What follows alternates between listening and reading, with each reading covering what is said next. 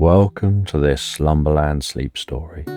I hope that you have the most peaceful night's sleep and pleasant dreams.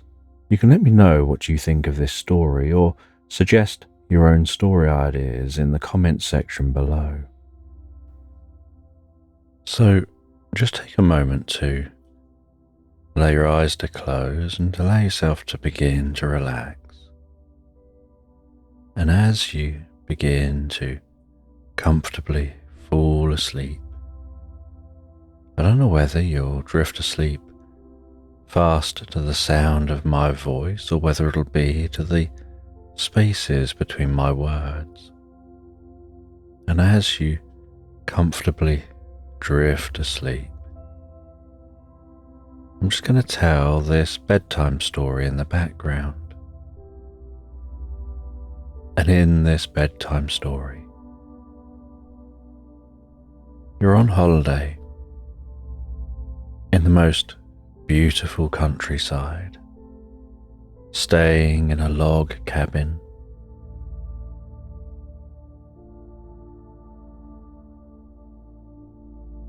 And you're sitting in the back garden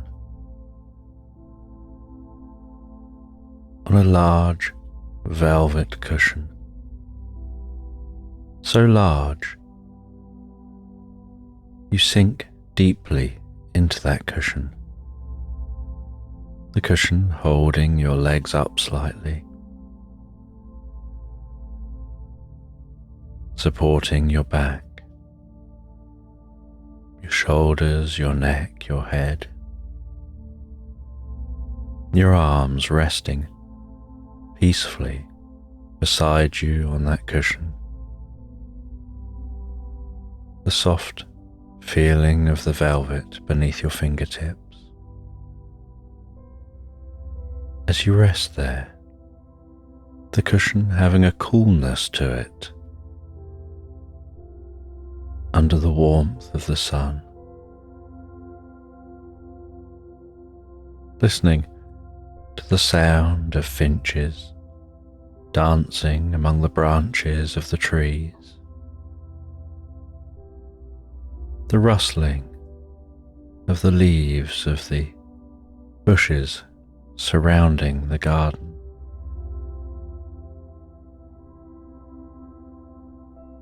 the sweet scent of rose wafting from the roses surrounding you.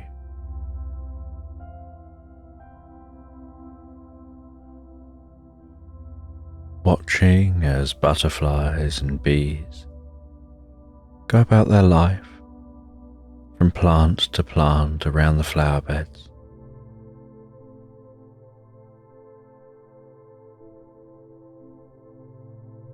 And you can see the short grass waving ever so slightly as the wind blows the most gentle breeze which travels through the garden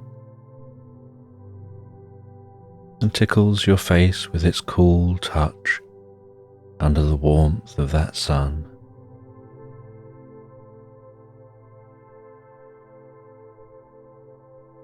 And your eyes gently close,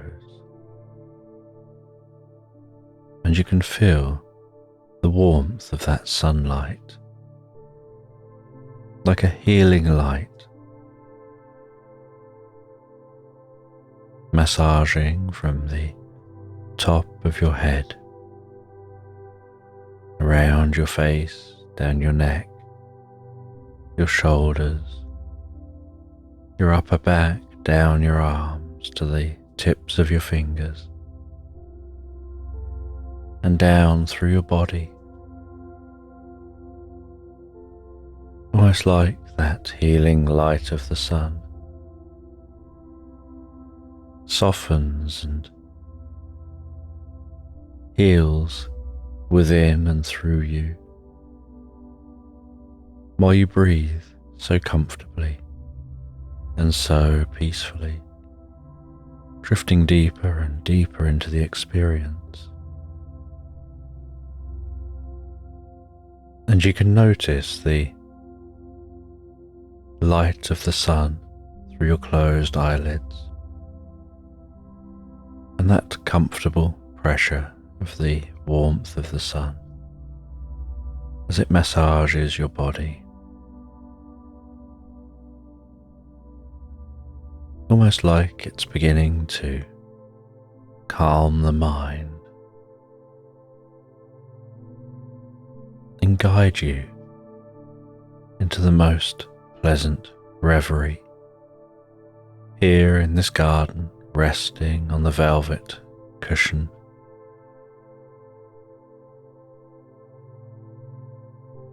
The log cabin standing behind you.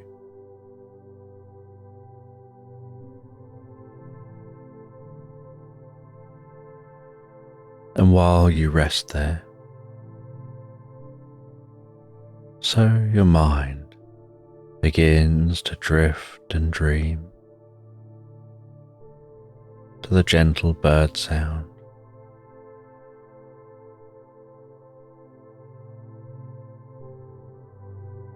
to the soft breeze,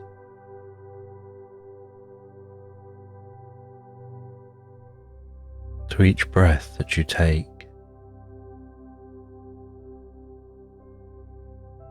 and you start to dream that you're walking along a calm and peaceful seashore, the most beautiful sandy shore, with the water delicately lapping onto that sand,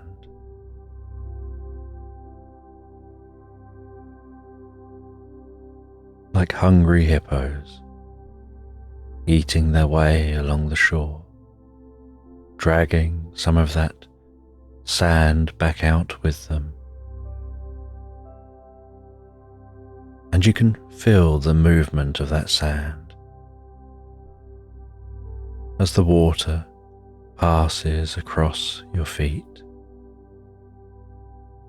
and pulls some of that sand back past your feet as you walk, and feel the temperature of that water,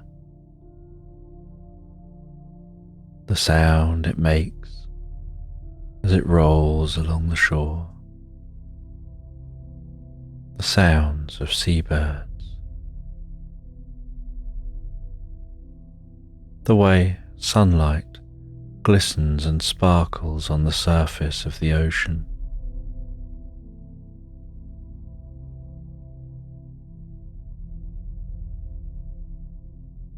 and stopping at some protruding rocks as you see an elderly lady resting on the rocks, her face directed towards the sun, her eyes closed, her breathing calm and peaceful.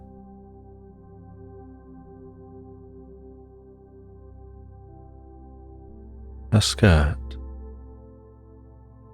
waving gently in the breeze, a slight salty tang to the air as the waves strike the base of the rocks so gently, creating the slightest of mist.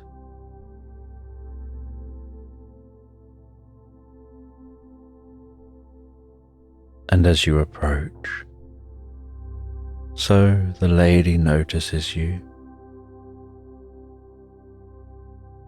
and turns her head in your direction before opening her eyes, and opens her eyes so softly, almost as if the eyes opening pull a smile upon her face.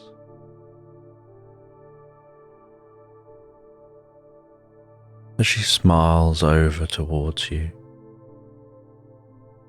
and greets you in the friendliest of ways.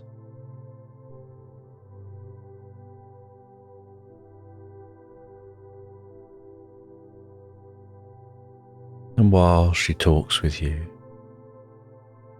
she offers you some passion fruit and tells you this is no ordinary fruit. It'll fill you with passion. It'll help you to uncover what you're truly passionate about.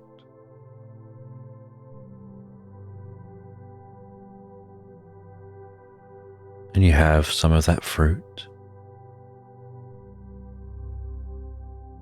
and it makes your fingers slightly sticky. You take a step or two towards the sea as those soft and gentle waves roll in. You run your fingers through the water, rubbing them gently together.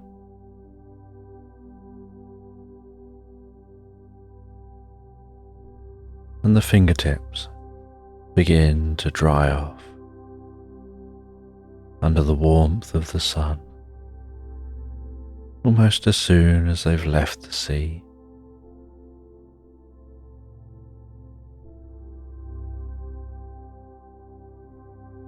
And she pulls out a coin and asks you heads or tails. And you ask, heads or tails what? And she says, heads or tails. If it's heads, I'll guide you on an adventure across the ocean.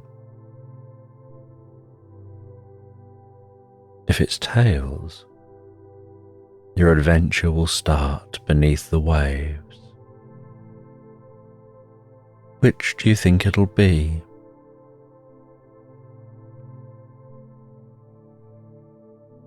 And you say, heads. And she flicks the coin in the air, and it seems to spin through the air for much longer than anticipated, as if that coin is hanging there in the air, before landing in the palm of her hand. And she places the palm of her hand on top of the back of her other hand.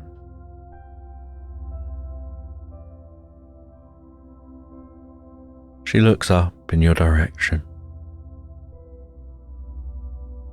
The crow's feet stretching around the sides of her eyes as a smile crawls around her mouth.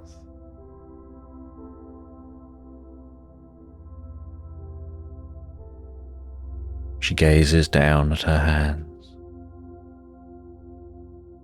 and very slowly and carefully peels her fingertips from the top of her hand, revealing the coin.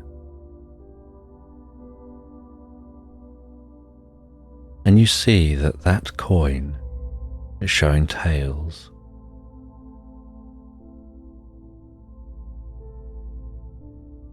And with a smile, she flicks the coin in the air again.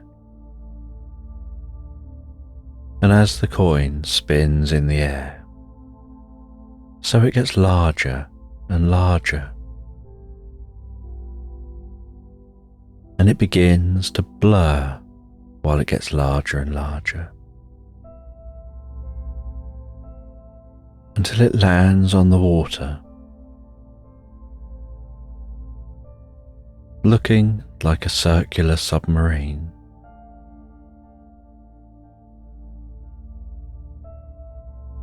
And she suggests that you enter that submarine. And you climb into the submarine. And she tells you that it's programmed to take you where you need to go. She says to enjoy the trip. before closing the hatch, and the submarine moves forward on its own, moving into deeper water before beginning its descent. And as it begins its descent, so you can see the way the sun's rays dance before you as the waves pass overhead, rolling towards the shore so peacefully, so calmly.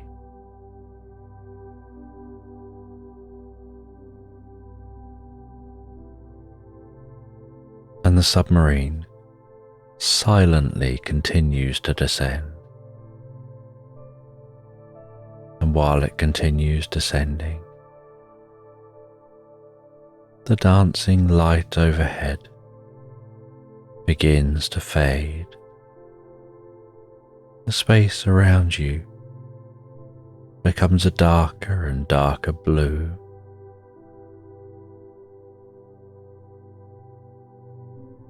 And you notice in the darkness strings of glowing, flashing light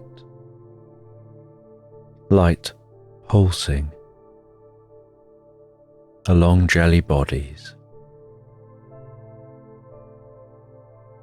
And as your eyes continue adapting to this dark,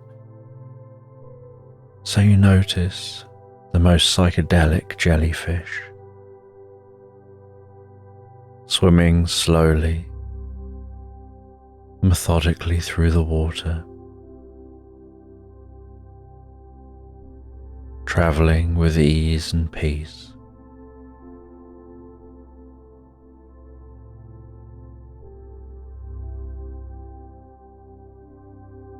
And you watch those jellyfish as they swim.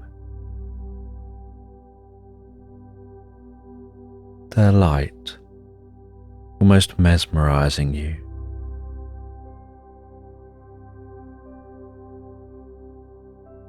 And the sub continues to descend. And as it continues descending, so you start to notice something off in the distance, something catching your eye.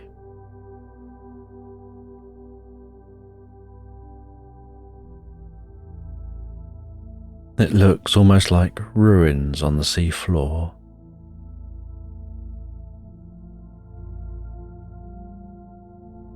And the sub continues towards those ruins.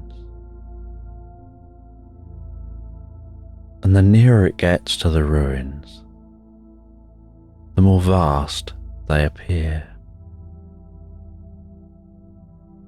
stretching high up from the sea floor, the sub weaving among the ruins, passing through an arch and into the ruins of a labyrinth, seeming to follow this labyrinth, as if following a known path through a maze.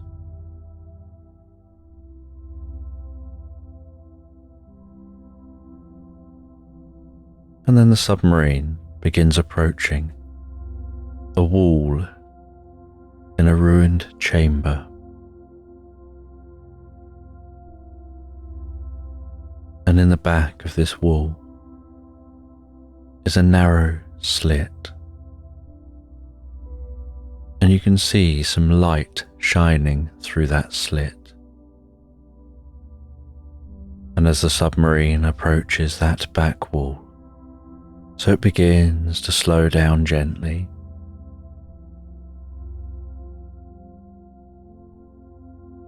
and then starts to spin. Only the inside of the sub remains upright and steady, and the outside of the sub begins to glow. And you notice that it seems to be refolding and shaping itself into a shape that'll fit through that narrow slit. And yet, somehow, as you look out through the window of the sub, it looks like it should now fit, only the inside of the sub still feels much bigger than the outside of the sub looks from the inside. And this wafer-thin sub approaches the wall, passes through that crack in the wall, and somehow you fit.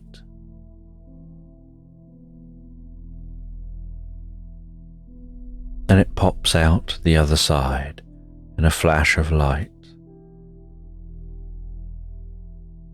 landing with wheels in a meadow,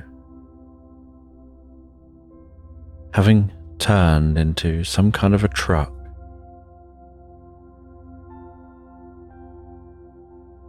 And the lid of the sub pops open. You disembark. You look behind you and you can see that wall. Only that wall isn't ruins anymore. In fact, it looks like it wasn't built that long ago. You can see the slit in the wall, and you can see that it looks like darkness through that slit.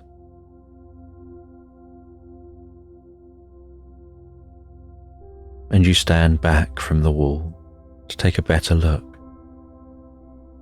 and the structure looks enormous, and it looks like it was the labyrinth you just explored. And in this meadow, which seems to go on in every direction for miles and miles,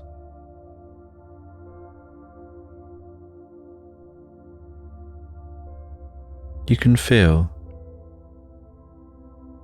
the sensation of the sun beating down on you, only not with tremendous warmth, but with deep comfort.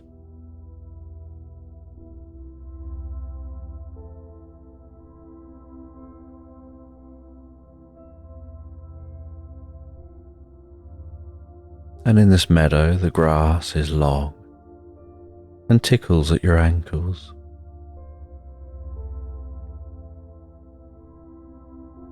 And you walk through the meadow, admiring the patchwork of trees dotted through this space, the gentle rustling of leaves, the sight of a family of deer in the distance, grazing in the meadow.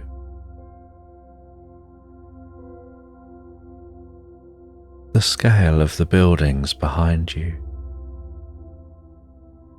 and the silence and stillness here.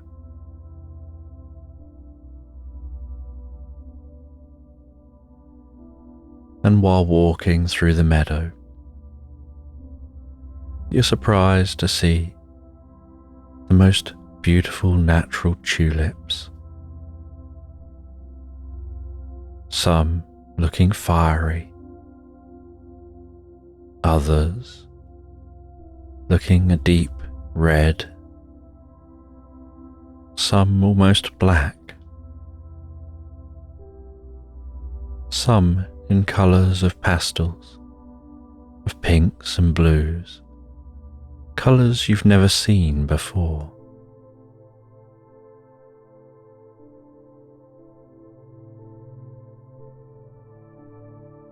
And while you walk through this landscape,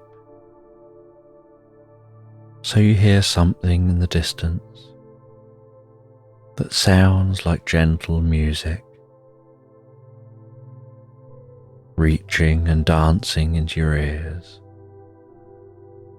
tickling your senses in a way you've never experienced before. and you follow that sound. And when you arrive at the sound, you see a tall tuft of grass waving in the wind. And as it waves and moves, so the sound of music emanates from that grass.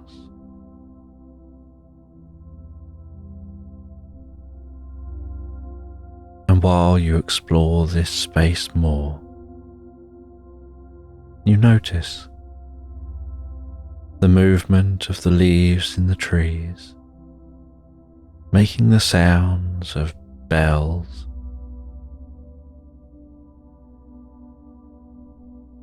the movement of the larger branches, making the sounds of deeper woodwind instruments.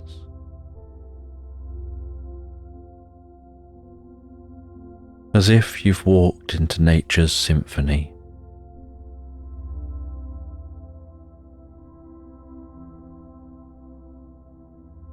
And yet you continue to explore with curiosity.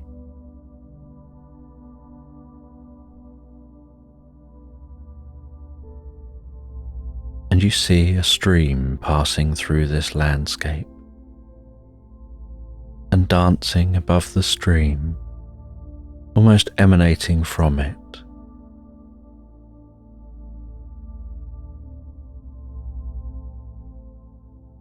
is rainbow colours, with the intensity of the colours varying across the stream.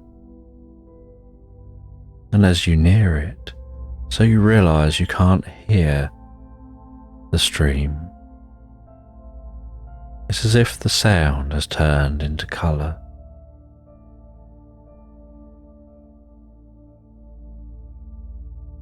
And the deeper and deeper into this landscape you go, the more profound the experience.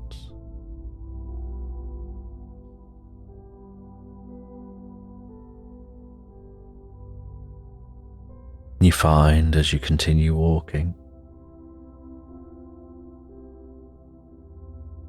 that what you should be able to see, you can hear. What you should be able to hear, you can see. What you should be able to smell, you can feel. As if someone's jumbled up all of the senses.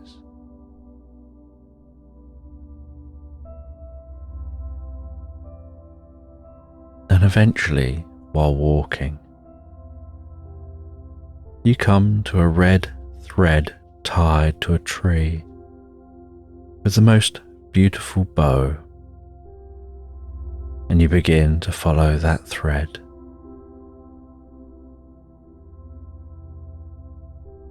And you follow that thread as it weaves among the trees, as it stretches across the meadow. You see rain clouds rolling gently in, and a warm and comfortable shower falls from the clouds. Something about the sensations here are so deeply profound, helping you understand reality in a whole new way. You continue to follow that thread. You start to feel a deep sense of joy and curiosity as you explore and wonder where you're being guided.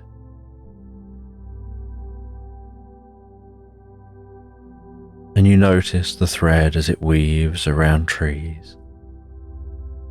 But it seems to be heading towards a distant cabin. And although you could just walk straight to the cabin, you decide to continue following the thread.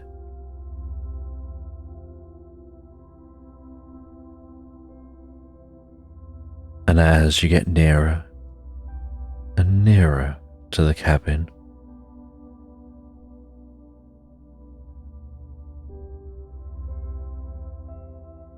you notice that there's someone swinging on a swing outside the cabin.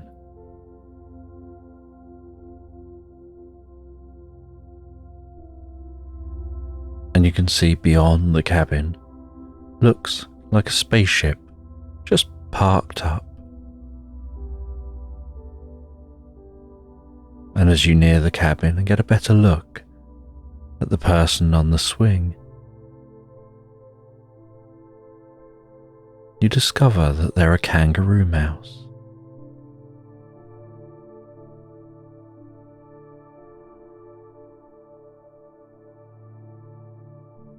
And while approaching, they look in your direction. They don't come over to you, they continue swinging. They just watch as you continue the journey to the end of the red thread.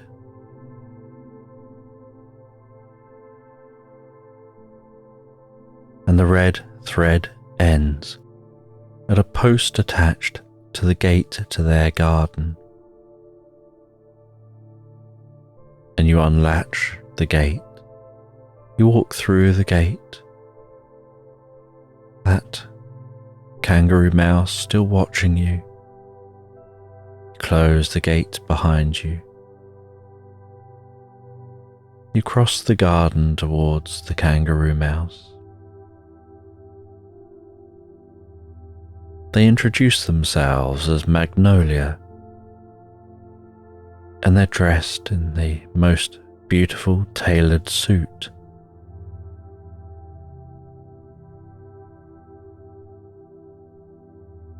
They let you know that they're a quantum being.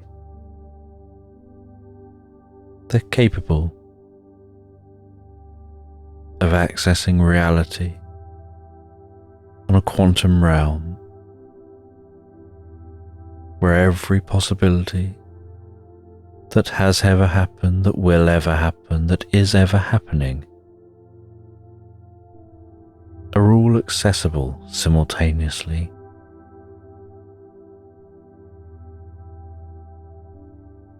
And they say that this is the heart of the reality. A bubble created by them in their image of their experience of reality. That reality shifts and changes depending on who's interacting with it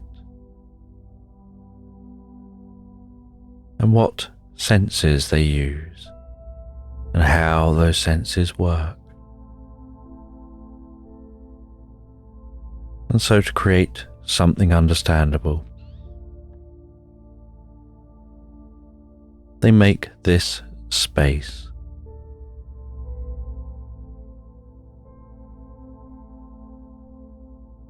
And they invite you into their home. They hand you a golden key and offer you a cup of tea.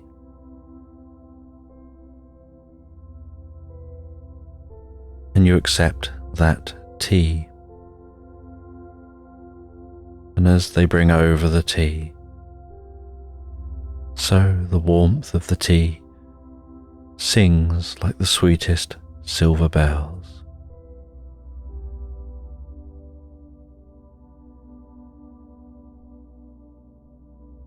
The taste of the tea tastes like the feeling of a warm and comfortable shower.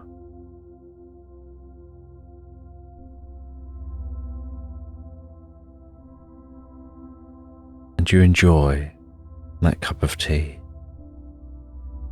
while the kangaroo mouse continues speaking with you.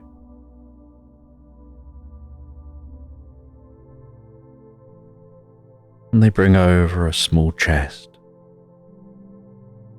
You open the chest with the golden key and discover inside the chest a small yet heavy crystal ball.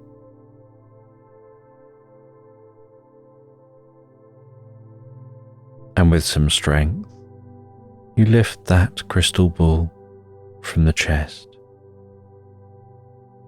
holding it firmly in the palm of your hand.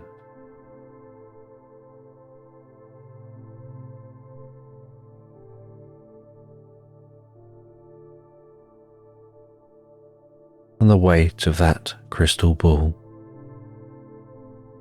feels like the weight of emotion.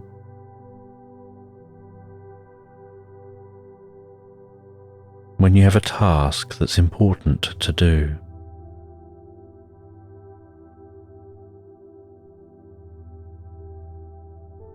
and you gaze into the crystal ball,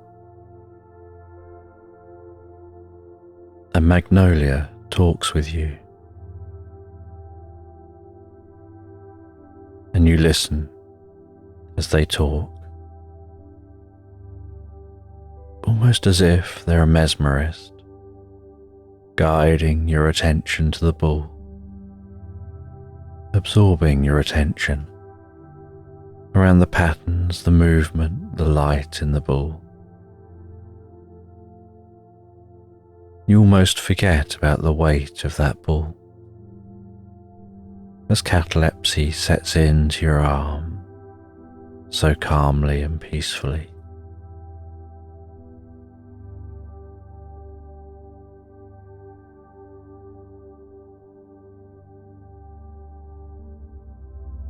And while gazing into the ball, so you begin to see clouds moving in the ball, flashes of light,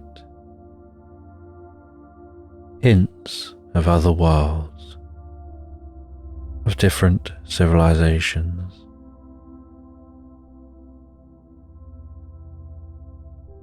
And they talk to you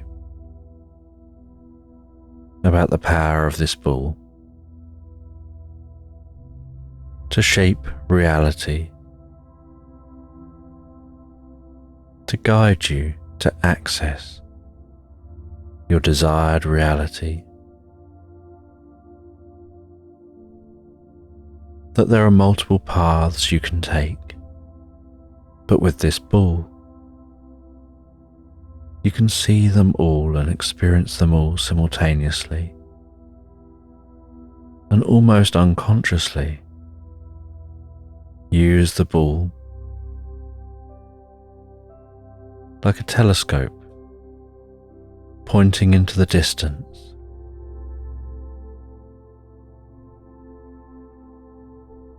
navigating and directing you down one specific path. And it helps to cut through the quantum realms to understand things in a whole new way.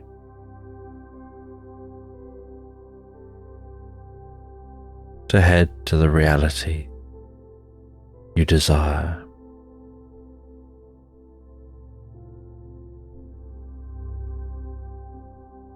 And while holding the ball, you find that it's as if you're moving and walking, and yet, in reality, it isn't you moving, it's reality around you moving.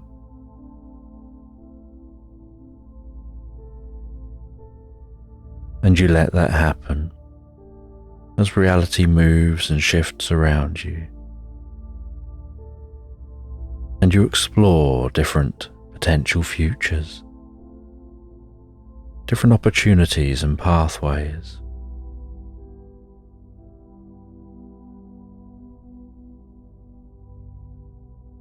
You realize there's not exactly free will, but rather a general trend of direction to go. that's heavily based on where you've been.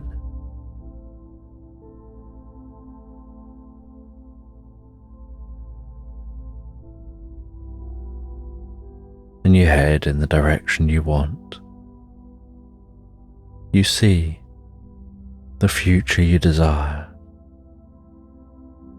You look back and can see the steps you took to get here. Before finding yourself heading back through time, through space, leaving the kangaroo mouse, saying goodbye.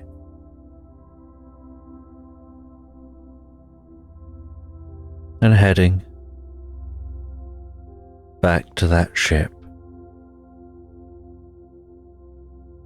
And the ship automatically turns to face the hole, travels back through that hole, and begins its journey through the sea before ascending on that beach. And that woman still resting there. And she introduces herself as Magnolia, while the submarine behind you spins, fizzes, pops, flies through the air, and lands like a coin in her hand.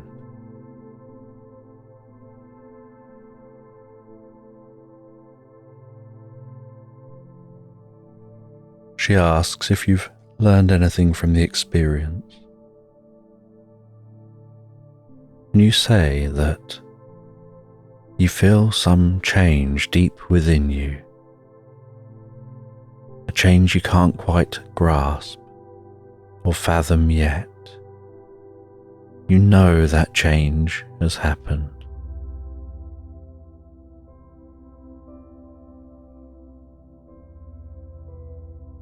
And she sees you on your way as you continue along the seafront.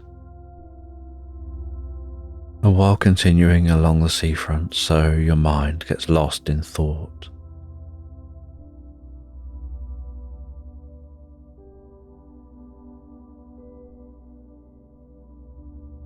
And as your mind gets lost in thought, so you find yourself drifting deeper and deeper asleep until the seashore fades completely from your experience, almost as if you've walked into nothingness.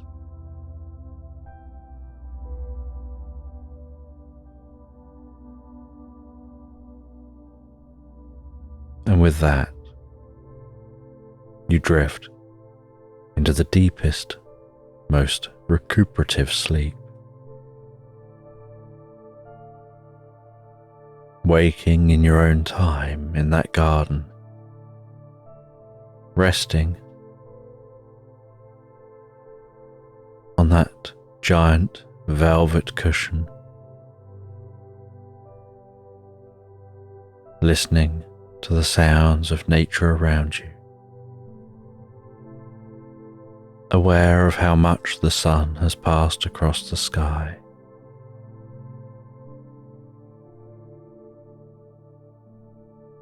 And as the sun begins to set, so you head into your holiday let.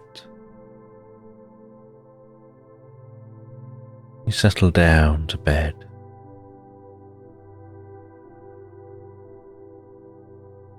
And you begin to drift and float so peacefully, so comfortably asleep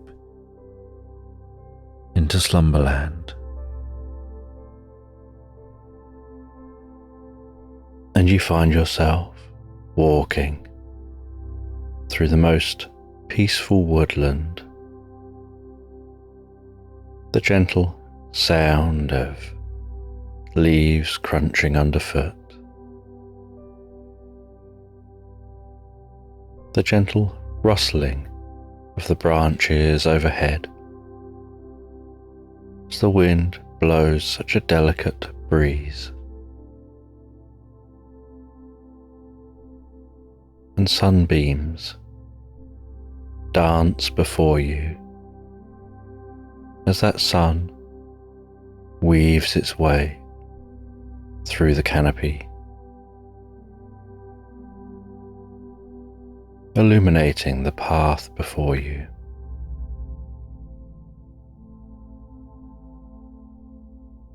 And you can feel the softest breeze against your cheeks, hearing the sound of the occasional scampering squirrel scrambling around a trunk of a tree.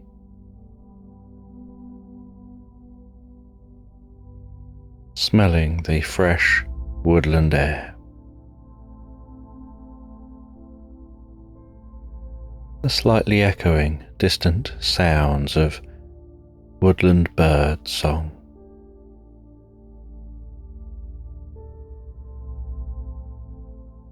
And a deep sense of inner peace and calm.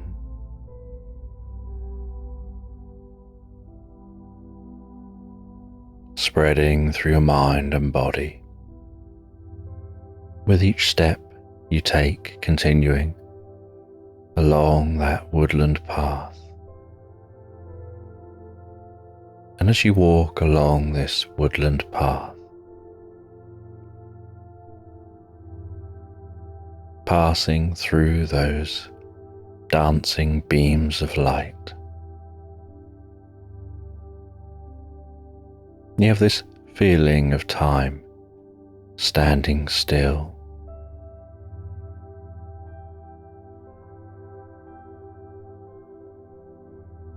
of being lost and absorbed in the moment.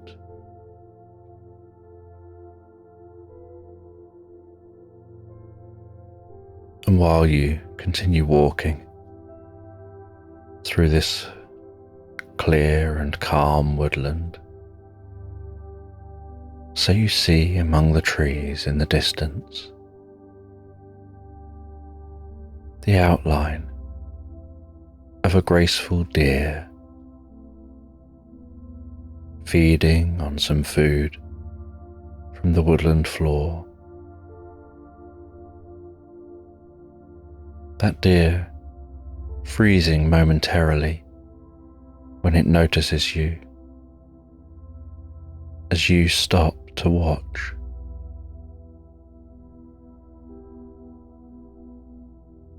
Its brown, soft fur occasionally moving with each breath. Small puffs of mist as it breathes out.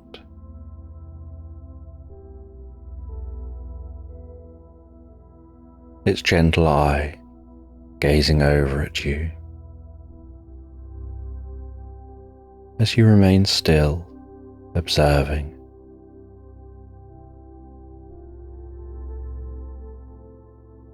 And you hear the calming hoot of an owl in the distance among the trees.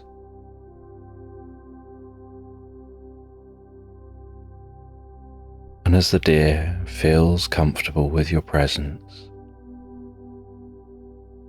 it continues to eat,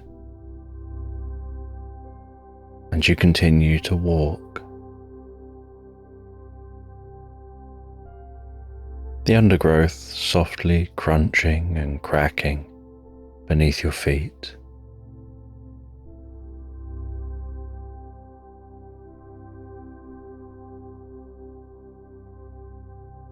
The sounds of songbirds continuing to echo through this woodland.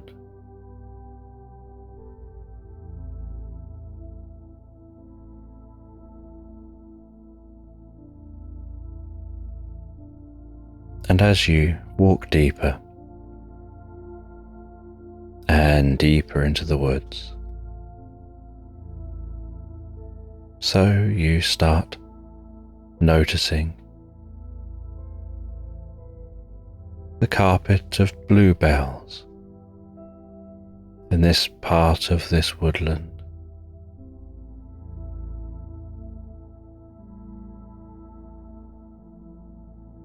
Noticing how delicate each of those tiny flowers is.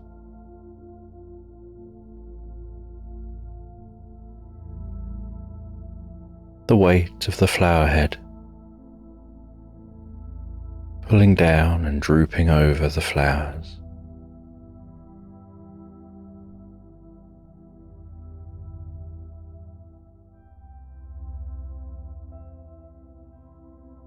And you spy on a branch in a tree that owl you heard earlier,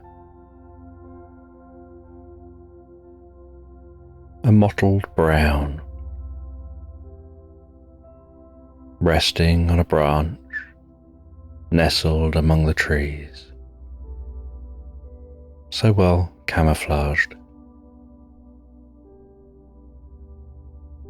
You watch that owl as you walk past, noticing the owl watching you back, its head gently turning, keeping its eyes on you as you walk,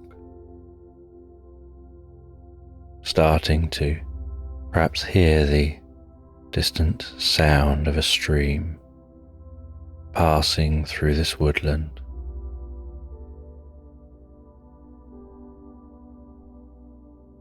And continuing along this path in the direction of that stream.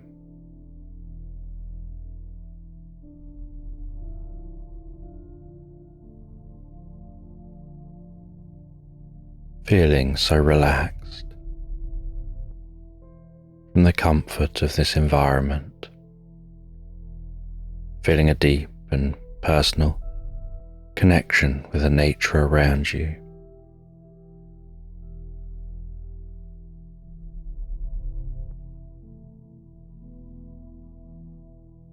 And as you continue to walk through the woodland, so the sound of that stream gradually intensifies.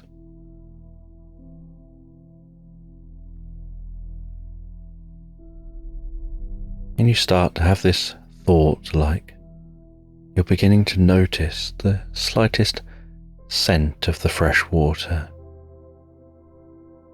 wafting gently to your nostrils.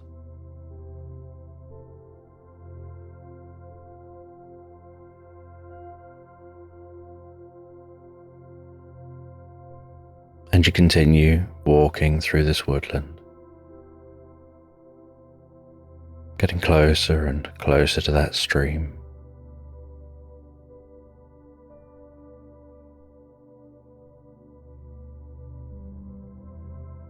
Until you find your way to the stream bubbling its way through this woodland, wrapped in the trees, weaving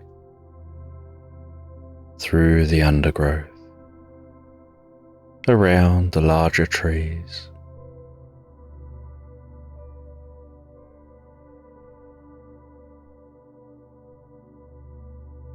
And you walk along the edge of the stream, seeing the way the water ripples and dances and weaves around. Stones in the stream,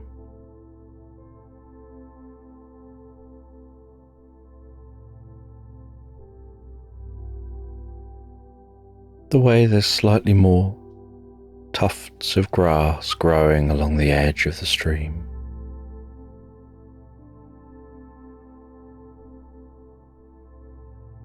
The occasional leaf spinning and floating down the stream, like a boat travelling on the ocean, going with the flow.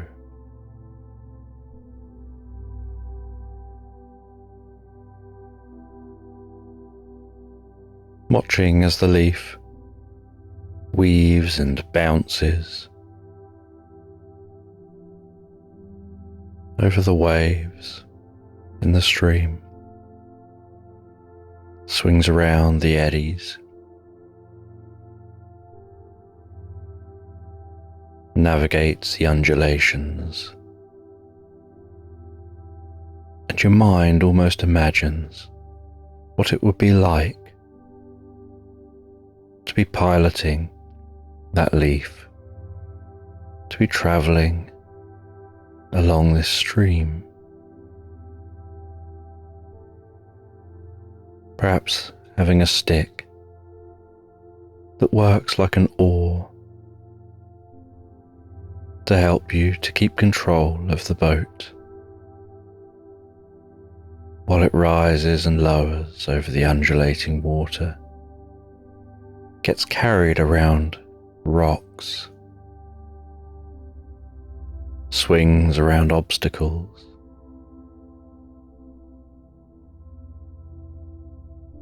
navigates the eddies,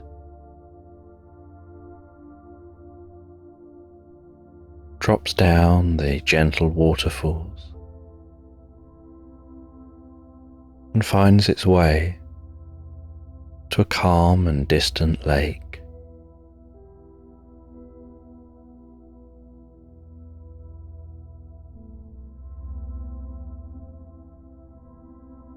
And you continue to follow this stream,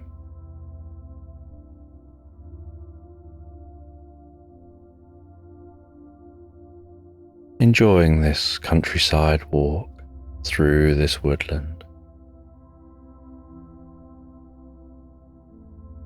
And while walking through the woodland, so the sun is gently passing across the sky, the dancing beams of light that are penetrating the canopy overhead are gradually angling steeper and steeper as the sun is moving lower and lower.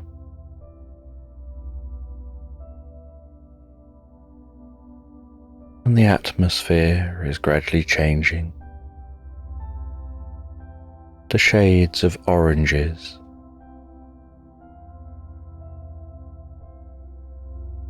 almost like there's a golden light infused through the woodland.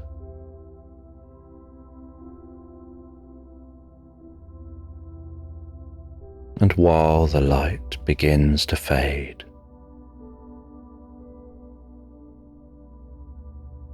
so you start to think you'll have to stop at some point soon to rest for the night.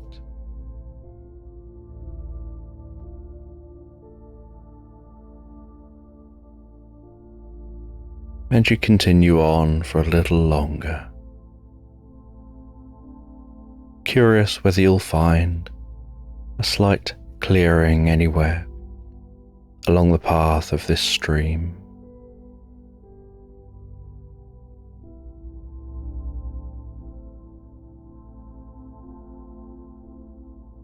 And after another hour or two of walking, the space around the stream opens out just a little bit. You notice a tree has fallen down in this area, and that tree is lying on its side, stretched across the ground, across the stream.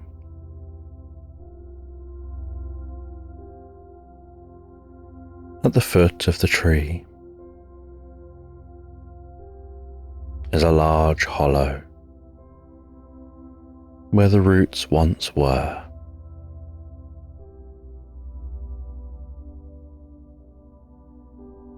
Revealing the exposed chalk under the ground here,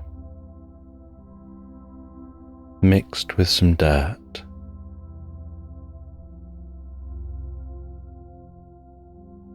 And you decide this is a good place to set up camp.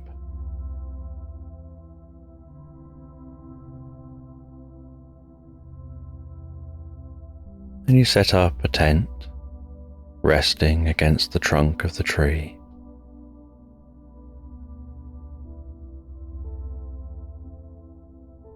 You clear the space in front of the tent.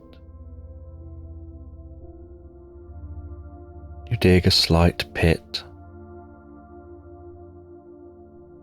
You gather up some wood from around this area.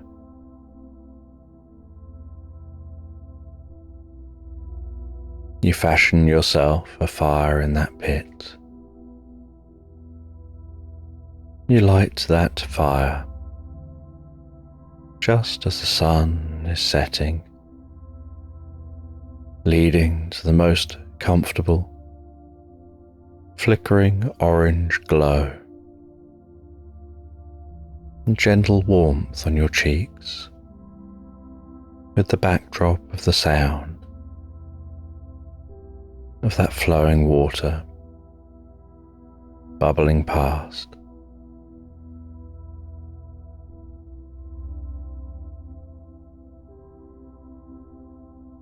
And you rest down in the entrance to your tent.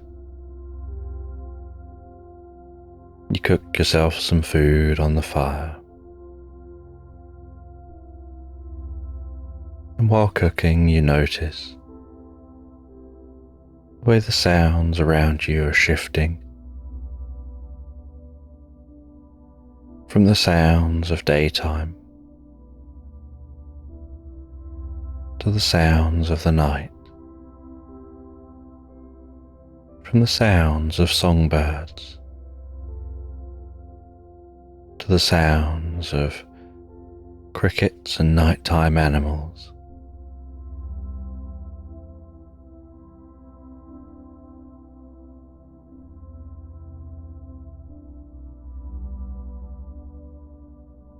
And noticing how the air is cooling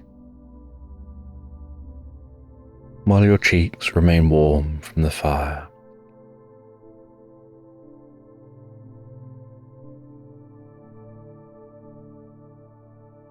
And the scent of your food wafts to your nose as the food nears being ready to eat. And you feel gently relaxed, so calm.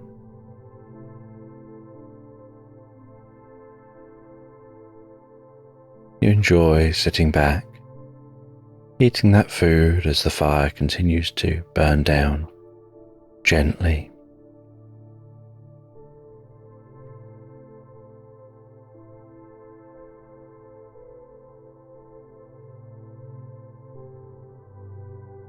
And after eating the food, you rest back in the tent.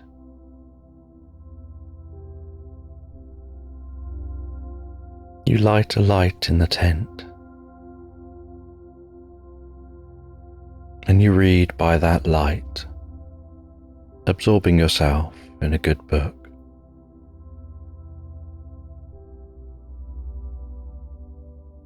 Listening to the crackling, popping, dancing light of the fire, the sound of the stream gurgling past, the distant sounds of crunching and movement in the woodland as the nighttime animals go about their business, continuing to feel more relaxed, deeper and deeper, with increased comfort at being here in nature.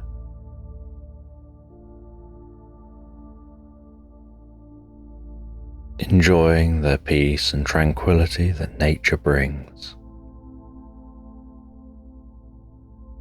catching a glimpse of the stars through the slight clearing overhead.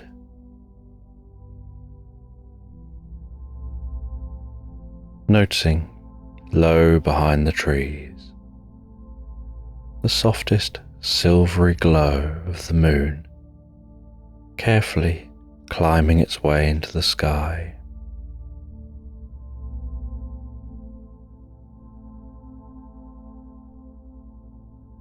And continuing to read in the tent.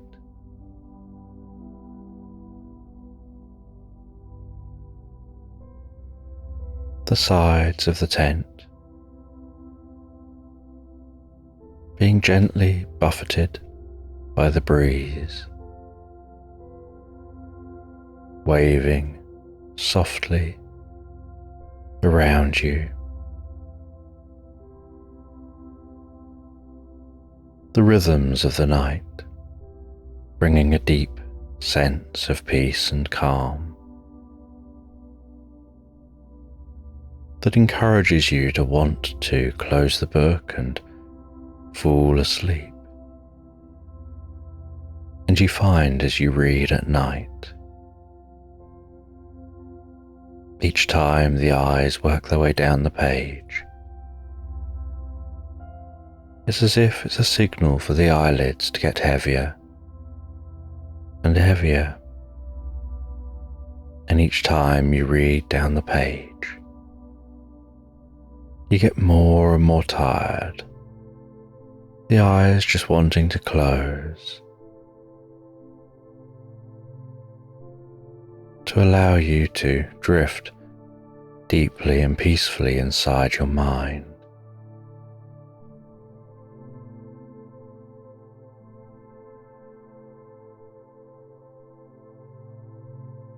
And as you continue to read and the eyes get heavier, and you find the eyelids are knocking at the doors of sleep, eventually they close without you noticing.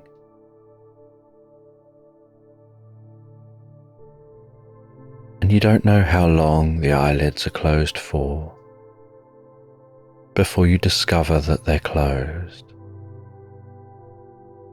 and you softly open your eyes and continue reading. But each time you reach the end of a page, you discover the eyelids have closed again, and your hands almost automatically, without any conscious thought, fold the book closed onto a finger. With that book resting on your lap, resting on your fingers in your hand, with one finger tucked carefully within the book, marking the page. And you find yourself doing this without thought, finding yourself absorbed in the experience of drifting and floating so peacefully, so calmly asleep.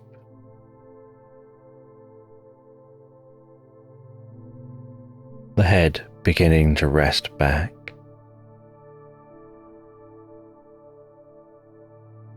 the fire now just embers outside, still crackling ever so slightly.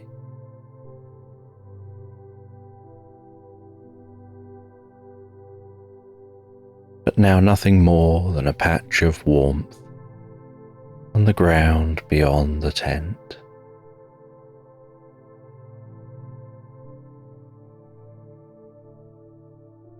As your mind begins to drift on the sands of time,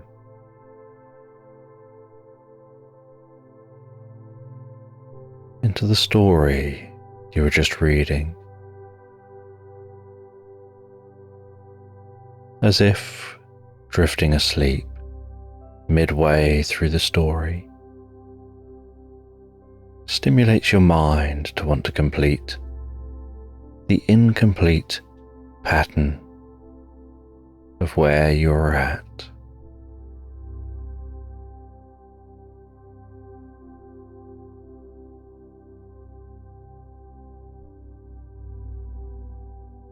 And your breathing begins to slow, all by itself, so calmly and deeply.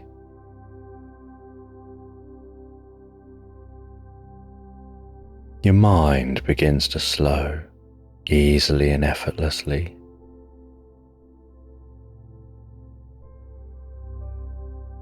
Your thoughts slowing,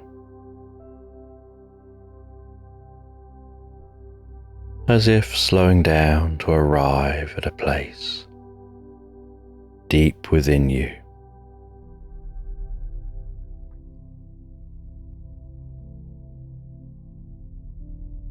And you relax deeper and deeper and begin to drift comfortably into a reverie. As the head rests back there, finding comfort on what it's resting on, letting the muscles around the head and the neck soften and relax and let go easily and effortlessly.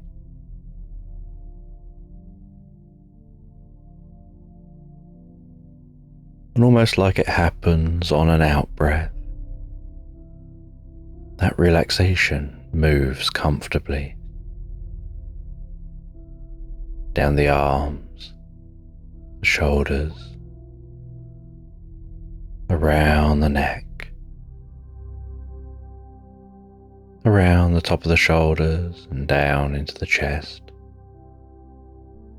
almost like the most comfortable massage, softening those muscles, relaxing you deeper and deeper, bringing relaxation down through your body, down through your arms to the tips of your fingers, down from your upper back to your lower back, around your sides, down to your stomach, like a wave of peaceful, deep relaxation, moving at the speed of breath,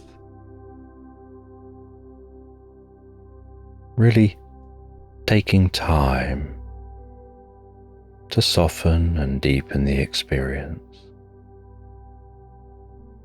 As you fall asleep in that tent, spreading the relaxation down through your body to your bottom and down your legs.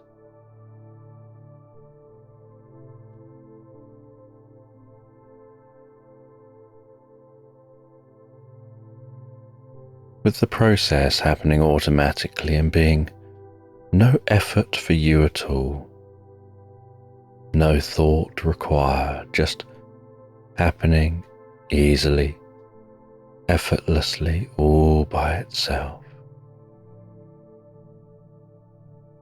With your mind just about registering the gentle movement of the sides of the tent in the breeze.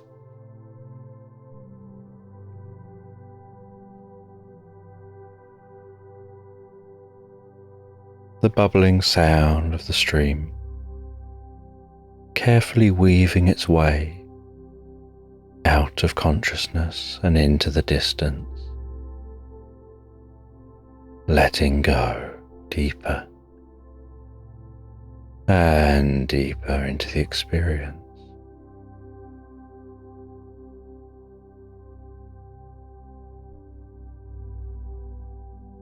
And no effort at all is put in to relaxing deeply and drifting peacefully asleep It's like thoughts begin to still. It's like the thoughts themselves settle down for the night, go to bed and drift asleep, leaving the mind free to wander and drift and dream into the most pleasant reverie.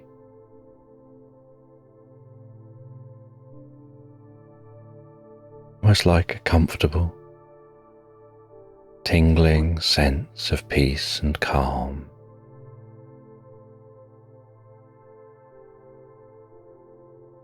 Like 1,000 tiny bells permeates your mind and body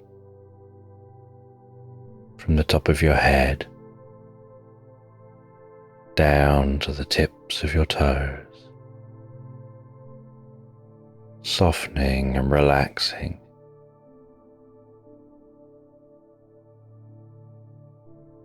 With each breath, seeming to almost move the external world further into the distance.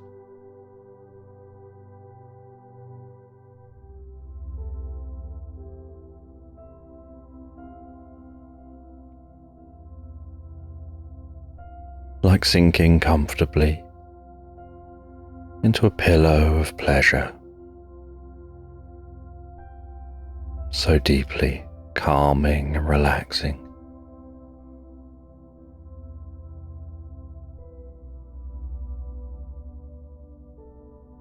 And imagining yourself in your mind's eye as a reverie begins to form, finding yourself with a childlike wonder, walking through the most beautiful meadow atop a cliff, towards a rustic old lighthouse.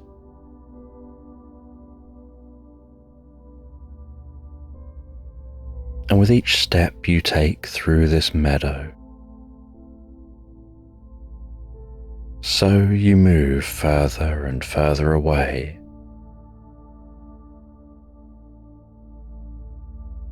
from your awareness of external reality,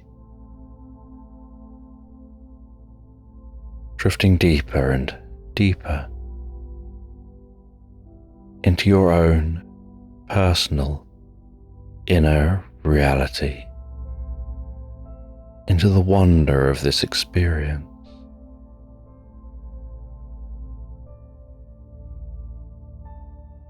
Noticing the sights, the sounds, the smells of this most beautiful, most perfect meadow. As you walk towards that lighthouse,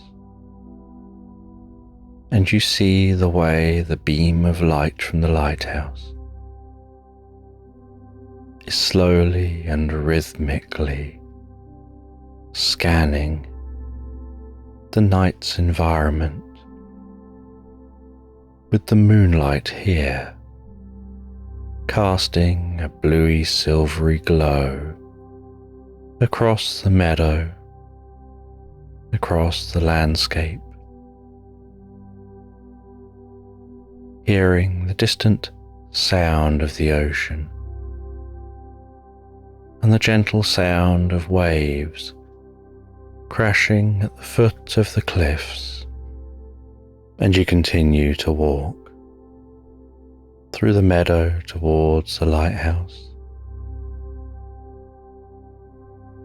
The long grasses of the meadow gently tickling the sides of your legs, brushing past with the softest sweeping sound, bringing a deep sense of peace and calm. and you can see a couple of lights within the lighthouse, as if somebody's home.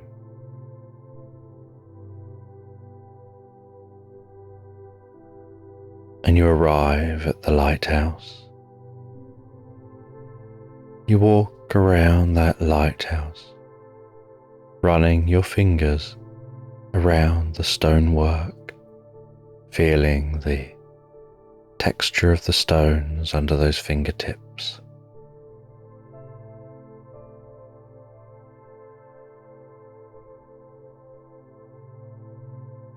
Walking around the lighthouse to a rickety wooden door set within a stone arch. You knock softly on that wooden door. You hear the padding of footsteps from beyond the door. And you wait with patience and anticipation, curious who's going to answer the door. And after a short time, the latch on the door sounds. The door opens.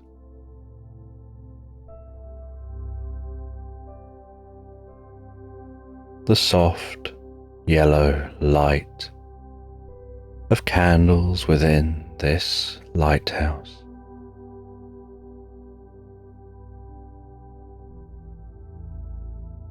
shine gently through the open door, revealing the coziest of spaces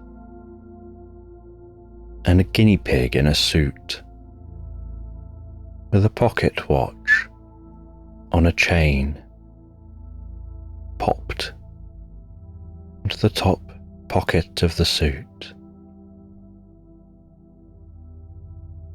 The guinea pig smiles and asks who you are. And as you're answering, they pop that pocket watch out of their pocket. They press the button, flipping the lid of the pocket watch. They look at that ticking watch, close the lid and pop it back in their pocket.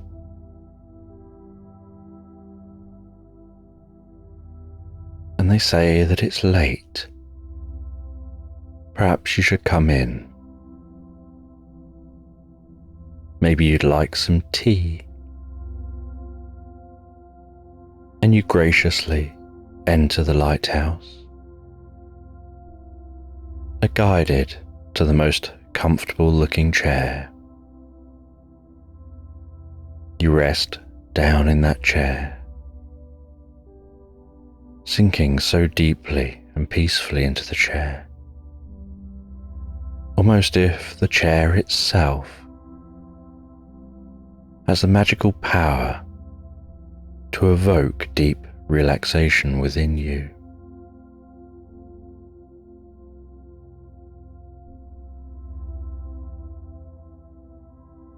And the guinea pig brings over some tea, the sweetest smelling tea, its steam tickling your nostrils as you move the tea towards your lips.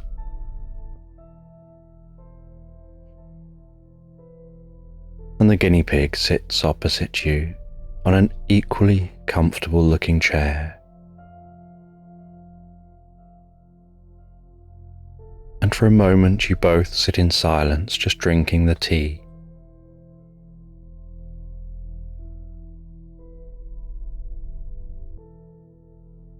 And after settling in with that tea and having a few sips,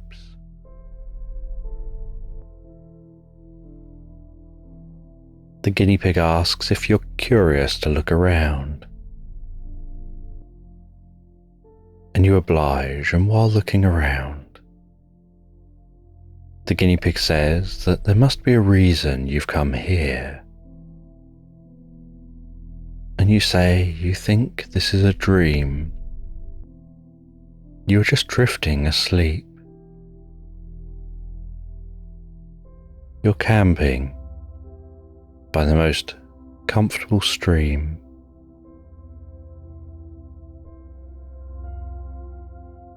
And the guinea pig explains that there are no coincidences in dreams. If you're here, whether you know it or not, you're here for a reason.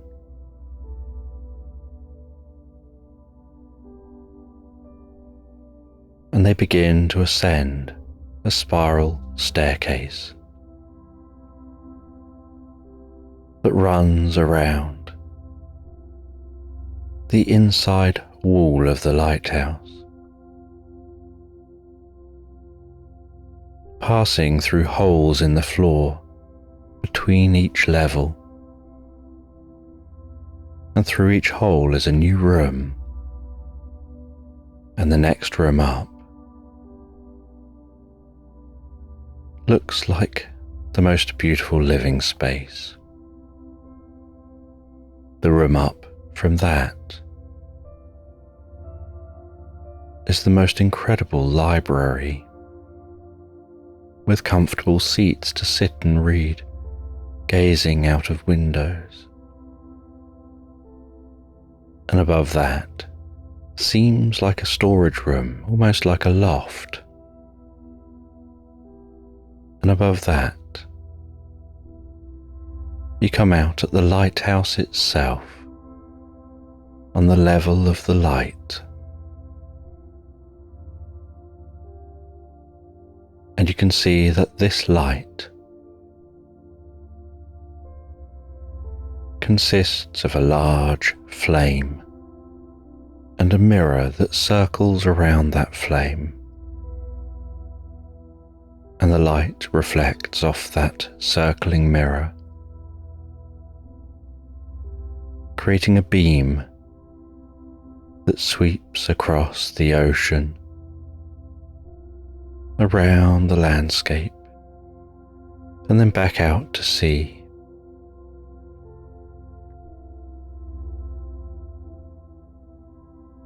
And to one side of this space is a door leading out to a balcony that wraps around the top of the lighthouse. The guinea pig guides you out onto that balcony, and up here at the top of the lighthouse, the wind is stronger, almost howling past your ears. The sounds of the waves crashing against the cliffs below seems to almost echo and bound its way up the cliff face to your ears. You can feel the coolness of the air out here and smell the salt of the ocean.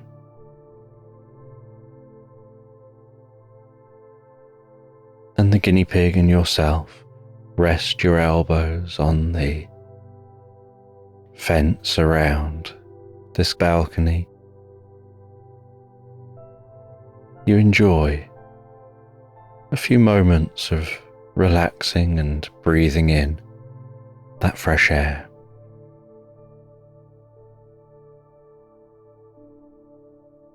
Before heading back inside,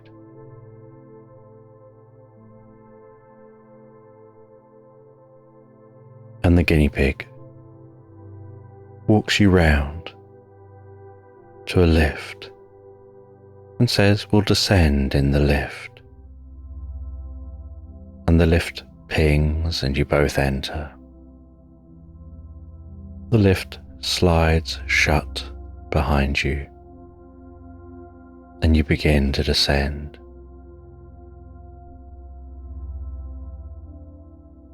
And you watch those numbers 5, 4, 3, 2, 1. And at 1, the door opens. You enter at the room you started.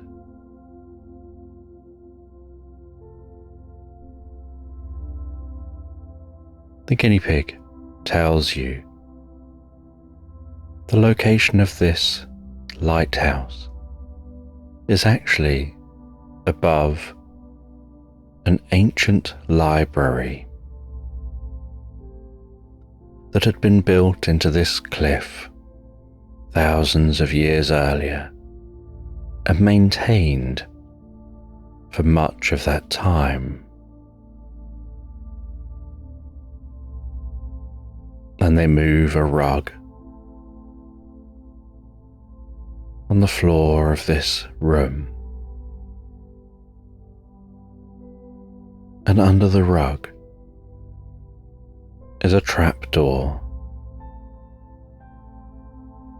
with a metal handle that's on that trapdoor flush with the wood, and with a creak and a sense of weight. They take hold of the handle. They lift the trapdoor,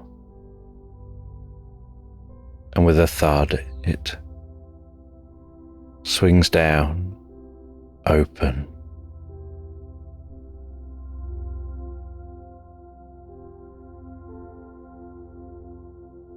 And they grab a light and begin to descend, inviting you to follow.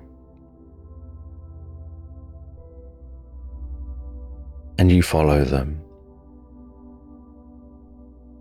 down some steps into the space beneath this lighthouse. And underneath the lighthouse, they turn on some lights to illuminate a vast cavernous library with the smell of old books wafting around this space, like the movement of your bodies, triggering that library smell to wake up and dance around your nostrils. Some people arrived here, found a cave in the side of a cliff, and decided to hide these scrolls in this cave.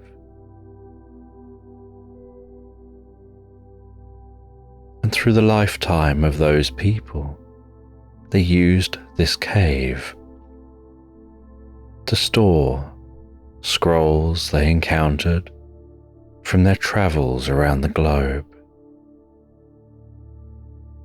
storing that knowledge safely and hidden. And this library seems to have grown from there. To others, following on from those people, continuing to store even more knowledge, expanding the cave, until eventually the cave entrance was sealed, and a lighthouse was built on top of the cave, initially used as a signal for those seeking this location, but also having someone permanently in the lighthouse who is the keeper of the knowledge, who protected that knowledge and was able to track who came here. But through the sands of time, gradually people forgot about this place. They stopped coming here, they stopped exploring, depositing new knowledge.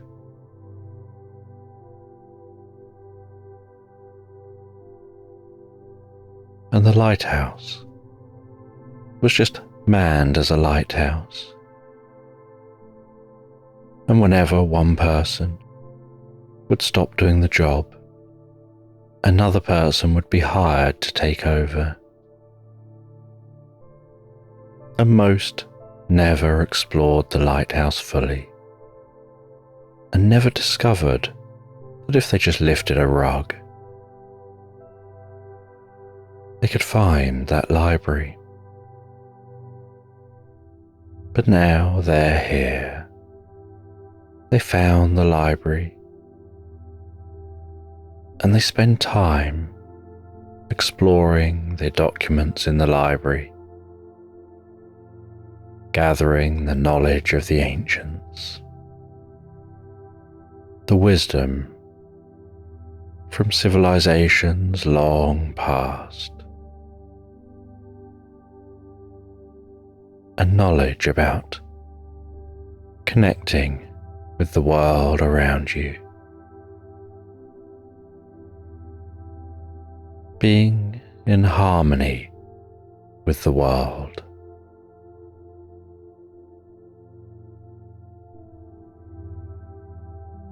And they hand you a book, and they tell you while you're here,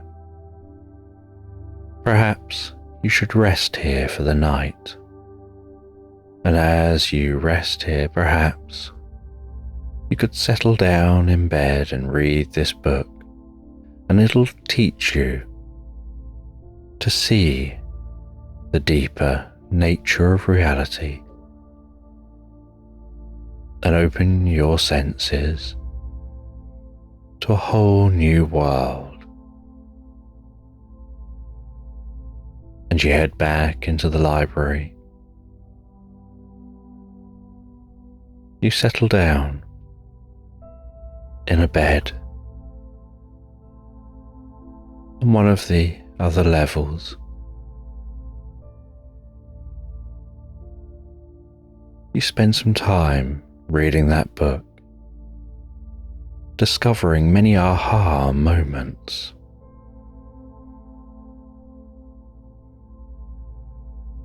Before drifting asleep to those aha moments. And as you fall asleep, so you find yourself drifting deeper and deeper into your own mind, as if your mind is transforming.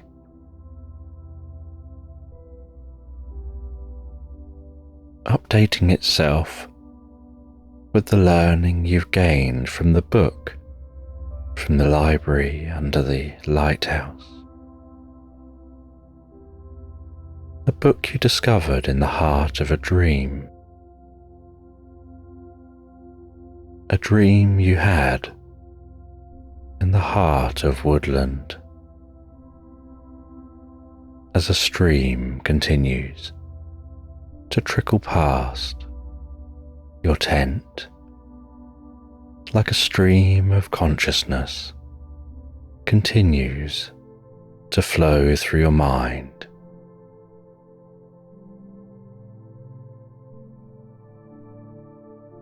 Updating your neurology with peace and calm, a new and deep inner wisdom.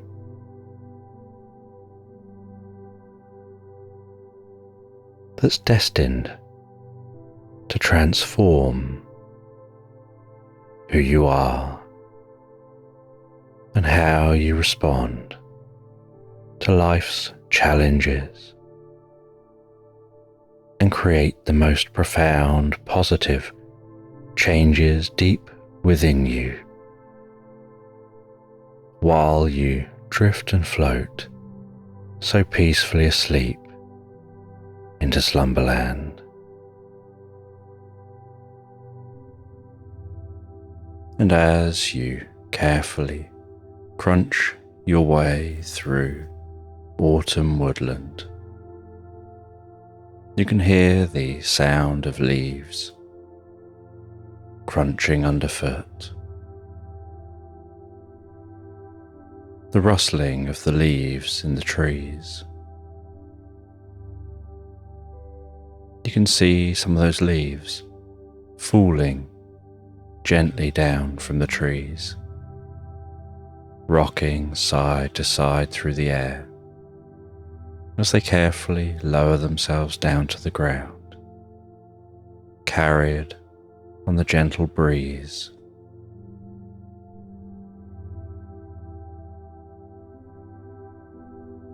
And the patches appearing overhead as those leaves fall from their place, and the sun creeps through and dances on the ground below, and a soft mist permeates the woodland floor, wrapping around your ankles, moving gently with each step, like walking through shallow water, with your legs pushing through that water, the ripples gently spreading out with each step.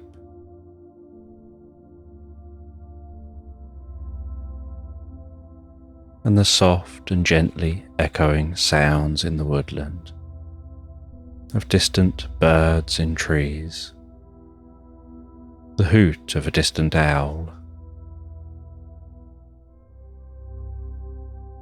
that slight chill in the air, stroking your cheeks, breathing in that slight coolness, breathing out any stresses or worries, while your mind is gently lost in thought, weaving around trees.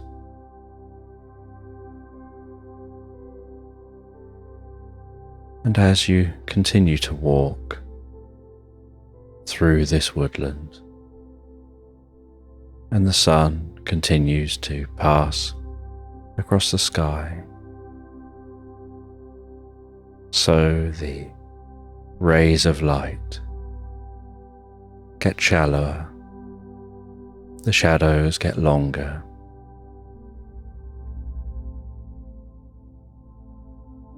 and the light goes from a brighter white to a delicate orange, weaving its way around those trees.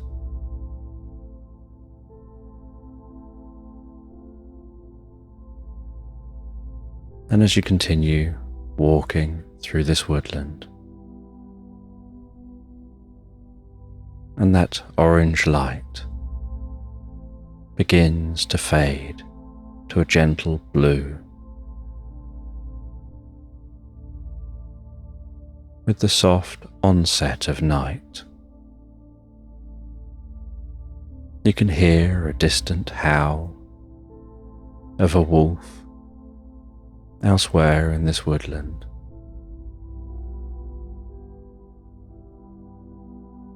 And then after a short time,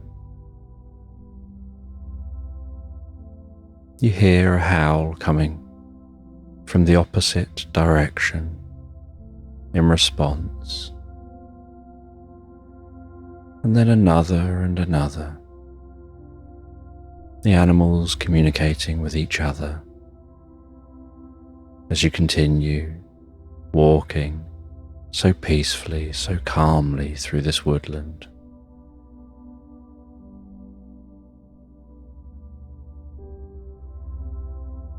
And as the last of the sun passes over the horizon,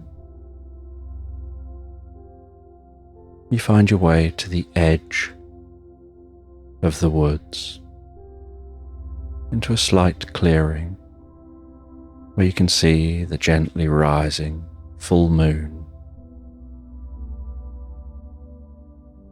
hugging the tops of the trees in the distance. The stars sparkling and twinkling overhead. And in this clearing, you see a large ravine, and you walk over to that ravine. You walk along the edge of the ravine, gazing down to a thundering river down below.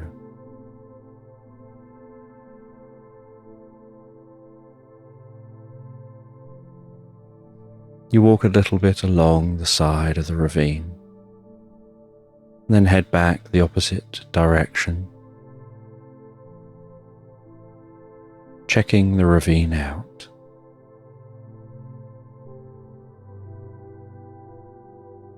Before resting on the edge of the ravine, dangling your legs over the edge, taking your backpack off. And out of your backpack, you take a long rope, and on the end of the rope,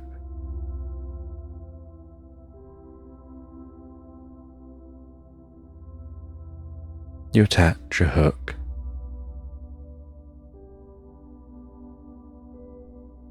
And then you stand back up. And you throw that rope across the ravine. And the first time it lands and you pull it, and it just pulls off the edge of the ravine, so you roll it all back up again. And you throw it again, and then a third time and a fourth time. And the fifth time you manage to hook that on the other side of the ravine. You tie off the rope on this side of the ravine. You wander calmly back into the tree line, examining the branches of the trees. You find a suitable branch. Break that branch from the tree and carry that branch with you back down to that rope. You throw your backpack back on your back. You hear the soft howl of another wolf.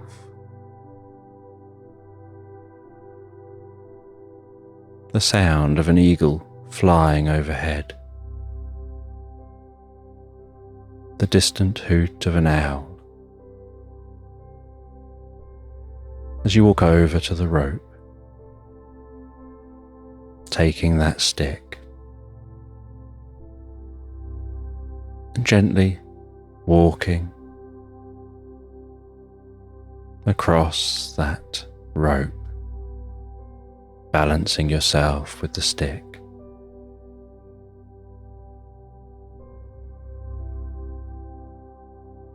Carefully walking along the rope. The gentle breeze pushing on your cheeks,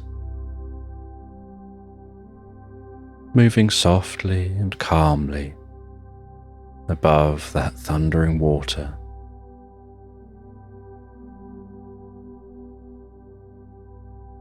Stopping for a moment in the middle, looking left and right under the moonlight, examining the ravine, recalling your days working in a circus,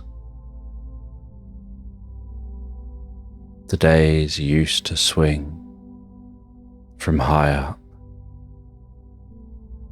used to cross ropes like this through multiple performances, day after day.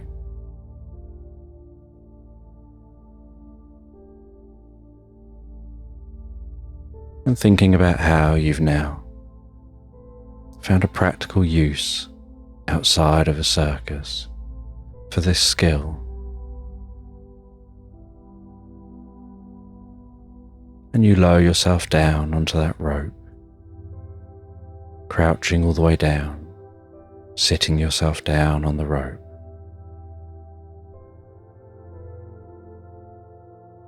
Feeling very centered and calm,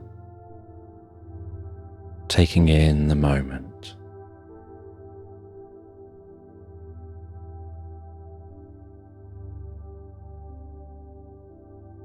And from on that rope,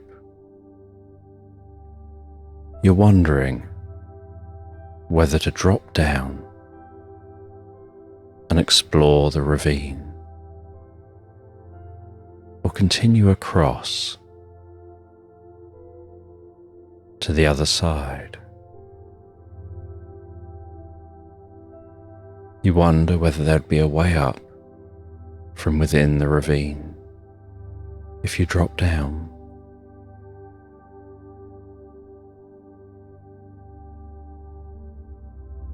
And you decide that perhaps you will drop down into the ravine.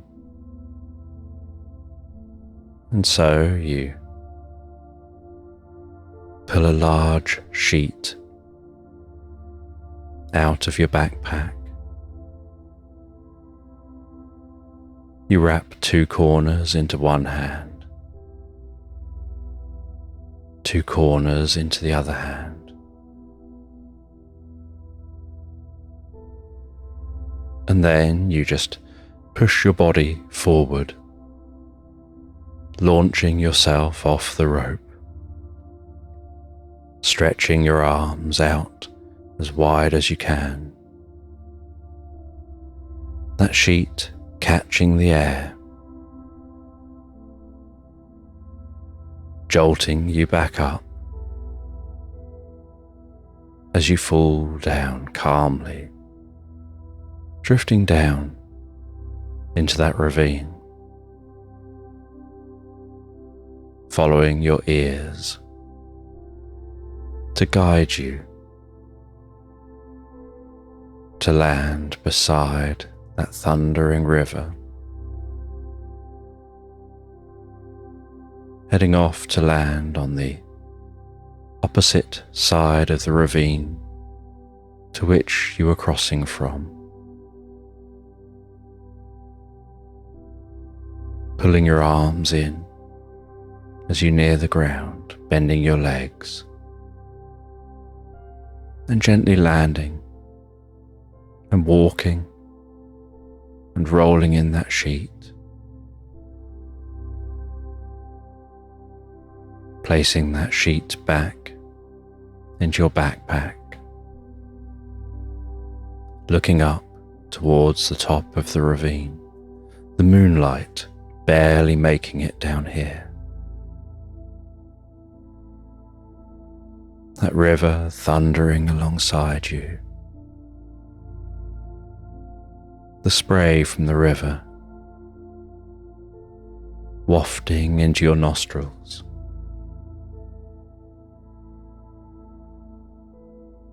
As you crunch along the stony edge of the river,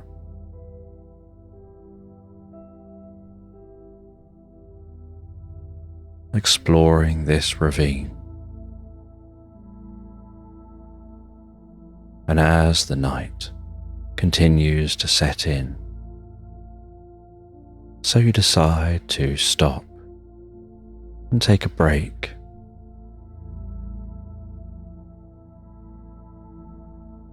And you grab some spikes from your backpack. You wedge them in above head height into the cliff at the side of the ravine.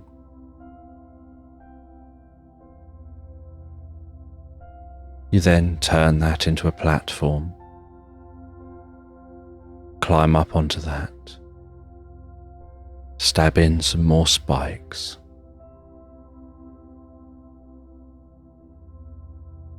and then attach a sheet between the platform and those spikes,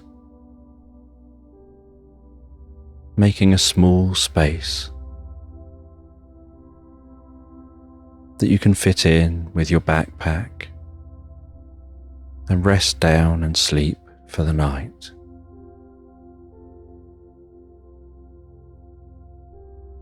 And you settle down in that small space. The sound of that river rumbling past. The sound of that water so calming, so relaxing. The breeze gently patting itself on the fabric that surrounds you. Feeling like you just want to drift comfortably asleep. And under a gentle torchlight, you read a little bit of a book before noticing that as your eyes work their way to the bottom of the page, each time they reach the bottom of the page, they just want to close deeper and deeper.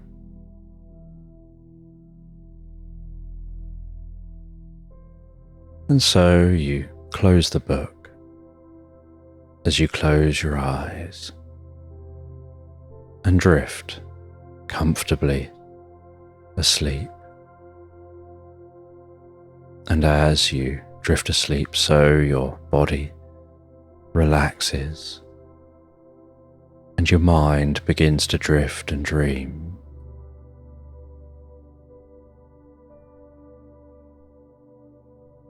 And you start to hear the sound of a disco. And in your mind's eye, you start to have this sense of coloured lights flashing and moving around.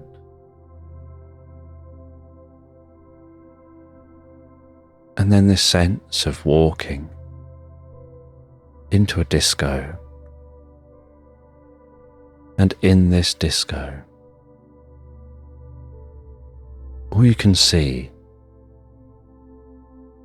is a cat in a tutu,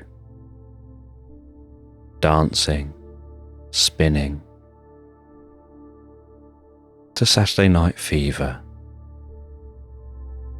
with different coloured lights moving across the dance floor, lights spinning gently to the music. A DJ hidden in the shadows in the background.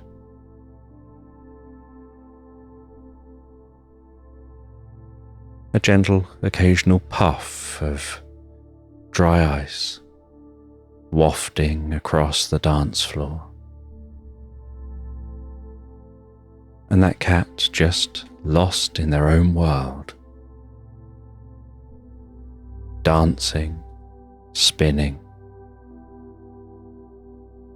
enjoying the music.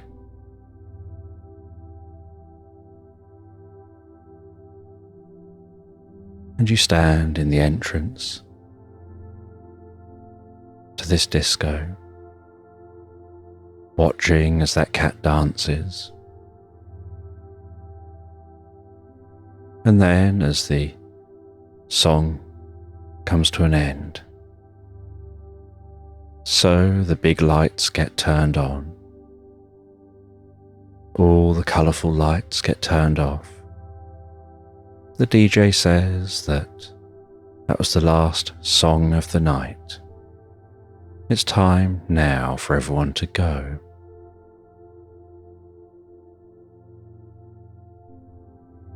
And the cat seems a little disappointed with this, and you notice, with the lights on, the incredible mosaic on the floor. But once the lights are turned on, this room doesn't look so much like a disco. It looks more like an ancient Roman building with the most beautiful architecture, images around the walls, and a delicate mosaic across the floor. And you walk towards the cat.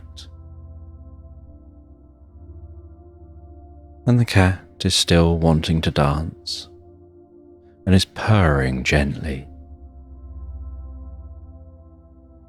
And yet they seem very worn out, very tired from all their dancing.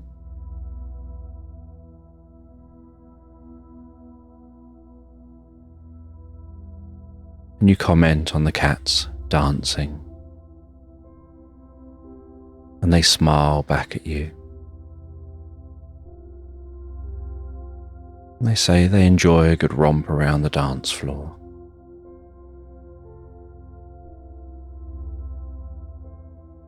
And they tell you perhaps you'd like to head out of the fire exits at the far end of this building. And they hand you some chopsticks. They say you'll probably need these. And you take those chopsticks. You walk through the building, down a long, echoey corridor, towards some fire doors. You open those fire doors, and the other side of the fire doors, you find that it opens into what looks like an endless cornfield, with that corn being taller than you are, stretching out in all directions. And you jump up to try and gaze over the top of the corn. And you turn around, and it looks like you've just exited through a door in a hill. And you walk around that door and climb up the hill a little bit. And standing on the hill, all you can see to the horizon in every direction is corn. And you gaze across that corn. And you hold a chopstick out sideways in front of you. You scan across the corn, and you notice that in one direction, there's a point where the corn is slightly higher than the horizon. And so you decide that at that spot, there must be something. And so you head in that direction, pushing through the corn, that corn rustling and cracking as you walk through it. The smell of that corn wafting around your nose. And you push on and on and on, hoping to figure out what is making the corn slightly higher in one spot in this endless cornfield.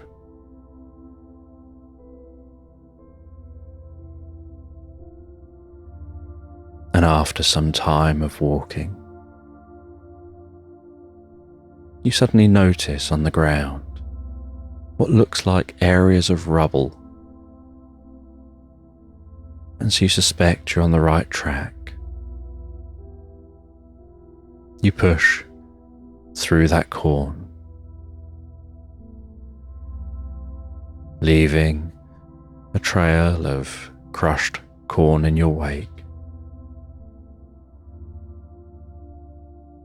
And then you notice that ground starts heading upwards slightly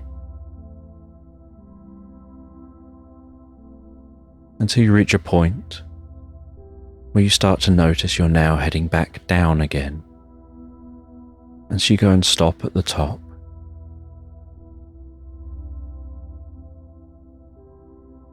And you examine the ground beneath your feet.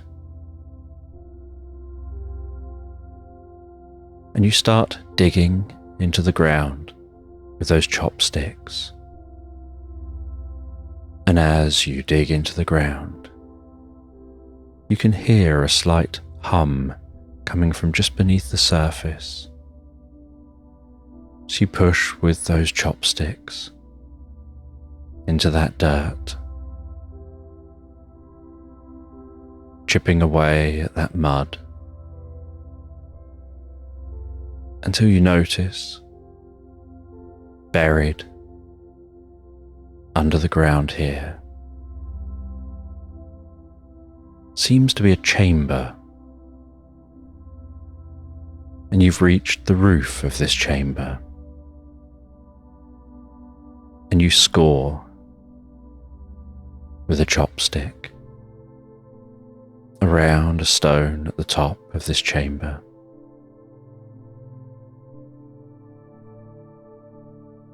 Until that stone falls through and thuds onto the ground. And you squeeze yourself down through that gap. You hang and then drop down into the chamber below. And in this chamber before you, you see a gently pulsing, glowing mirror. And a candle either side of that mirror.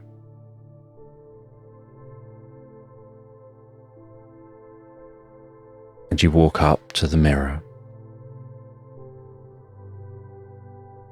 And you reach out to touch the glass of the mirror.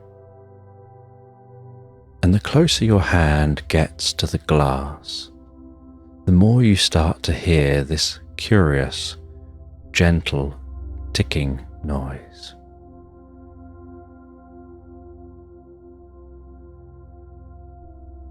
And as your hand touches the mirror, so you can feel a soft tingle through your fingertips, down your arm, up to your shoulder, and then deep down into your body as you move through the mirror.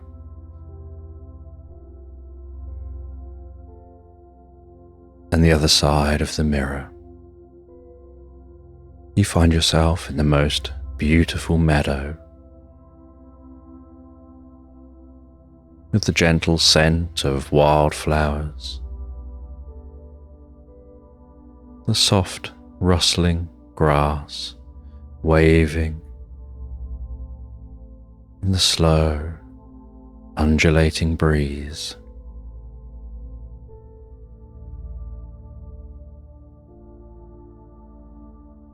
You see a paper lantern hanging from a wooden post in this meadow. And as you look around, you see another one in the distance, and another one equally spaced further beyond that.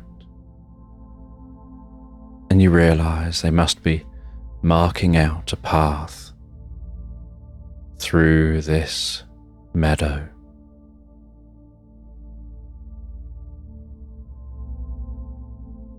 And you can still hear that soft, curious ticking. And as you gently turn around,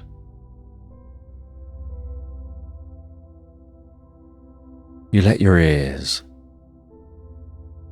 pinpoint where the ticking's coming from, and you help them to do that by letting the eyes close. And you orient yourself in the direction of the ticking. And you open your eyes and find that the ticking is coming from the direction of those line of lanterns. As you walk through this meadow, following that line of lanterns,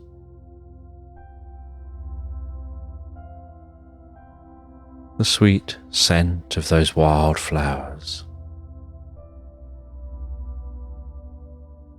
a large bird flying overhead, caught in an updraft, surveying the landscape below.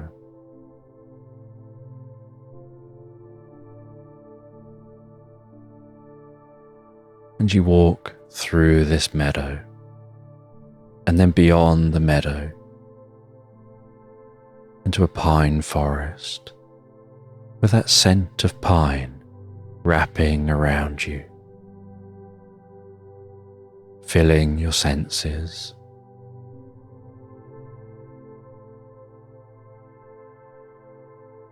And you push yourself around the trees, feeling the bark of those trees under your fingertips, catching the sap on those fingertips, feeling its stickiness,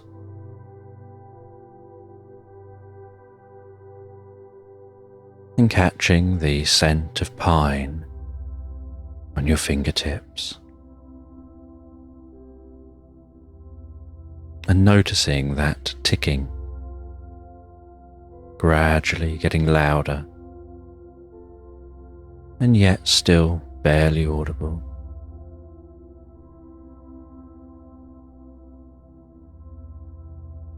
And the deeper you go into this pine forest, the more relaxed you feel. And in the middle of the pine forest, you discover a cozy looking cabin. You walk up to the door of the cabin. You knock gently on the door of that cabin, and there's no answer. You put your nose to the window, gaze into the cabin. You don't see anyone home.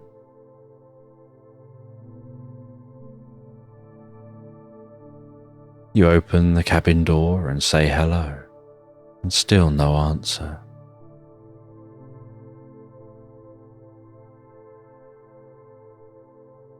And so you walk into that cabin, and it seems long deserted. And you look at the dusty bookshelves, with just a handful of books remaining, some on their sides, some upright, some open, many being held together by cobwebs stretched across them.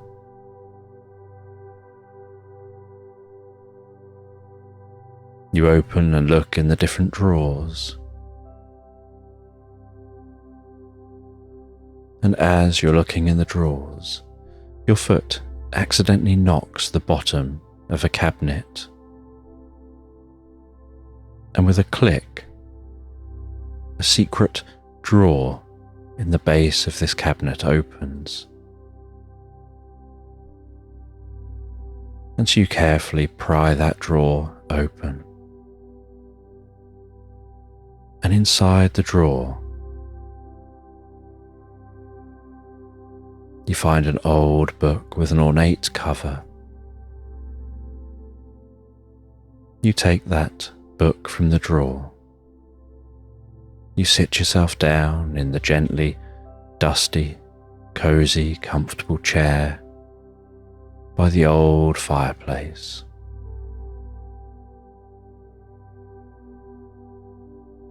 you open that book.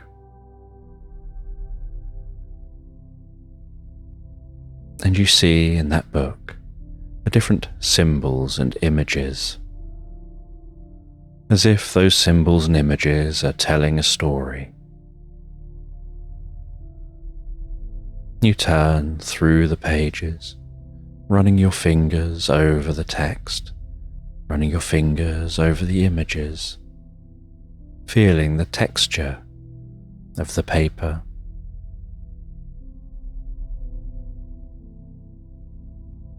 And as you turn through those pages, eventually you reach page 100. And while running your fingers down page 100, a thought comes to mind: new beginnings. And as that thought comes to mind, so do the pages. They seem to dance to life. They seem to begin to glow and stretch like a hologram, weaving its way off the page, up into the air before you.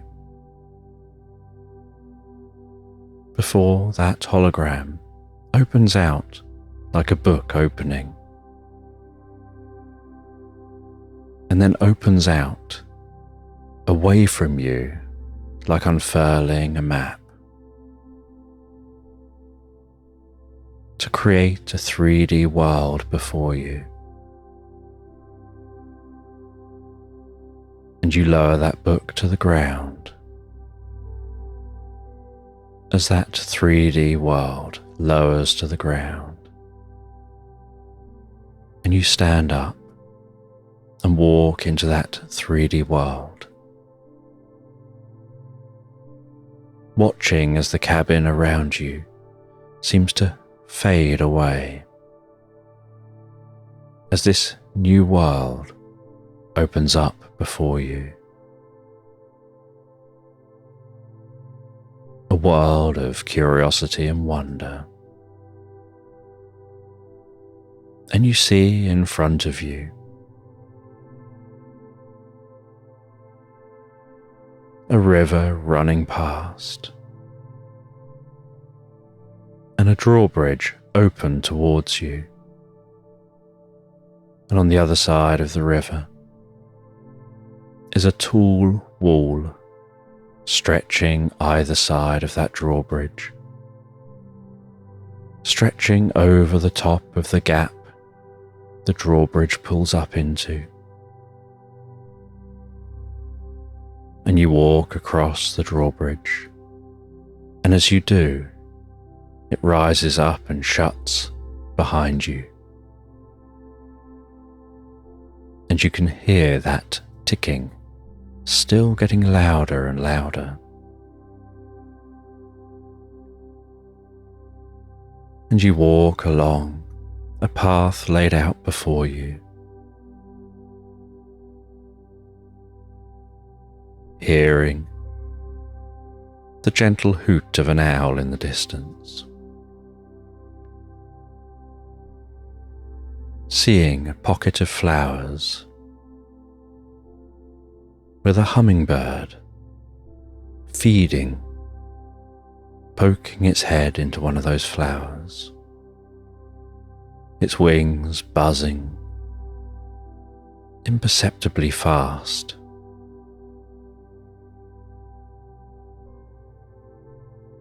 And you walk past those flowers. You walk into a curious forest with wide and tall trees. And you can hear somewhere deep in this forest the sound of a woodpecker pecking away. That sound echoing from all directions, hard to pinpoint its location.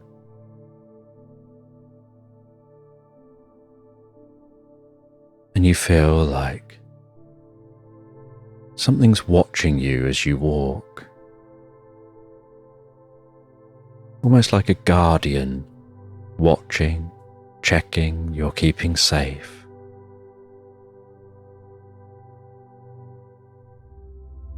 As you walk deeper and deeper among the trees, and while walking through this forest, you hear the gentle rustle of the trees around you, as if they're moving, changing position. You have this sense out the corner of your eye, like you catch sight of something.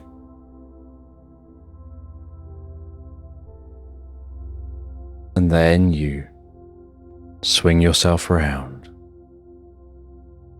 and just for a moment, you're sure that these trees had faces, but the details of those faces blended back in with the trunks as you turned. And so you stop, and you ask if there's someone there. And after a long pause,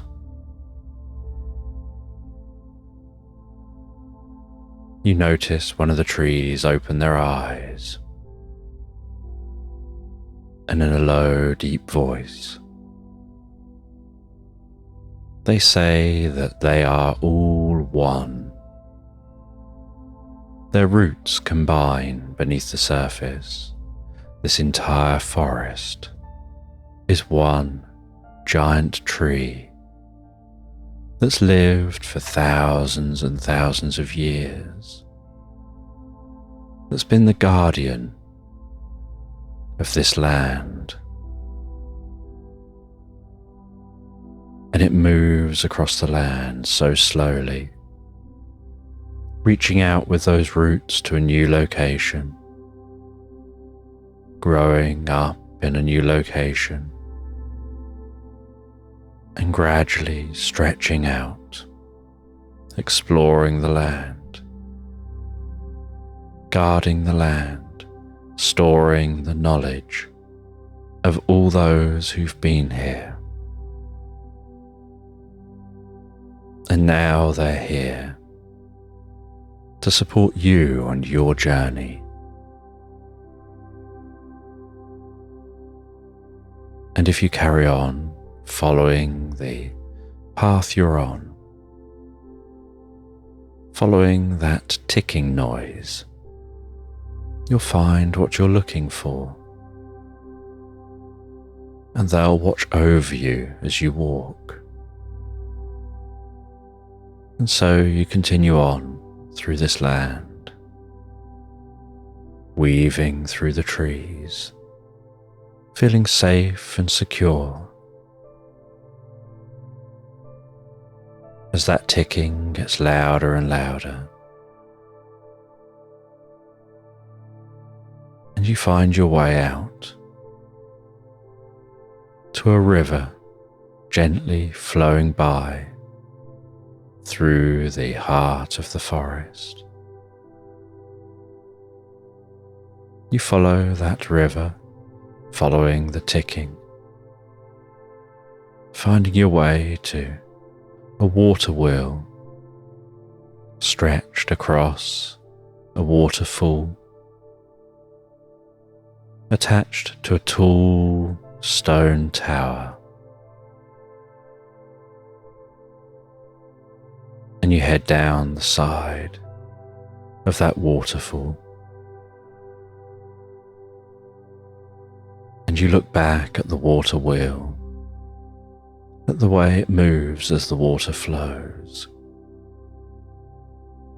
And the way it moves, it seems to lift the water and move the water, creating an empty space right beneath the water wheel, And so you crouch down. You weave yourself around that flowing water underneath the water wheel, and you find a narrow cave entrance. You crawl into that cave entrance, and inside this cave, it's illuminated with glowing crystals and a turquoise glow of those crystals tinkles and hums around you. And that sound of the ticking reverberates through this cave. And in the heart of this cave, you find what looks like an hourglass. You pick up that hourglass, and as you do,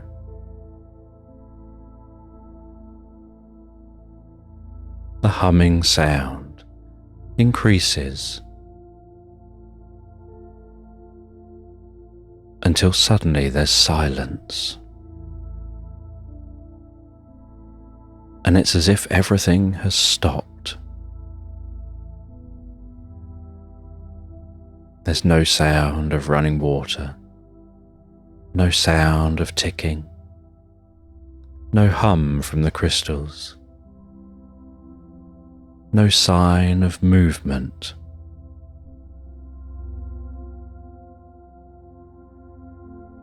And you find yourself just gazing at that hourglass and being curious about the stillness.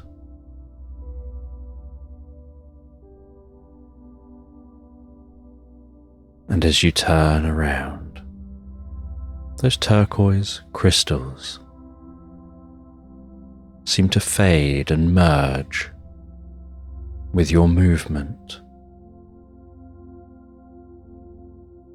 as if turning stimulates them to reveal something beyond them. And you can see within the crystal walls the sight of that hummingbird mid-flight, the sight of butterflies and bees stationary in the air, leaves mid-fall to the earth, water mid-splash, a duck mid-flight, half in the water, with its legs trying to run, its wings stretched and curved.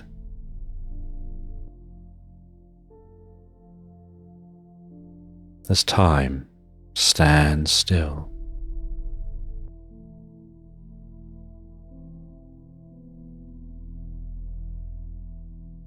And you stop turning, and the crystal walls go back to being opaque crystals.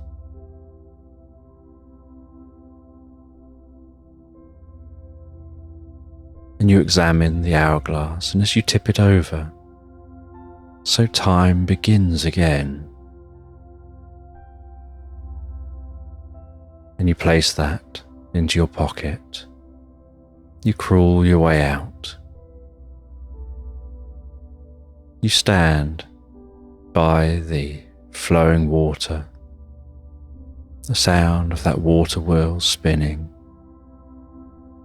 and creaking its way around. You head back up to the forest, and the trees tell you found what you're looking for. It's time to now begin to change state. And with that, you find yourself awakening on the cliff of that ravine.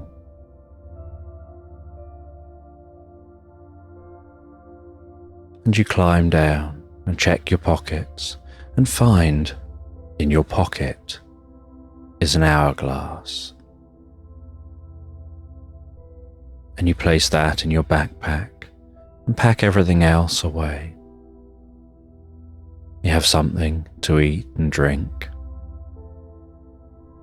And in this early morning daylight, you see there's no easy way out of the ravine. And so you decide to just climb the face of the cliff. And in a very gentle and mindful way, with a sense of your mind being clear and focused, you begin ascending the side of the cliff.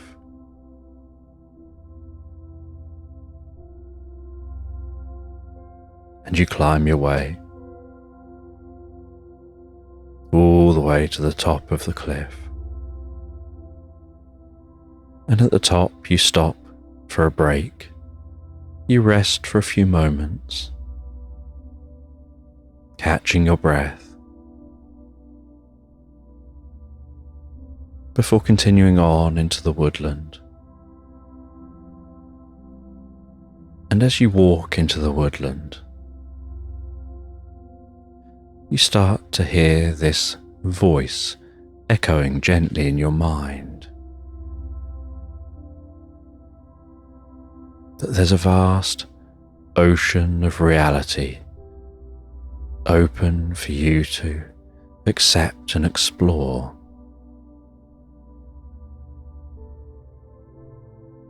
And you feel yourself being drawn in a specific direction, deeper into the heart of this woodland. And you trust yourself, and you follow your inner compass, because you know that this is a new beginning for you.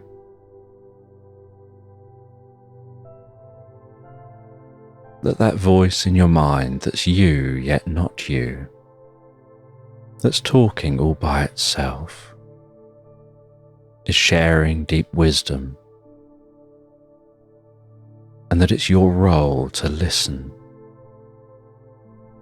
And so you follow that voice deeper and deeper into this woodland, and in the heart of this woodland you see a curious stone,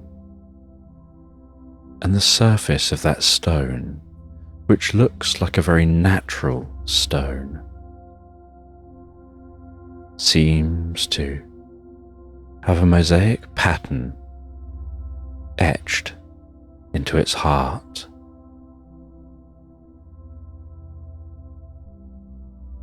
And in the center of that stone is a mark of a star. And you climb up onto the stone. You feel compelled to take that hourglass and place it down in the heart of this stone. And so you place that down into the heart of the stone. You turn it over and you watch as the sand begins to flow. And as the sands begin to flow, so time begins to shift. You watch as autumn gently moves to winter.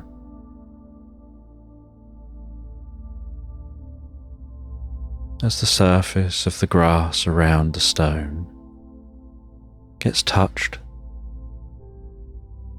by the soft wisps of frost,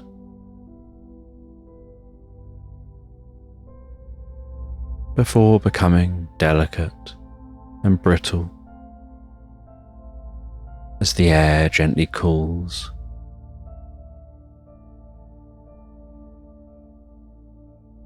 And the trees shed the last of their leaves.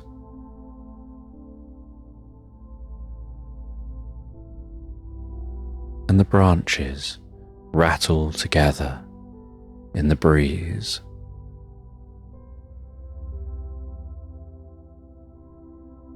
And white clouds hug the sky.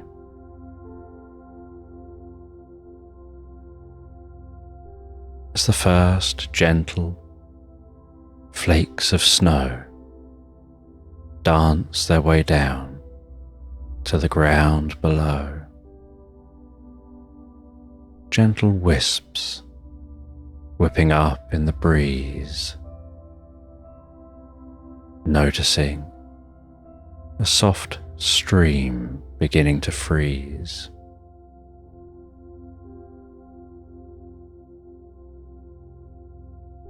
A rabbit exploring the crusty meadow, poking its nose through the grass.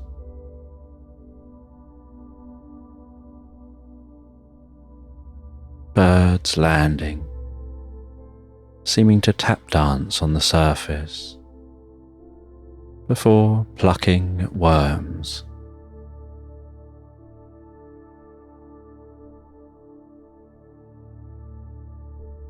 The once coloured environment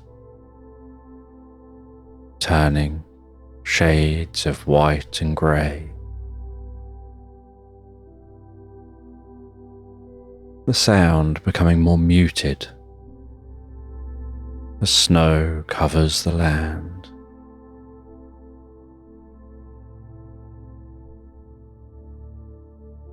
The air being so soft and cool with each breath in and out, and then becoming stiller and stiller as those sands flow through the hourglass, almost as if your hearing can hear each individual grain of sand as it piles up in the base of the hourglass, like time ticking by so gently, feeling a deep stillness setting into your mind and body. That body resting there so still that your mind almost forgets that it's there. The arms resting, relaxing, almost becoming a nothingness, with a nothingness setting in through the legs, the feet, deep within you. A stillness, a soft nothingness, just the most pleasant state of pure awareness of this passing world around you.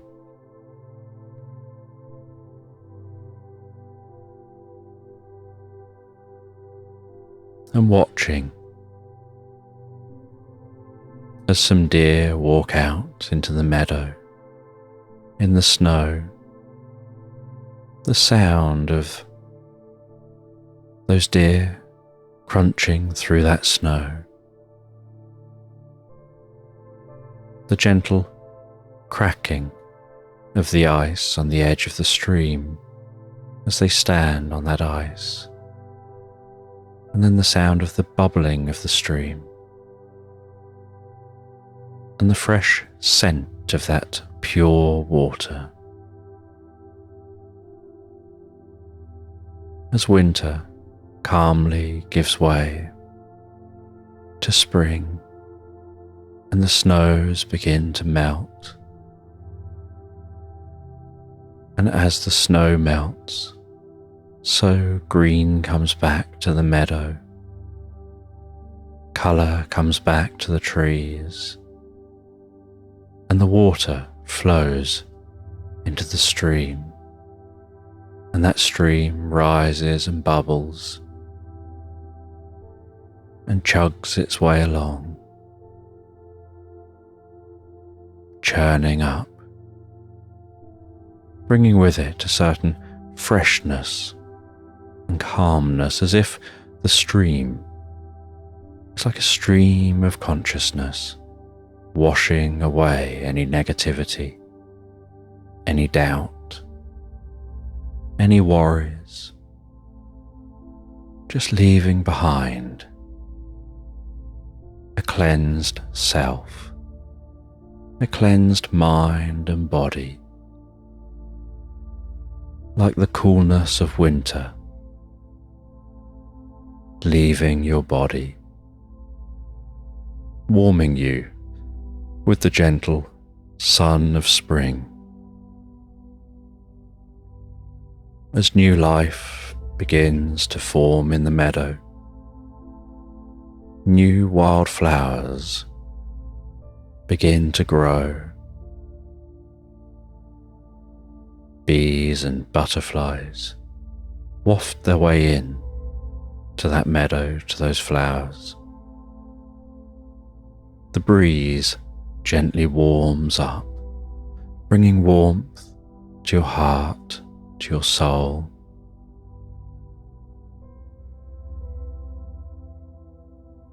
As you find around you,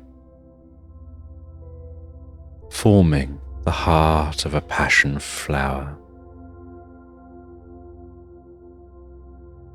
that begins to infuse within you that passion for change, for growth, new understanding, new discoveries and new beginning, and learning more about yourself than you realized you knew.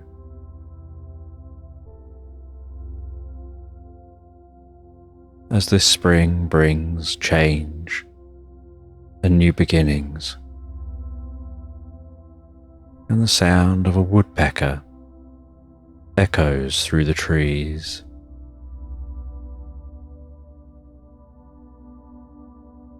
and lavender rises around the base of some trees, the scent of that lavender wafting through the air.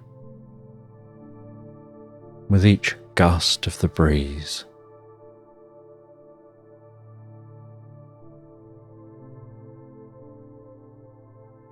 and bluebells begin to carpet the floor of the woodland around you,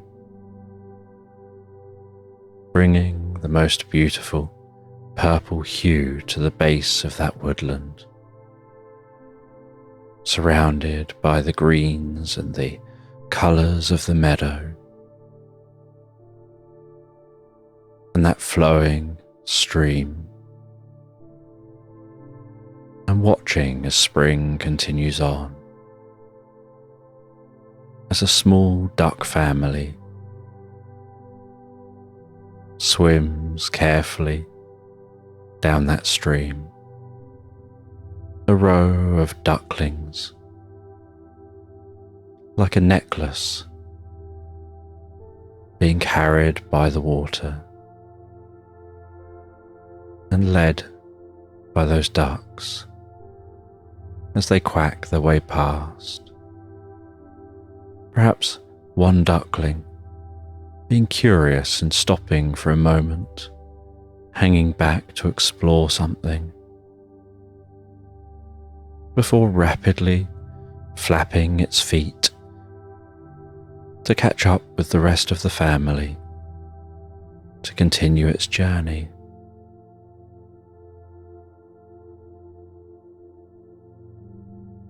The sight of those deer again, only this time some young deer, feasting on the meadow grass, and young rabbits in the meadow, and and catching a sight through the trees of some foxes playing and rolling around within the woodland.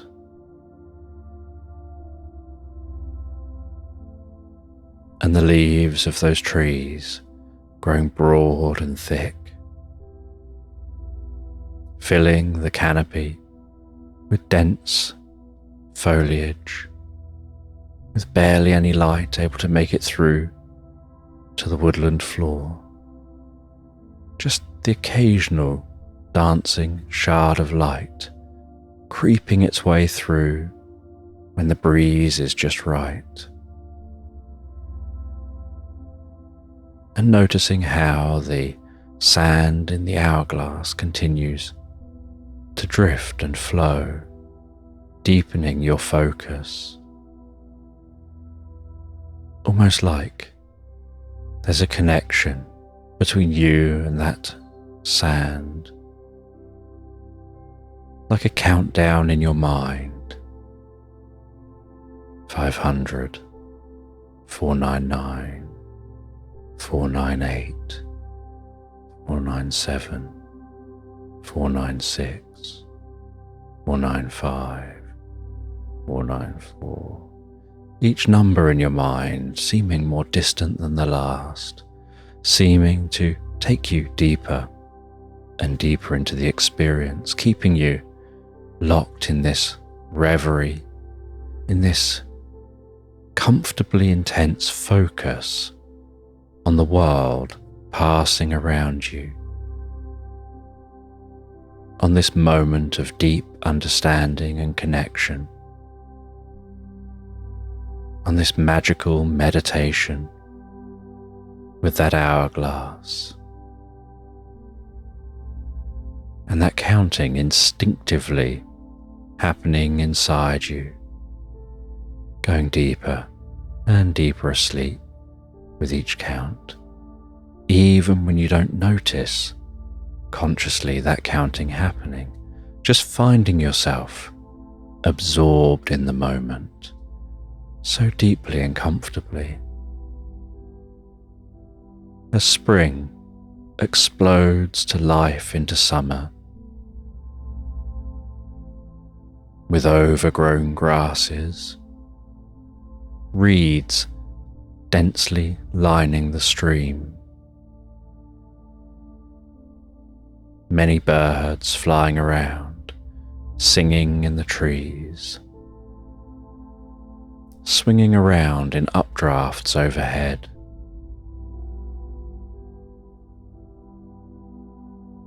An explosion of colour of the different wildflowers,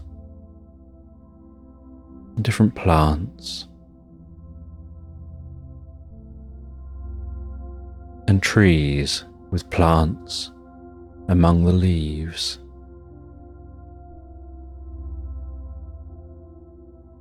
And the most beautiful patches of pinks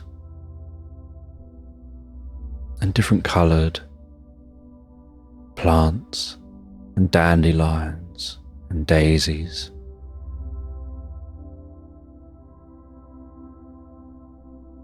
And finding yourself deeper and deeper absorbed in the summer, watching as all those young are now more used to their environment, more confident, like teenagers playing.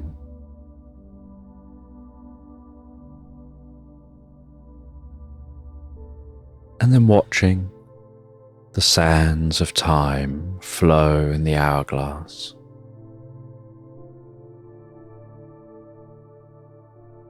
As the sands flow to autumn,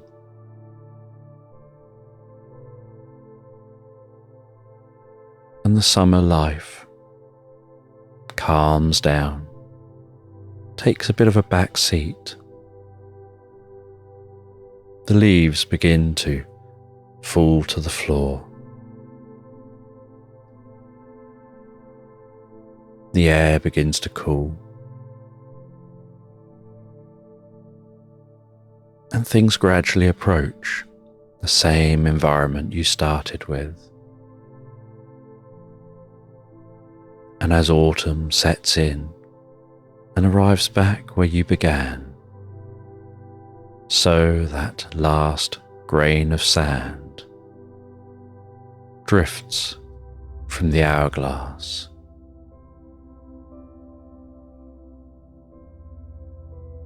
And then out of a haze before you, you see a tall, slender person wearing leather trousers, a frilly shirt, and a long leather jacket, with a narrow, long face, piercing eyes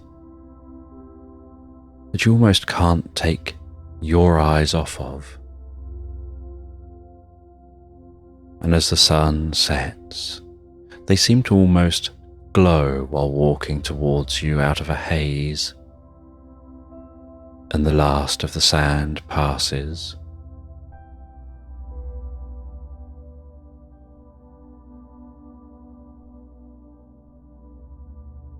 And your eyes are locked on this being that's walked towards you, and they stand before you with a kind and friendly face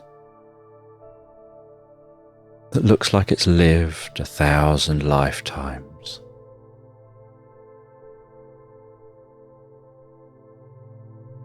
And they explain that they're a vampire, and they've lived in these lands for thousands of years. And your experience with that hourglass is their lived experience of time. That when you live for thousands of years, every single year passes as if it's barely a day.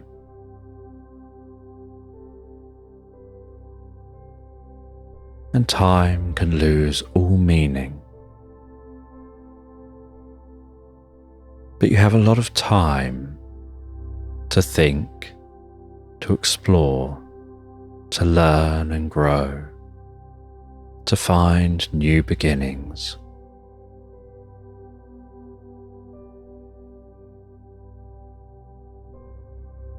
And they're the one, during those thousands of years, who created that hourglass. They wanted to be able to share with somebody who'd be able to record their experiences, what it's like to experience life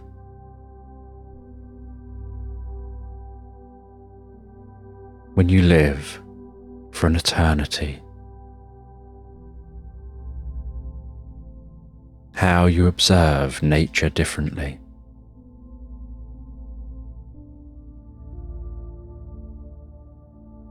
And so they were able to use their psychic abilities to plant that into their dreams in such a way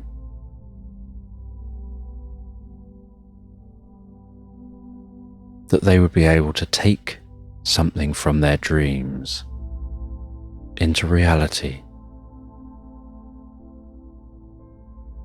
And they're now like a living donor.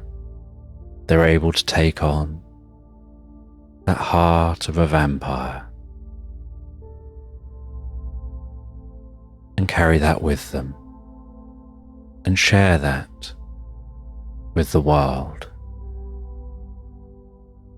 And all they want is for them to take on a new beginning,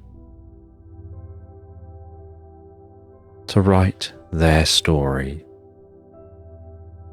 not their life story, but their story of what it's like to perceive the world differently, to live in a world that isn't designed specifically for you, where you don't quite fit in to the way things are done, where your perceptions are very different to others.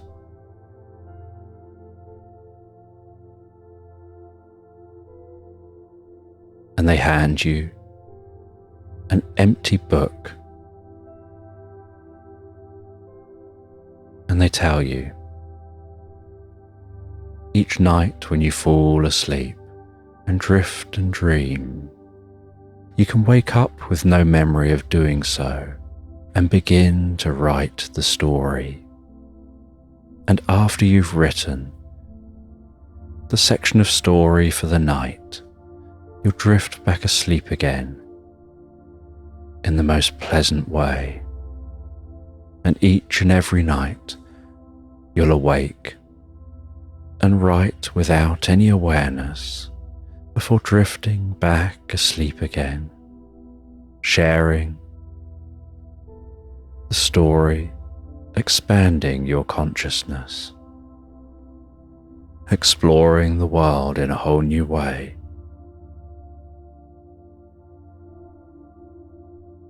And then they turn, and as they do, the haze forms.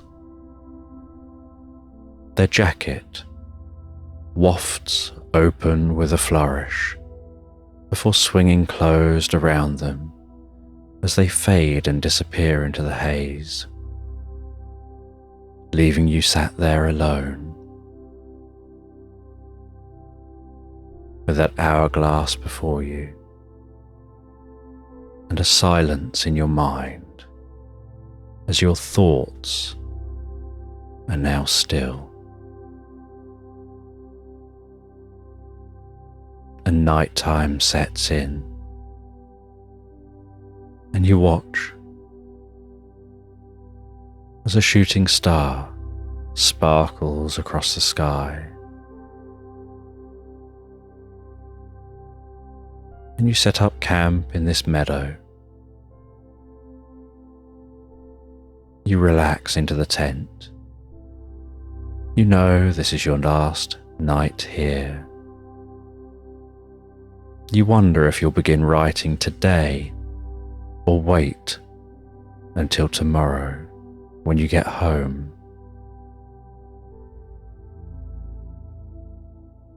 And you settle down in a tent, exploring the experience in your mind as you drift and float so deeply, so peacefully and comfortably asleep into Slumberland.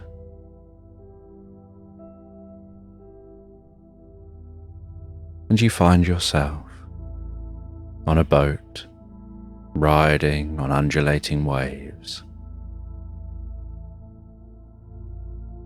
out in the middle of the ocean, the boat rising and falling with those waves. Sunlight glistening on the surface of the waves as that boat rocks gently left and right, rocking softly side to side in a way that begins to make you feel comfortable and sleepy. The kind of sensation of almost like being rocked to sleep.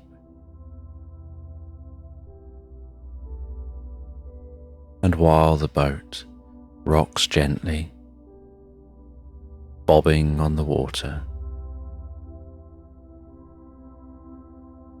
and the occasional cloud passes across the sky,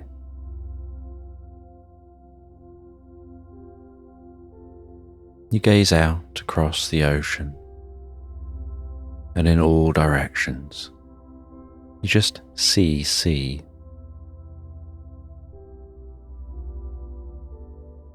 And then you notice in the sky a glowing, like a shooting star.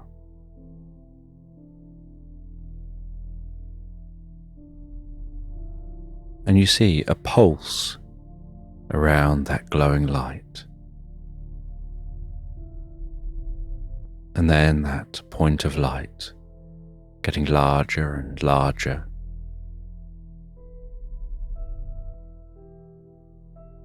Before at very high speed, it splashes down into the water near the boat. And like the perfect diver, it barely makes a ripple as it splashes through the surface of that water and sinks deeper and deeper under the water. And you see behind it a streak of light, as if it's warming the water, and bubbles gently rising up from the path that's taking.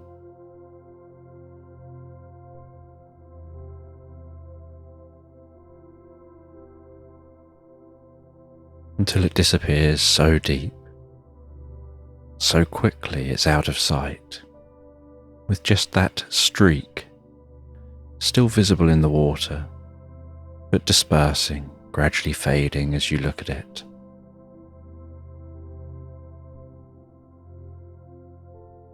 And you're curious what that was.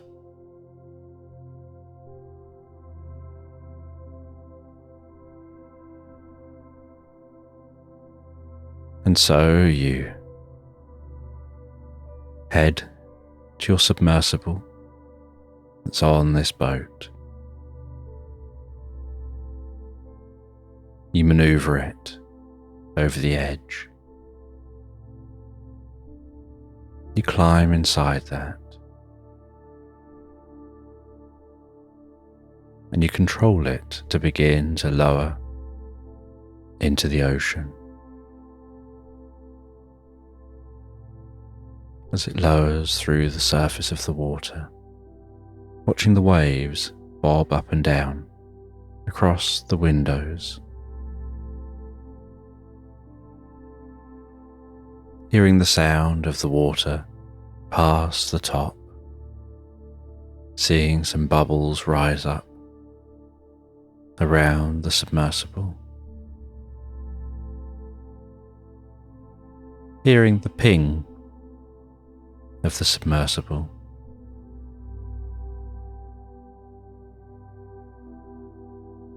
As you begin to lower it down,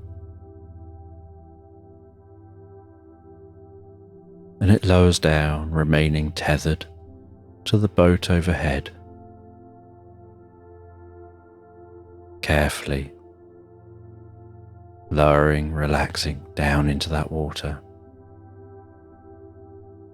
seeing shoals of fish swimming around.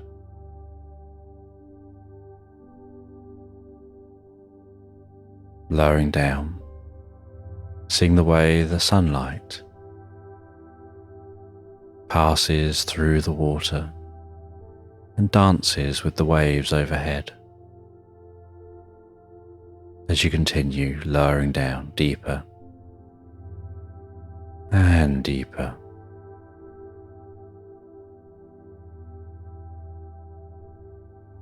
And after a period of time, the light seems more like twilight. The sun barely visible overhead. You turn on the lights of the sub, illuminating your surroundings as you continue to descend, so calmly, so peacefully.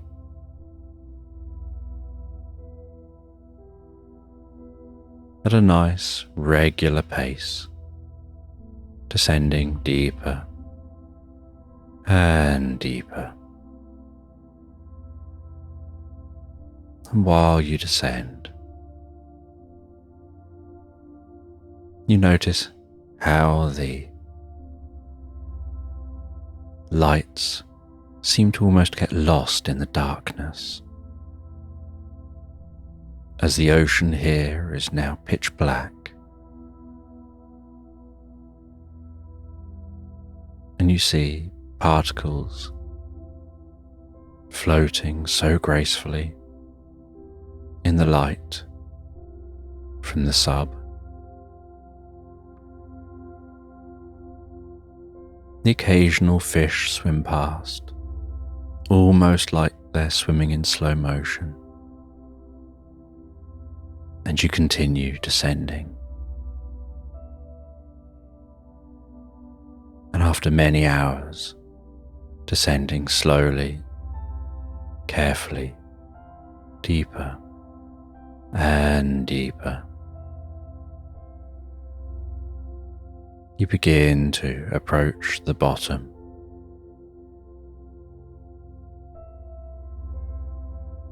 And you're curious if whatever entered the water has even survived this far.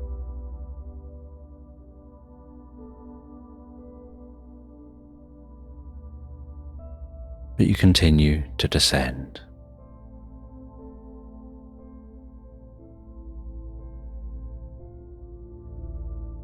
And once you're down near the bottom,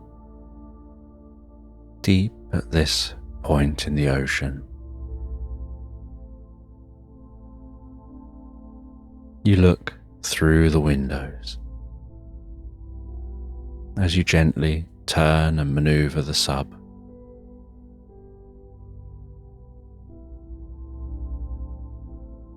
And you can see what looks like a gently glowing egg with a slight pulse of light.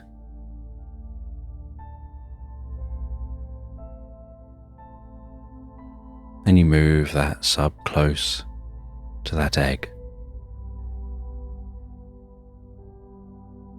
and you see that it's landed in a slight self-made crater,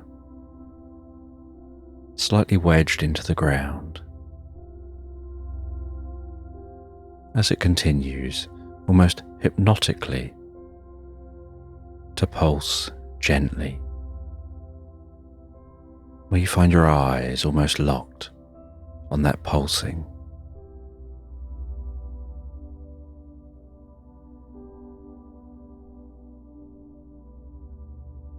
And you continue to watch that egg.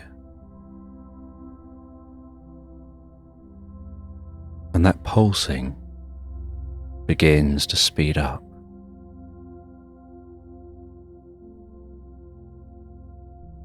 And then you notice cracks forming around the shell of that egg, and light emanating from within the egg, almost like the light reflecting off a disco ball as it spins.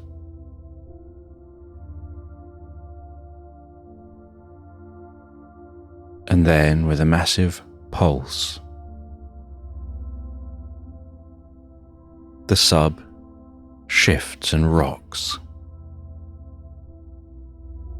as the egg seems to explode.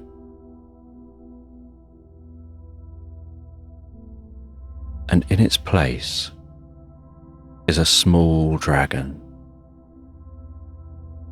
surrounded by the water, almost like there's a pressure around that dragon, pushing in all directions, creating a bubble of air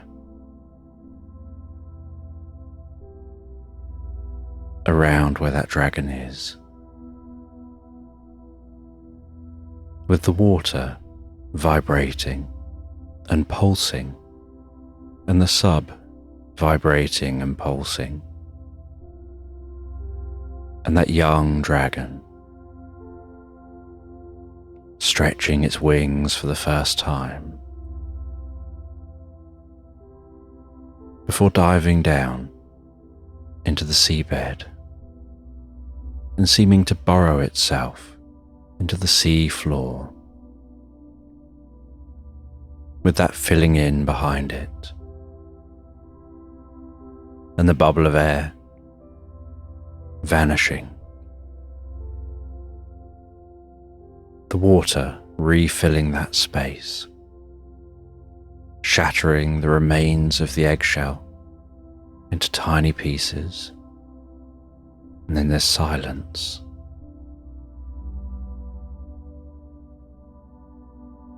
And you sit in that silence for a while,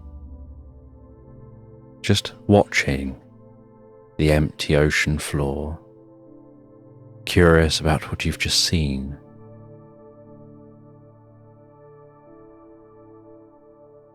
Before rising back up towards the surface.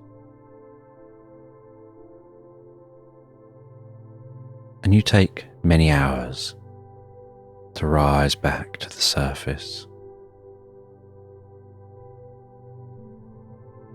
And back at the surface, it's now night time.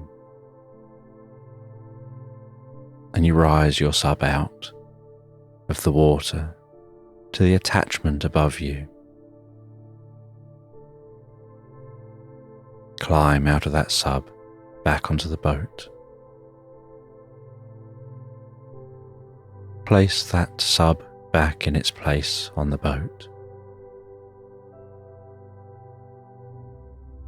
Download the video footage of the experience.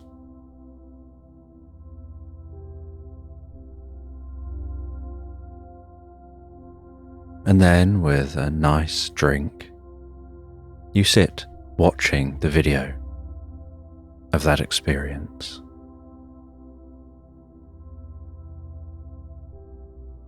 You even go through frame by frame,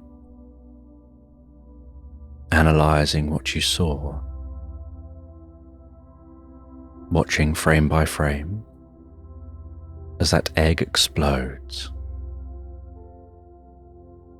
and seems to explode and fill a space with a pressure, making a bubble of air, seeing that dragon leave the egg, stretch its wings for the first time before diving down into the ocean floor. And you're curious where the dragon went, and whether there's any way to find out or follow.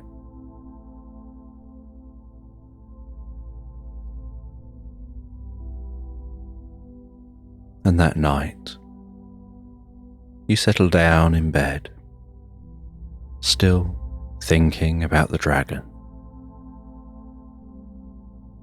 and with the boat gently rocking, you drift peacefully and comfortably asleep. And while you sleep, you're awoken by a gentle, pulsing hum. And you open your eyes, and you leave the bed, and you walk around to find that hum. And you head out to the front of your ship. And in the front of your ship, you see what looks like a glowing portal beginning to appear, gently pulsing and humming as it begins to form and grow. And you start to see in that space what looks like some woodland.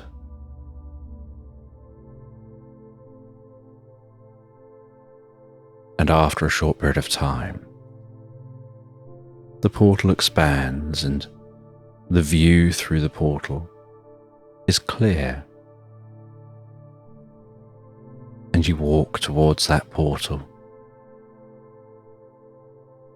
And you poke your head through the portal, looking at the view, but uncertain whether to pass through. And then you see a glowing in that woodland heading your way. And so you back up on the boat and just carry on watching for now. And that glowing gets closer and closer.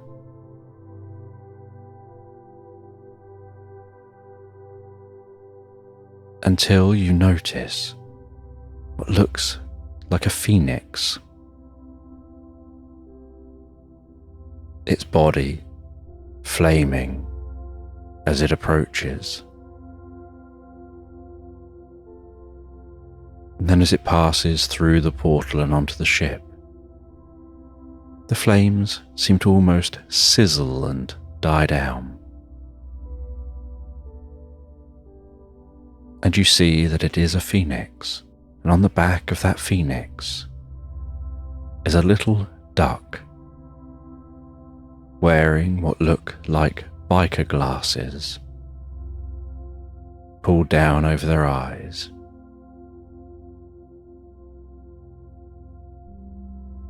And a steampunk outfit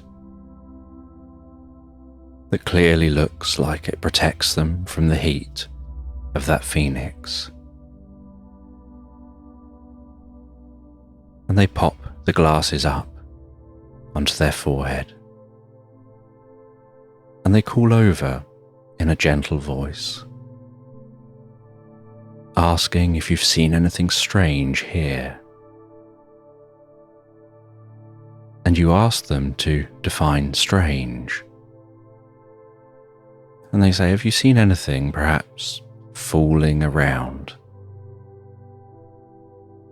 And you say that an egg fell from the sky, landed at the bottom of the ocean, and then it seemed to open. There was a dragon, then it disappeared into the ground.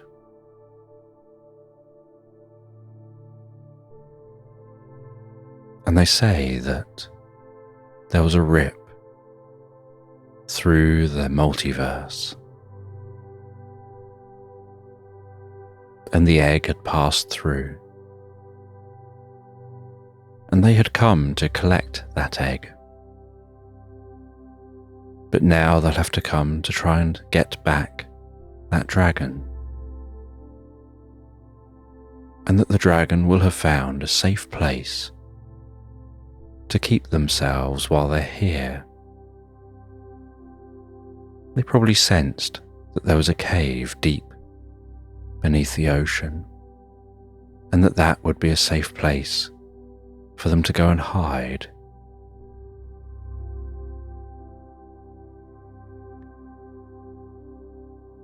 And this duck offers you the chance to go with them to rescue that dragon. And you agree that it's something to do. And it sounds like a curious experience to have. And so the duck heads off for a minute on that phoenix, and in what seems like almost no time at all, returns and throws you an outfit and says this will protect you and help you on your journey. And so you change into that outfit, climb onto the back of the phoenix. The duck sat just in front of you, and with a slight movement of their legs, the phoenix bursts into flames, flies back through the portal, and then a portal appears in front of them, and they fly through that portal. Only this portal takes them to a different location. And you can hear rumbling and see around the portal what looks like soil, as if you're burrowing through the soil. And there seems to be a bubble of portal around the phoenix. And you notice that the duck seems to have a small dial, a little bit like a clock, that they have in front of them, just rested on the neck of the phoenix. And they're twisting and manipulating that dial. And in doing so, they're manipulating the portals so that they can create one in front, one behind, and connect the two, like having a bubble, travelling along under the ground, with the ground passing through the portal at the front and out of the portal at the back, and them in the middle.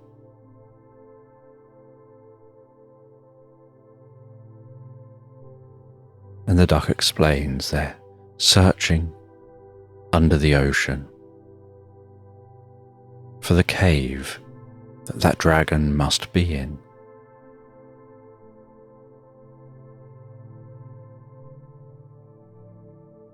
And after some time of searching, they come out into a gap and find themselves in the cave. And there's the gentle sound of the occasional drip of water.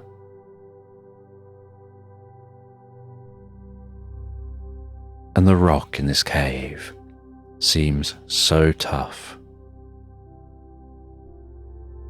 And the duck explains that dragons are normally born in fire, deep in the earth, their eggs surrounded by so much pressure. And normally they launch from volcanoes.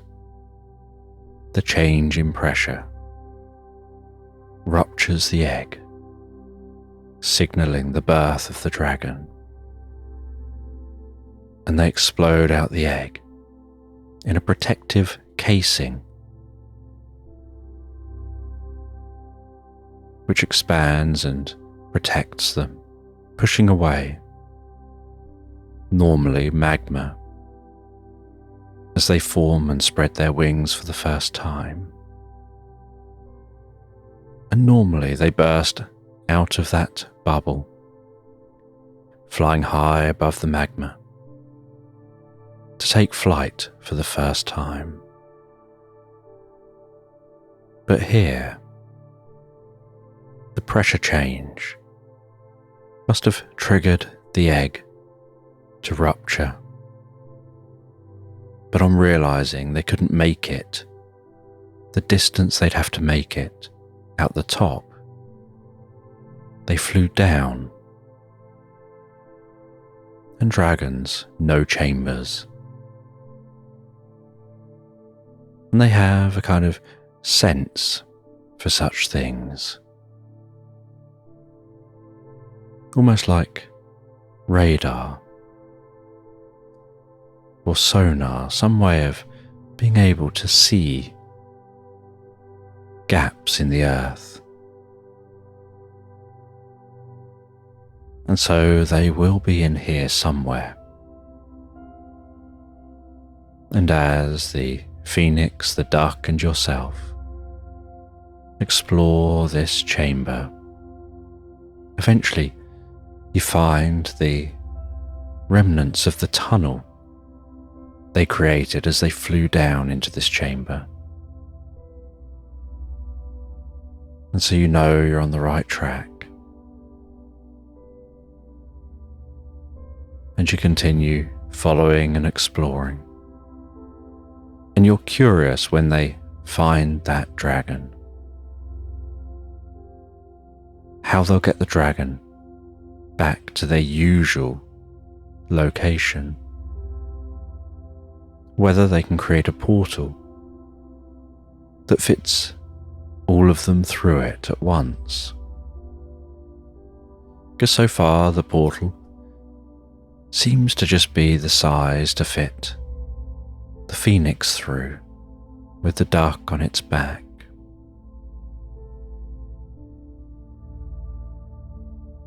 And in the distance, a deep rumble can be heard, the sound of the dragon breathing out fire.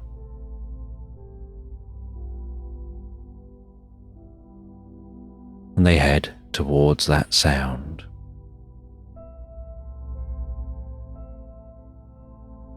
And after a while, can see the gentle glow in the distance each time that dragon breathes out.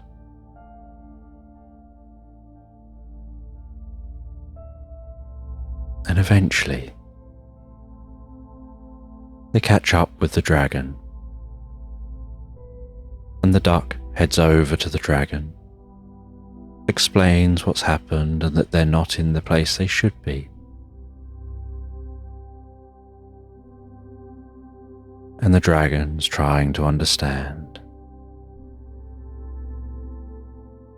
And the duck heads to one of the walls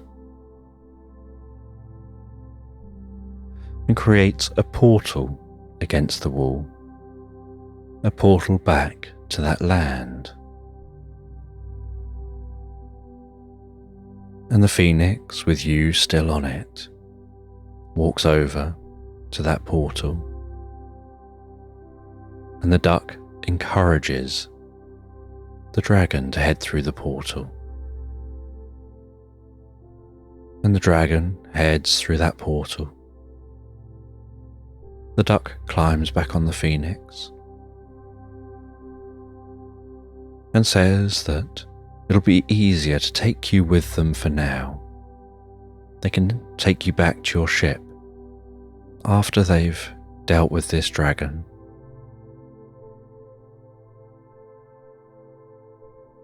And so you all head through that portal, and you find yourself in this strange and mystical land where glowing orbs weave through the trees, where a moon in the sky seems to have a small second moon, almost like that moon is orbiting the moon.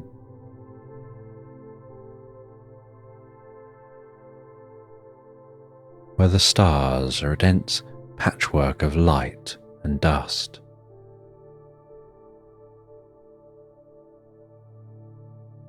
And birds are singing the most beautiful yet different song to any they've known before.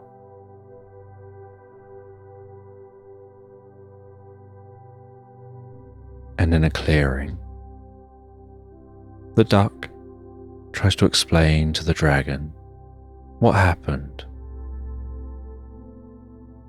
But the dragon's still young and doesn't really understand.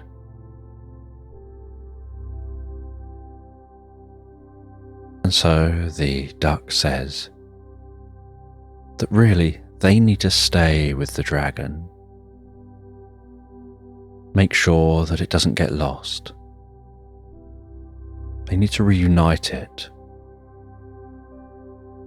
with its mother. And the best way to do that would be for you to go and find the mother.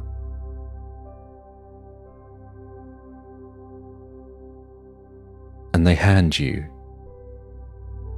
a small watch. They tell you to keep that with you. And when you want to return, it's programmed in to open a portal to their timepiece. And so if this dragon goes elsewhere, and so they're not here when you come looking for them, the portal will open to wherever they are, and you'll be able to find them straight away. And that portal will open wide enough for you to bring with you the mother dragon.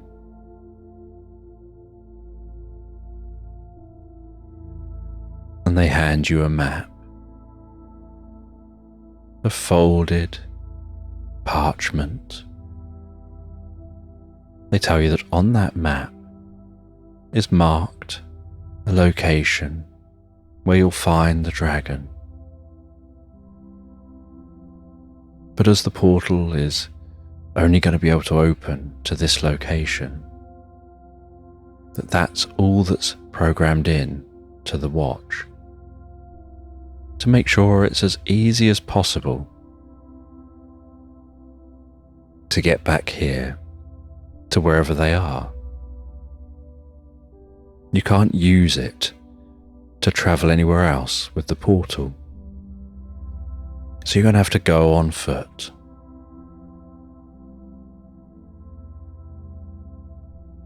And you're happy to do this, to explore a strange land in search of a dragon. And so you set off following that map. You head through the most beautiful orchard of trees with the sweetest of scents.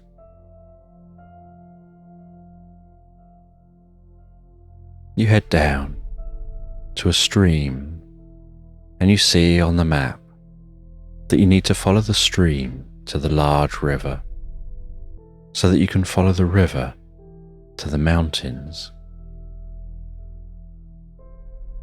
That it says that's the easiest way to get to your destination. And so you follow that stream, sound of the water bubbling gently alongside you. You notice the way the moonlight dances on the surface of the stream, like silver sparkles bouncing their way down that stream, weaving around stones and rocks.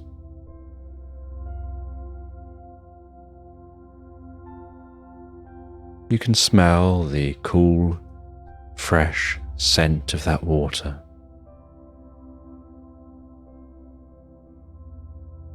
And feel the gentle thud of each footstep you take, the sound of the feet carefully moving through the grass. As you walk following this stream that winds through woodland and out into a meadow, weaving among the wildflowers, against the most delicate blue backdrop of the night sky, with a deep sense of peace and calm.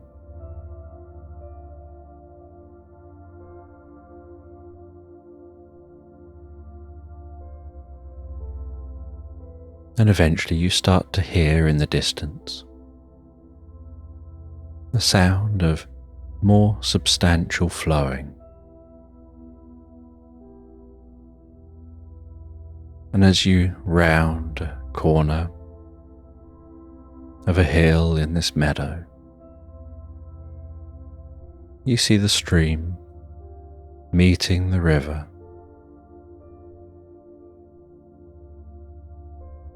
And you follow that river, heading up towards its source.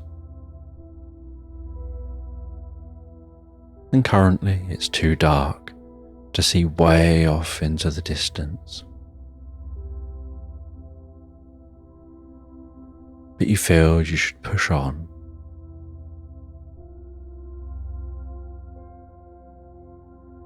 And so you follow this river. And after hours and hours of walking, you stop for a moment to rest. You relax on the bank of the river, just listening to it flow down the stream.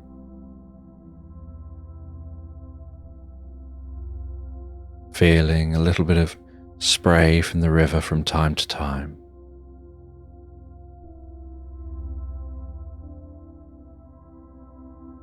Seeing the gentle glowing orbs flying through the meadow. Sometimes softly pulsing, sometimes just holding a gentle glow. Other times, the light going out for a moment and then fading back in again, elsewhere a few moments later.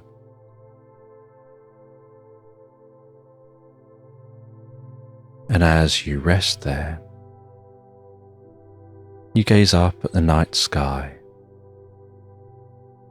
You look at those two moons, the blanket of stars. You can make out the clouds passing across the sky. At points on the sky, they're illuminated by the moon. At other points, it's just an absence of stars that reveals their location.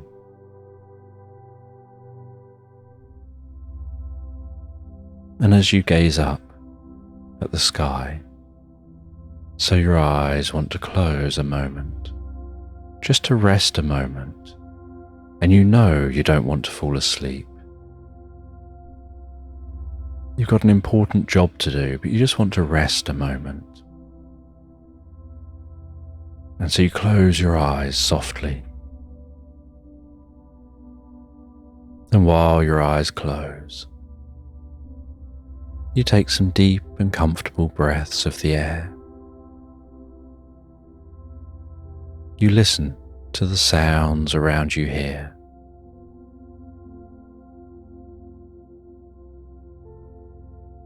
And as you breathe that air out, so you feel your muscles relaxing, your shoulder muscles, your chest, muscles down through your body, and you feel like each breath is breathing in peace and comfort. And it's almost like you're breathing out any stress or tension.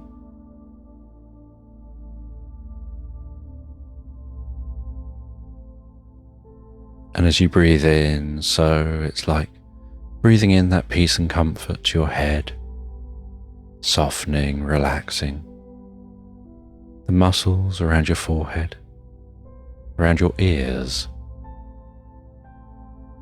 softening and relaxing around your eyes, your cheeks,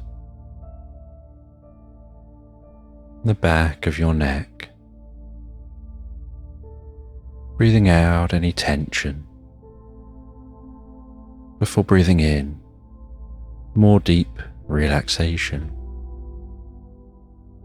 softening the muscles around the jaw, relaxing the tongue, the lips, the eyelids, the nose, throat, relaxing down around your shoulders, deeper and deeper, even more calmly.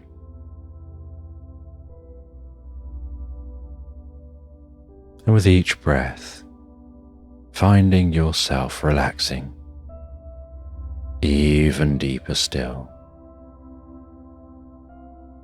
relaxing the upper arms, the forearms, relaxing down to your hands, to your fingertips, down your upper back, around your chest, down your sides, down your lower back, down your stomach, relaxing the muscles down to your bottom and down into your legs, so easily and effortlessly, so deeply and comfortably, all the way down to the tips of your toes. Just feeling like this is the perfect moment to deeply relax for a while, but making sure to try really hard not to fall asleep, but instead to just relax deeper and deeper. In preparation for making the rest of your journey,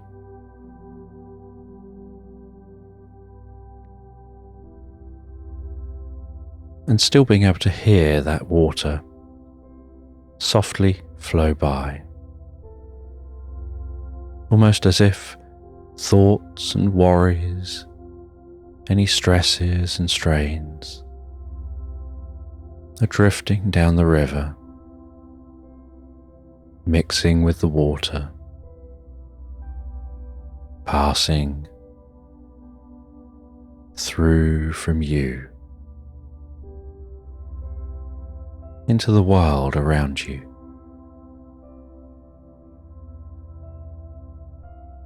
Helping you become more relaxed. And when you feel suitably relaxed, your mind wants to drift into a reverie, and you try to fight for a moment from drifting into that reverie because you know you've got a job to do. But you also know that looking after yourself is important. So if your mind and body is saying relax, then you should listen to that, because it probably needs to relax before you continue your journey. Maybe it knows something that you don't about your experience. And so as you continue to relax, you drift into that reverie in your mind, and you find yourself exploring a labyrinth. And this labyrinth seems ancient, with tall pillars and archways.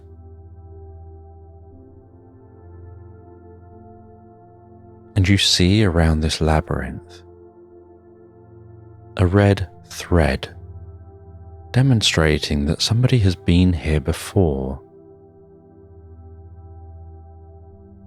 And so you follow that red thread around the labyrinth, curious where it'll take you, hopeful that it'll take you to the exit.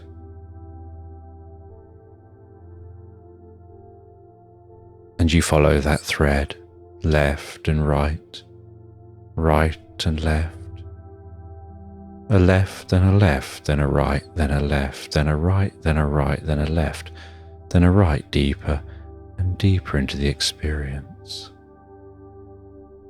And you don't give any thought to the directions you're walking. You're just trusting the thread, following that thread through the experience. until eventually you see a light at the end of the tunnel. You head out of that light. Notice you've headed out of the side of a cliff, overlooking a valley, a lake in the distance, undulating hills, green grasses, woodland. And you see in that valley an archer practicing, shooting a target. And you just hang back and watch. You see there are other men with them, and they seem like a curious bunch. And after watching them for a while, you head along the edge of the cliff, finding your way away from those men to explore your own path.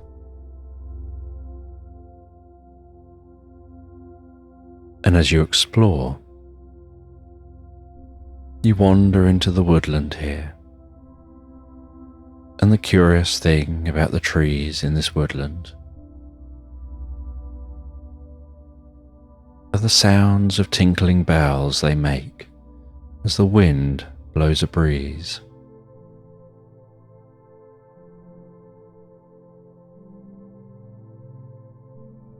And you cut through this woodland.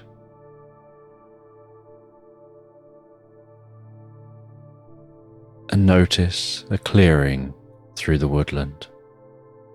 You find your way out into that clearing. And in the clearing, you see 3 unicorns munching on some grass. And you try and sneak closer, trying not to startle those unicorns. You try and sneak closer, creeping low in the grass,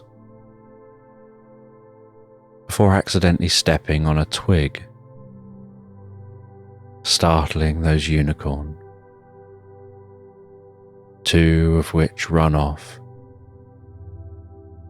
and the third seems to be so startled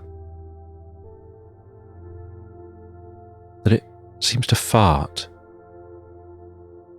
a cloud of rainbow dust, launching it into the air. As it begins to create a path of rainbow beneath its feet, galloping on those rainbows, before turning round, realizing you're no threat, and very slowly and carefully walks its way down its rainbow path back down towards the field, joining the other 2 unicorns and settling down and continuing to eat the grass. But you see in this field a signpost.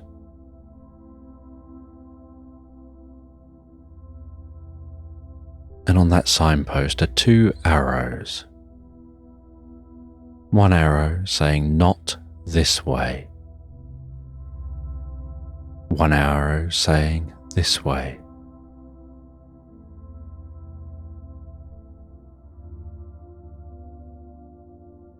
And you wonder which arrow you should follow.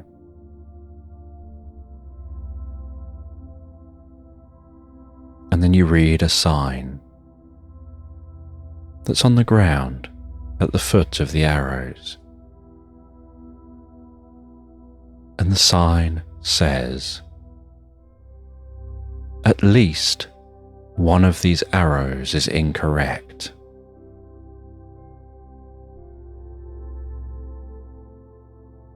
And so you look back at the arrows, and then you work out the one to follow, getting an aha moment.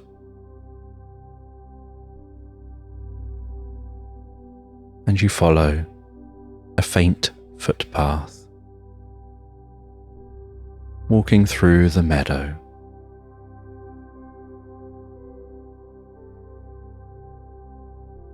Until you hear a distant sound of purring.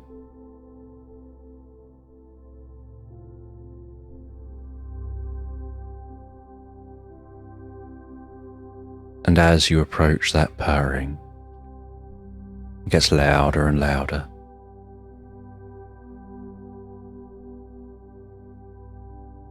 And you see that what at first you thought was a boulder is actually a massive, fluffy, sleeping cat. Its fur vibrating with the purr.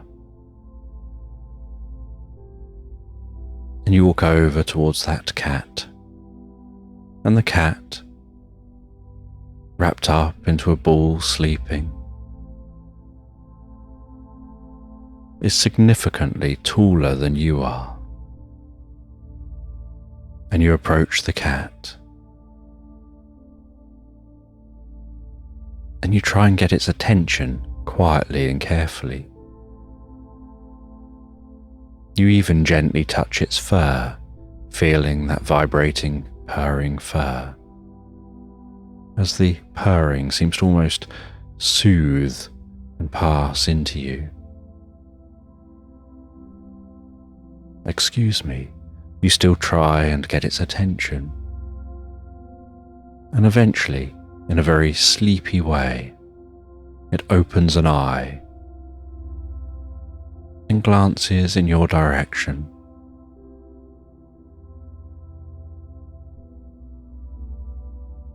And it seems totally unfazed by your presence, as if it had probably heard you the first time. It was just more focused on sleeping deeply and relaxing than opening its eyes and engaging with you. And then, in a way that makes you think that it's thinking, "Oh, this is so much effort," it raises its chin, turns its head over, rests its chin back down, so it's now facing and fully looking at you, points its ears in your direction, and in a gentle and deep voice, asks you what you want. And you say that you don't really know. You're here and you must be here for some reason. You just don't know where here is and what that reason is.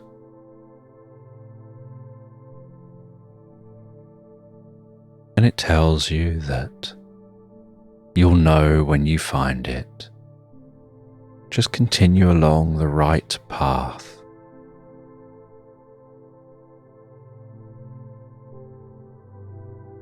And then it closes its eyes and takes a deep breath and seems to almost drift back to sleep.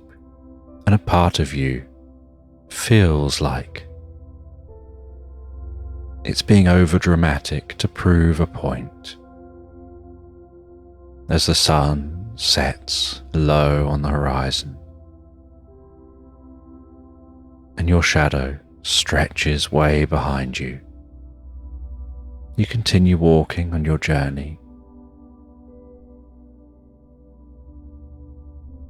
And then you see something that you know must be the thing that if you see it, you'll know it. you see the most beautiful and yet minimalist and simple structure, and you head towards that structure.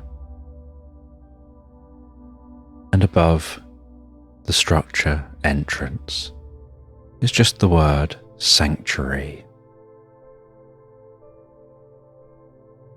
And so you walk into that structure.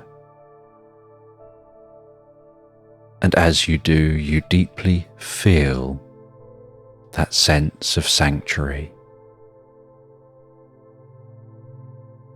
like a release of tension, a release of all things you'd want to get rid of, as if they're left behind at the entrance.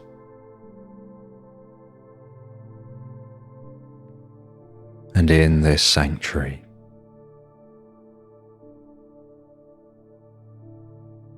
the walls seem to be talking to you, almost as if they're echoing back your inner self, as if they start echoing back, letting go, letting go. That's it, letting go.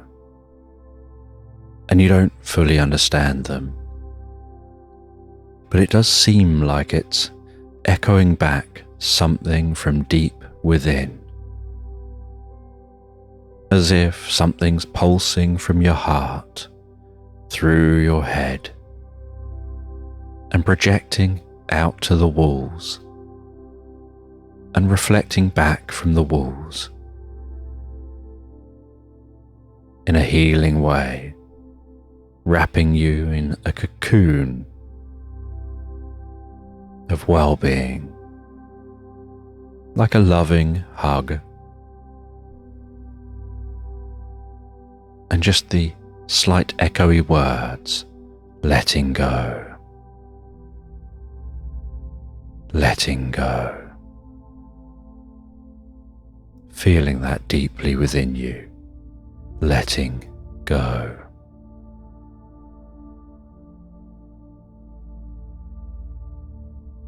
And you feel that in the most meaningful way that you can always keep that in mind, letting go.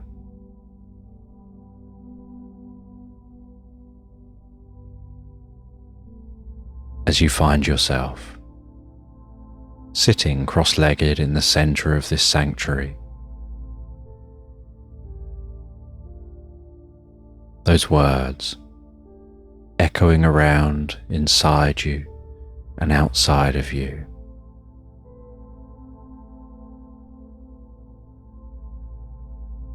almost like a mirror being held up before you.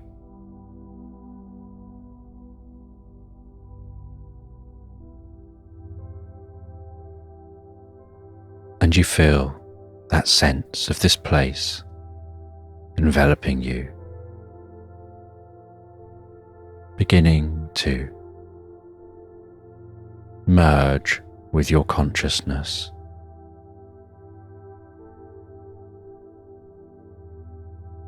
As you find the gentle sound of the river returning, and the reverie beginning to fade away, having found the healing answers for you in a way that was so easy and effortless. Awakening on the side of that river to continue following that river to its source. And eventually, after many hours, arriving at the foot of a mountain, continuing to follow that river up through this mountain, weaving at first and becoming more narrow and narrower and narrower.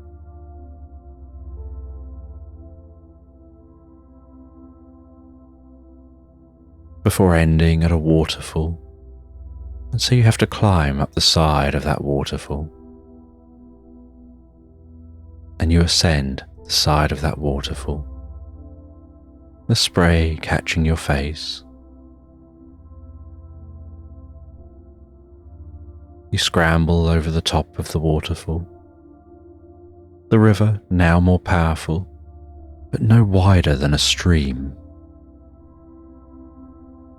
Like a stream of consciousness flowing down and filling the land. And you follow that stream. And you can see, high in the mountain, among the snowy tops, what looks like an arched stone tunnel.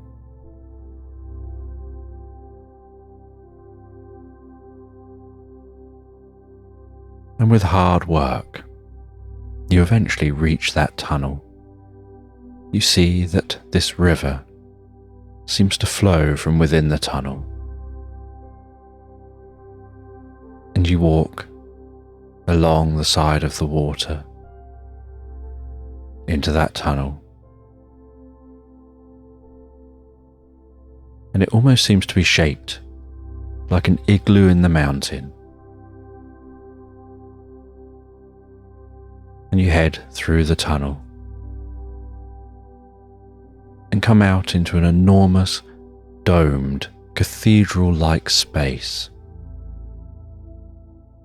And in the heart of this space is a giant dragon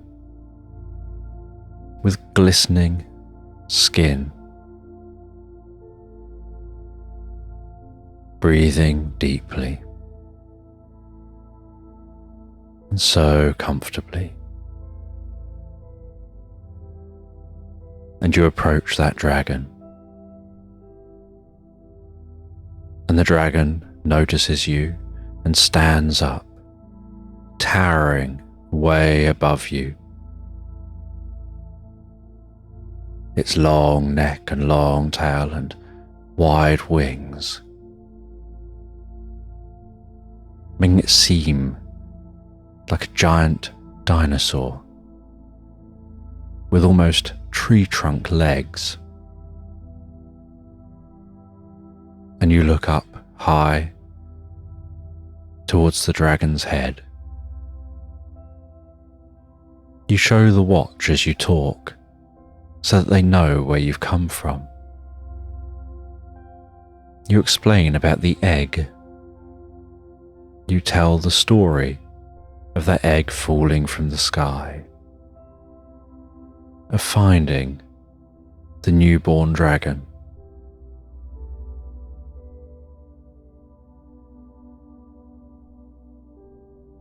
And this mother dragon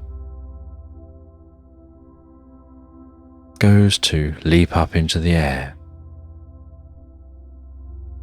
to launch through the ceiling of this chamber. But you explain, you can make a portal that'll get you to where they need to go. And so the dragon crouches forward to invite you to climb on their back. You scramble up a wing, up onto its back. You hold on tight. It launches up towards the ceiling, striking the ceiling with its neck, shattering the roof to this chamber, flying out of the chamber high above the mountain. And you watch as below you see that roof fill back in again and seem to fuse with light, as if weaved together with strands of electricity.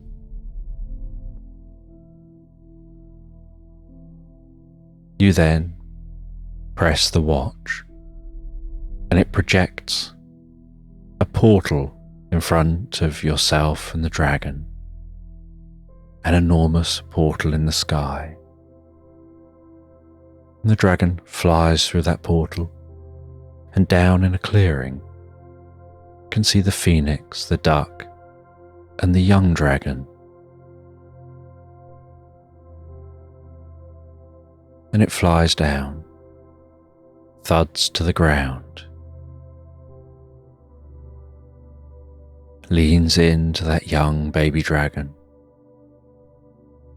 which walks over towards them.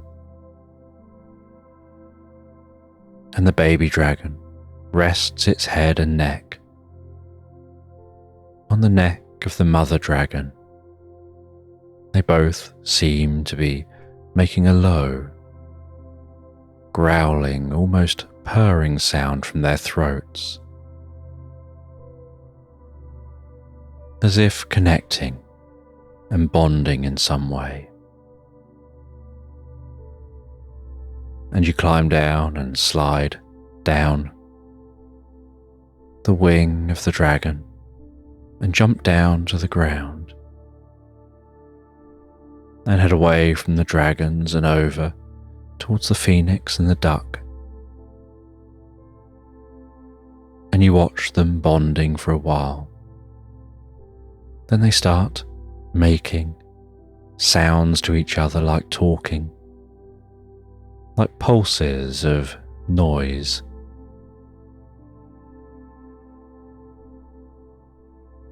Before the mother launches up into the air, the child follows. The mother looks back, and then they fly off.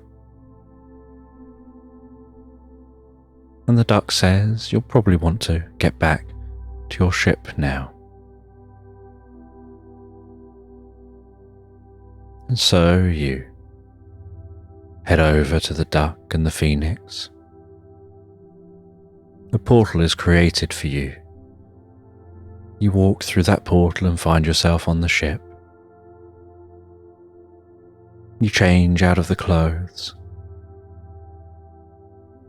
You thank them for the experience. The portal closes behind you,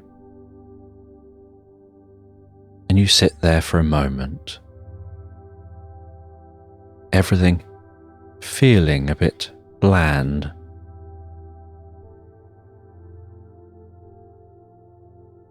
Like the come down after doing something exciting. And knowing no one would believe you if you tried telling anyone about the experience.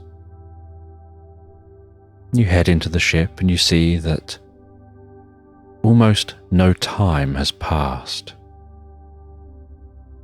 despite feeling like you spent the best part of a day having that experience.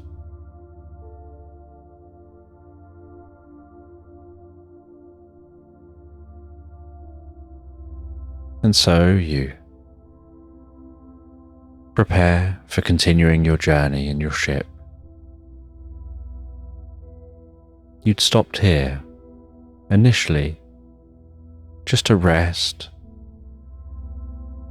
and get some sleep before continuing your journey, having just a day of floating, not having to do much.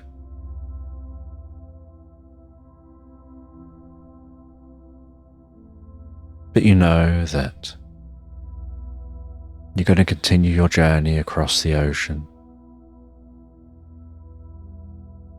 And you'll put your sub to the use it was supposed to be, which was to lower it down to explore an ancient monastery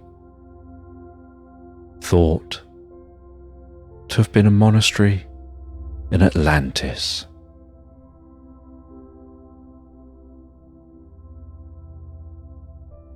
And you get out an ancient book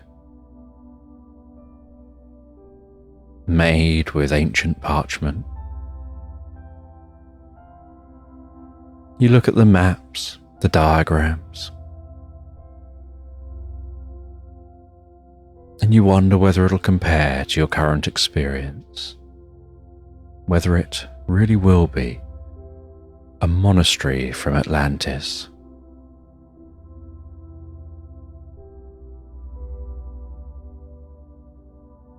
Then you close the book.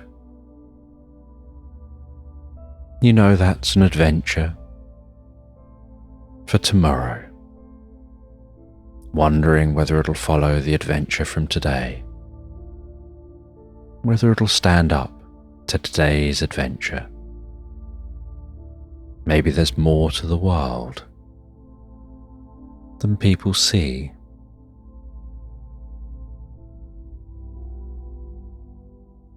And you have a hammock hanging in the corner of the room. And you decide to sleep in the hammock.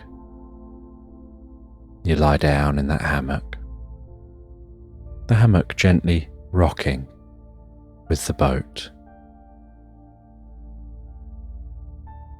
And you rest there in that hammock,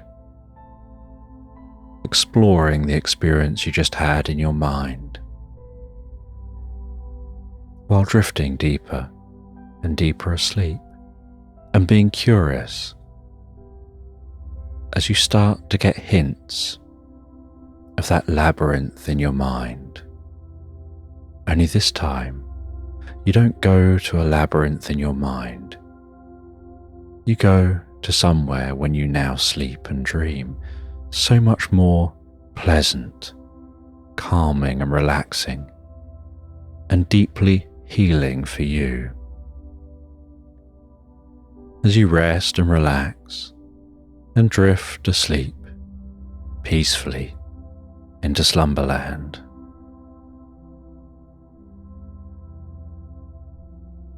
And the ship bobs up and down on the ocean waves as they undulate beneath that ship, rising the waves, descending the waves, sometimes splashing through the waves, those waves breaking on the front of the ship, the spray slapping the seafaring squirrel barnacle in the face as they hold on and excitedly steer around this storm.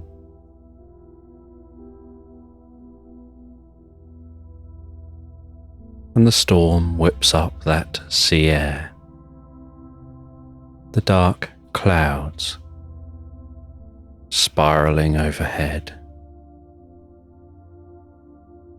the rain lashing on the deck of the ship.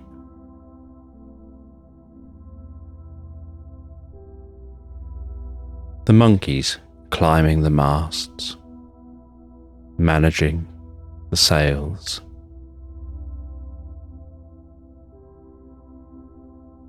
And monkeys taking cover in the barrels, tied to the deck of that ship.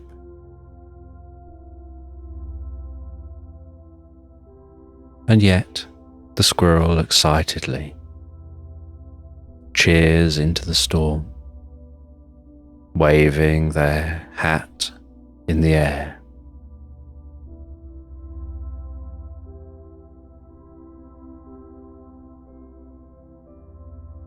Knowing that they'll beat this storm.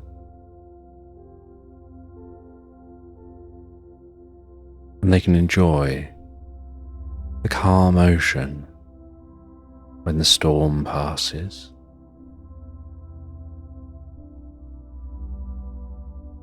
As the ship continues to rock and roll, and the wood continues to creak,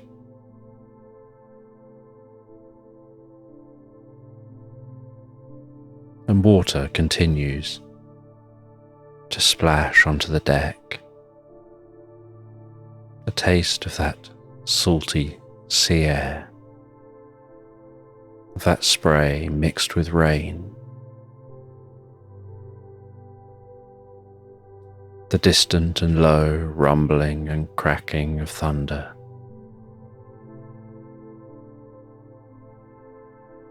The eerie illumination of lightning flickering through the clouds.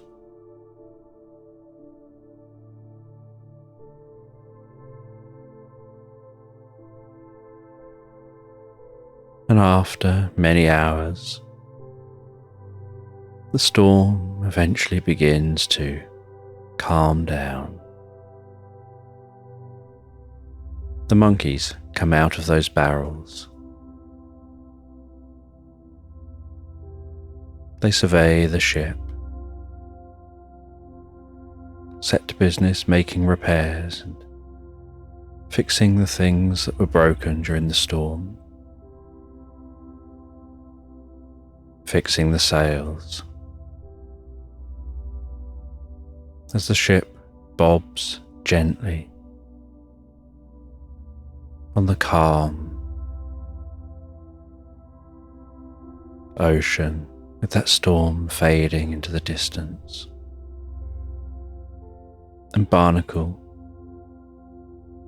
heads into the captain's cabin to sit down with his parrot Bill for a cup of tea.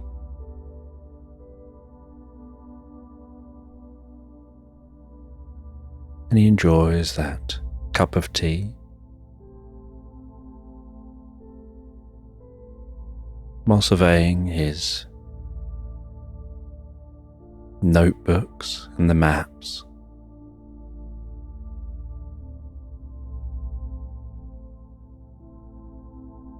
To check that they're still on course for the island they're trying to find.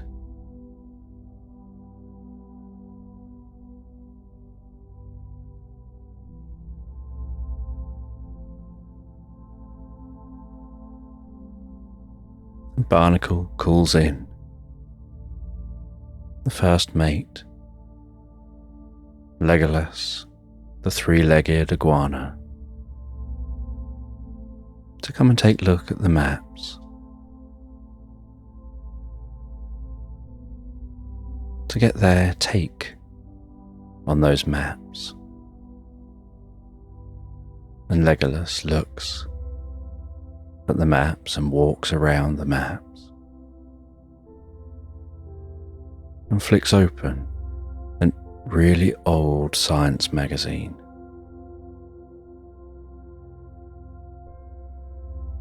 And scans down a page in that magazine.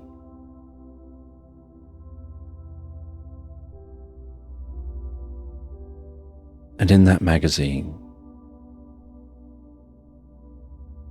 looks at some long-lost ruins, and then looks back at the map and says that that one island looks like it might have some of the features that are in the image from the science magazine. So that's the island to head for.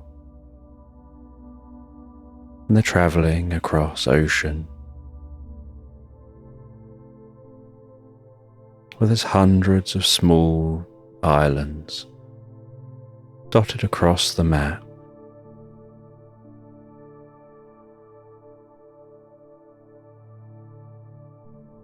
And trusting Legolas,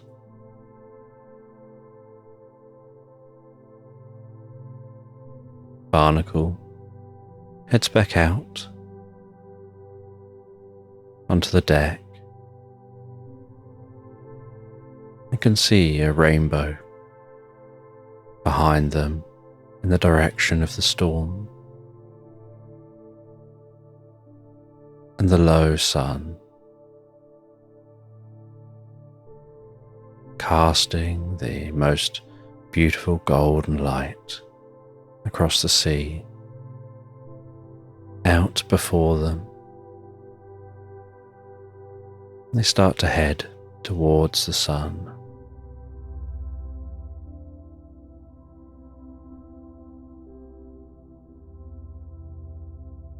and they make slow progress at first, until all of the sails are repaired.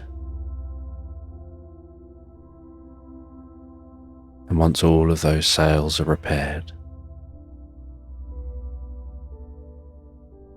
they stretch them all out, and the ship powers along.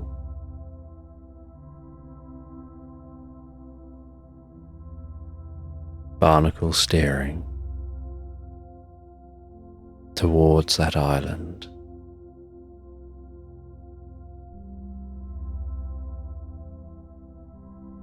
And as they near the island, they slow down and they see some dolphins come alongside the ship, leaping over the bow waves of the ship.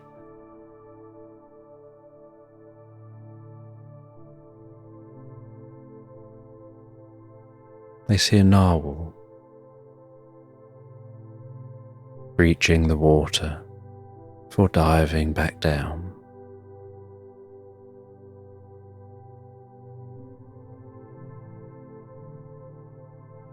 And then they see that island coming into view.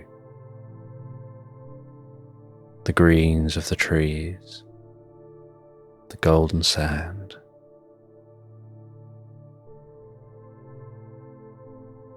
Rolling hills.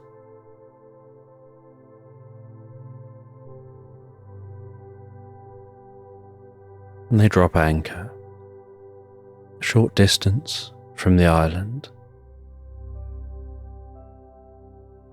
And Barnacle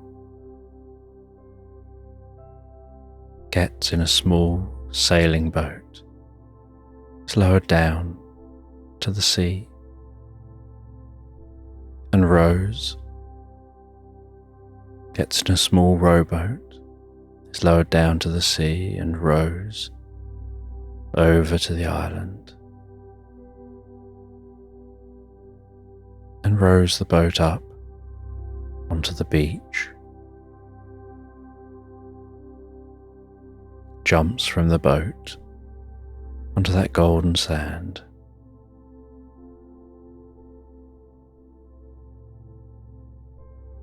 takes a look at the map,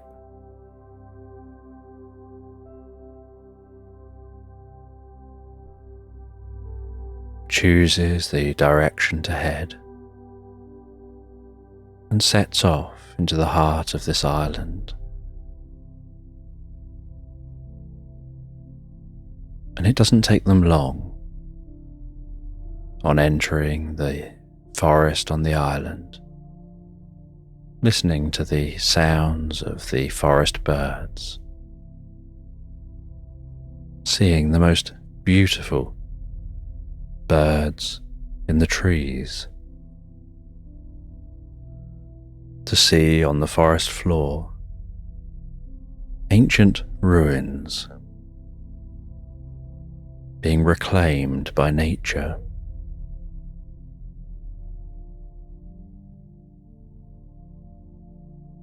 And they continue following that map. The sounds of the leaves rustling overhead, the rustling of each footstep through the undergrowth.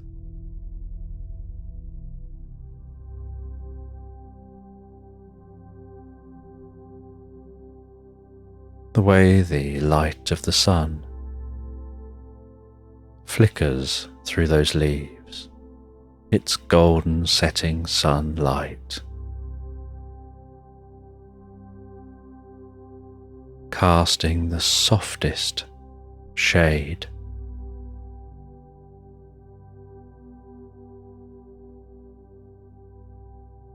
And as the sun sets, so Barnacle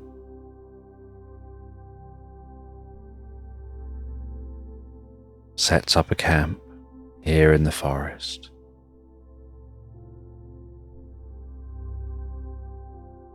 lights a campfire and enjoys something to eat and drink.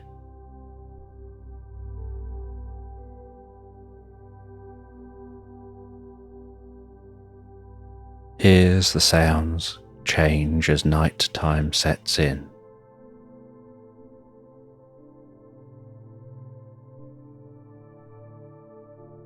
Before drifting gently and peacefully asleep.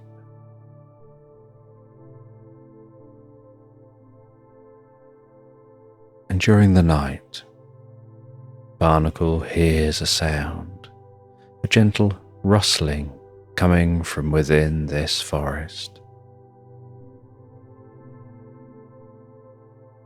And so he leaves the tent. He follows that sound, heading deeper into the forest. In the pitch black, barely able to see the outline of the trees. Hearing the wind rustle through the leaves overhead.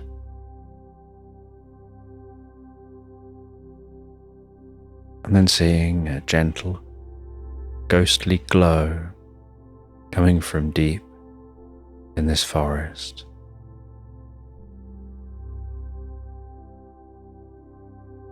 And on approaching that ghostly glow,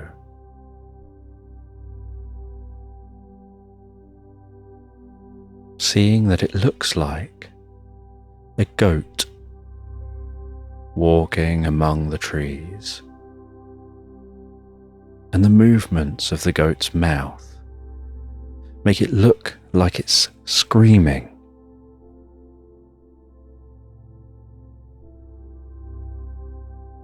Except that there's no sound coming from its mouth. It's just a faint hum, like the sound of bells, coming from that apparition as it moves among the trees. But it still looks like it's screaming.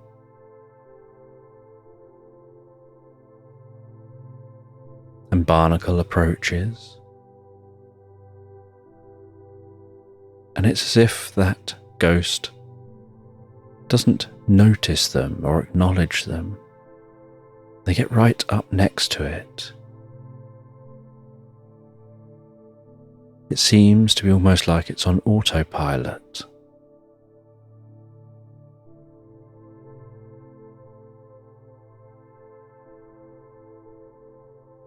And Barnacle gets around in front of that goat and looks straight into its eyes.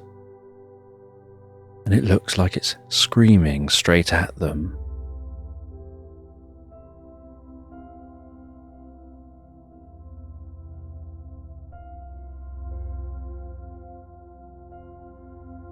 And then Barnacle reaches out and touches that apparition.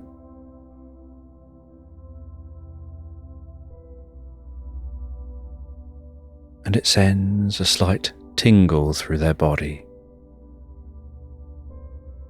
as if there's something there, or at least the energy of something there.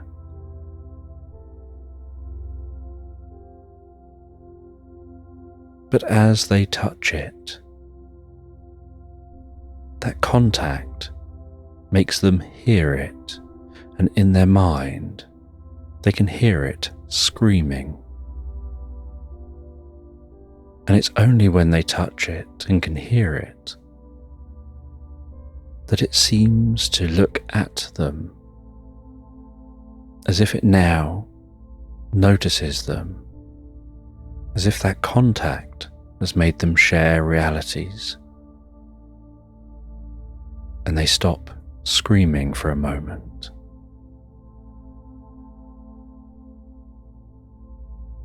And Barnacle asks them who they are and why they're screaming.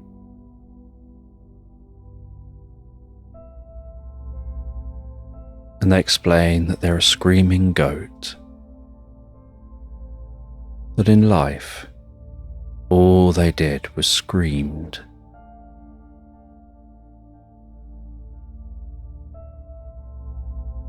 It's an evolutionary survival mechanism. Yes, it means they can be heard, but it's such an unbearable scream that nothing goes anywhere near them. The trouble is, it can be very lonely when you scream all the time.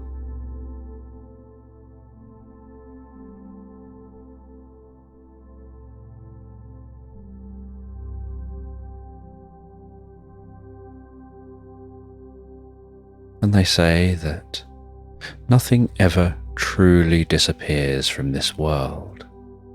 It just transforms.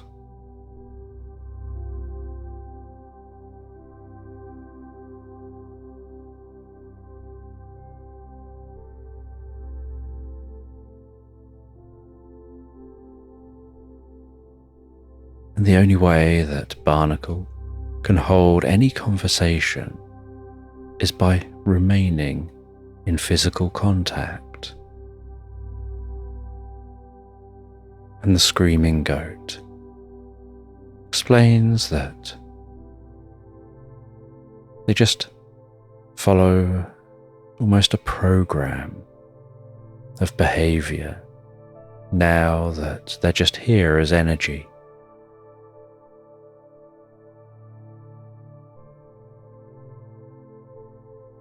But there is one being here that they may find interesting.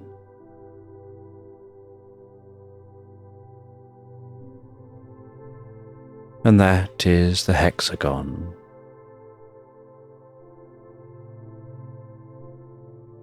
And it's like a dragon but with many wings. And those wings beat in a pattern, almost like a wave passing down their body. With the front two wings flapping down, and as they go down, just after that, the next two wings go down, and then the next, and the next, and the next. By the time the last two wings descend, the first two wings are rising up. And they rise up at a slight angle, cutting through the air. And they've got a long body, a slender body and a long, whip-like tail. And they've got long fur that starts near their ears, travels down their neck, and flows off beneath the front two wings. And they have 4 legs, almost like the legs of a lizard, and a long snout.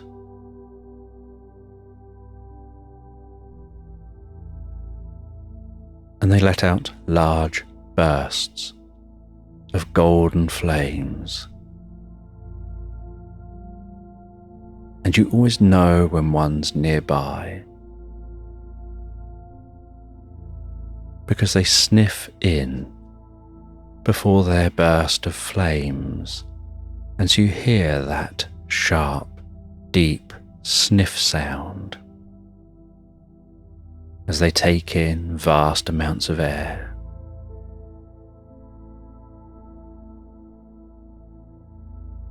And then they let out that burst of flame in pulses,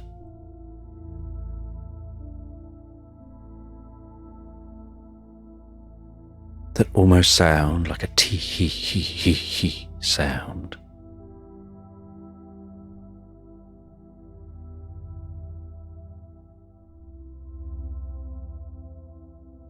And they are some of the oldest creatures here.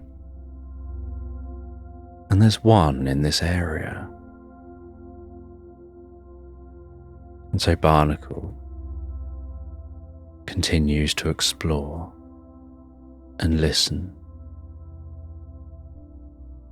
listening out for any unusual sounds.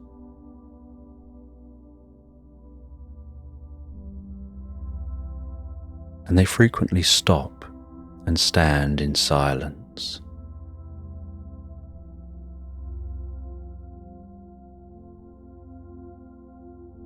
Just listening, sometimes almost holding their breath and closing their eyes to really focus on the individual sounds in this forest. And they wonder whether it would be better to head back to camp and wait until morning. But they feel awake now. And as they continue exploring, they see something just almost at the corner of their eye. Something there, but almost unseen in the darkness, like a shadow against the night, swinging left and right, almost hypnotically swinging left and right. And they get closer and closer. And they don't feel like there's much wind.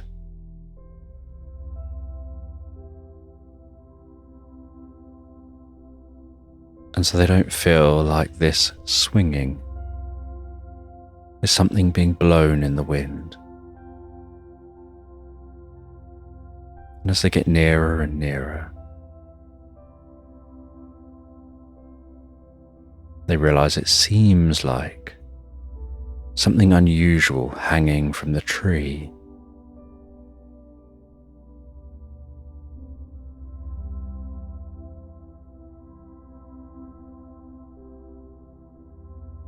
And their eyes are now reasonably well adapted to the dark, and yet they still can't see much. But they can see some glowing eyes, almost piercing blue, with gentle purple pulsing around the blue eyes.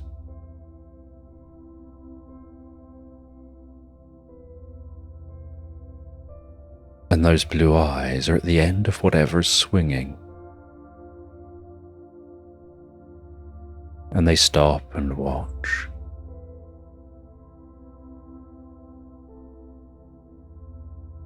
And then they realize it's a feather boa.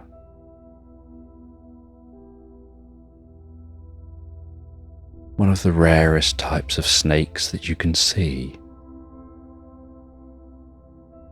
A snake that's covered in downy feathers, overlaid with the most beautiful, iridescent, peacock-like feathers.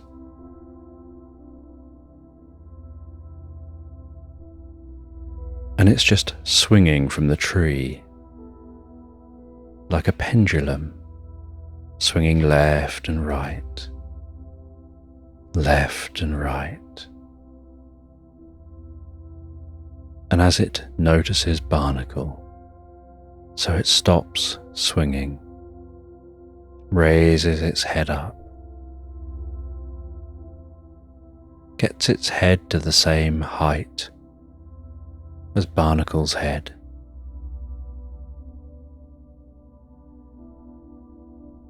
and in an almost hypnotic voice begins to talk to Barnacle, and its movements and its stare seem to lock Barnacle's attention, almost as if it's hypnotizing Barnacle.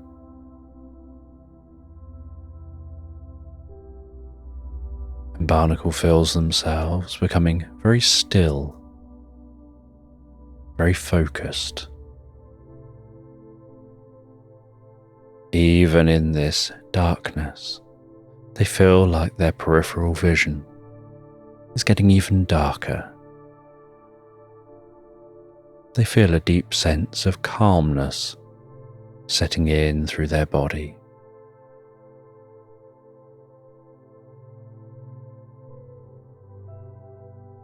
As this feather boa talks to them in the most friendly but deep and meaningful way. You seem like you're out late. You're not from this island. You're exploring to see what you can find. You're in search of ancient ruins, to find something left behind.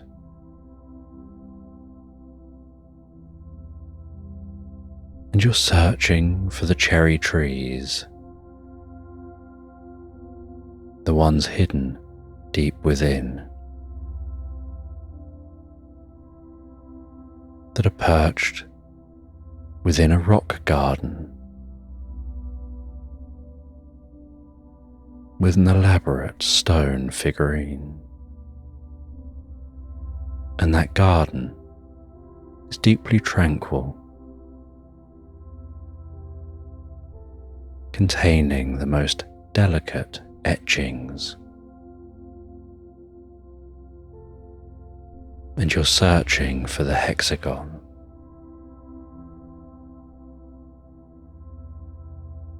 To find that which is within. And they share that they can actually help if you'll let them access your mind with a two-way connection. And Barnacle feels that, from what they were saying, they probably already had access to their mind. It felt like they were reading their mind already. But the feather boa said that you just have to rest 1 foot gently on their neck. And Barnacle does that, and instantly gets a flash of the island as this feather boa sees it. Almost like a view of the island in infrared, where the darkness isn't a problem. And they see in different shades of blues and reds a very different type of view of this island.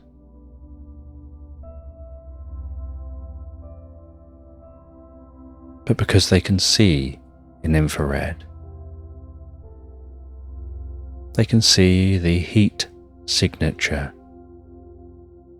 of where that hexagon has been.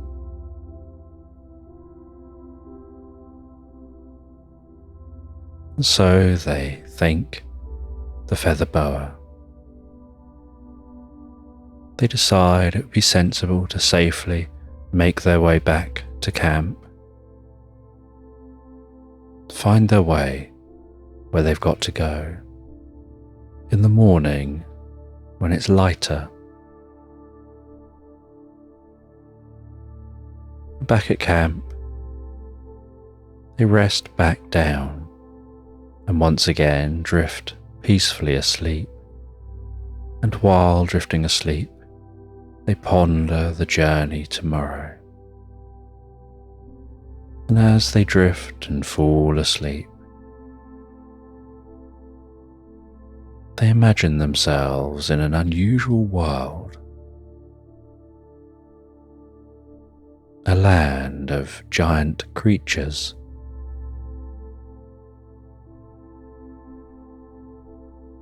And they're flying on the back of a giant dragonfly, a bit like flying on a dragon, steering and weaving that dragonfly above a vast lake, weaving around and dodging other giant dragonflies, dodging large falling rocks, passing beneath floating islands, towering waterfalls, some tumbling from those floating islands and rumbling down beside them, and the dragonfly's reactions so quick as they dart and turn and weave and dive down in front of a waterfall, power through the spray at the foot of the waterfall, exploding out of that spray at high speed, racing their way down a river, weaving between boulders rising from the water,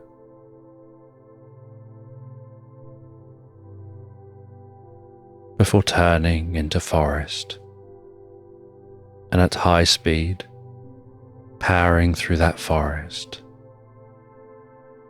barnacle feeling like they're just on for the ride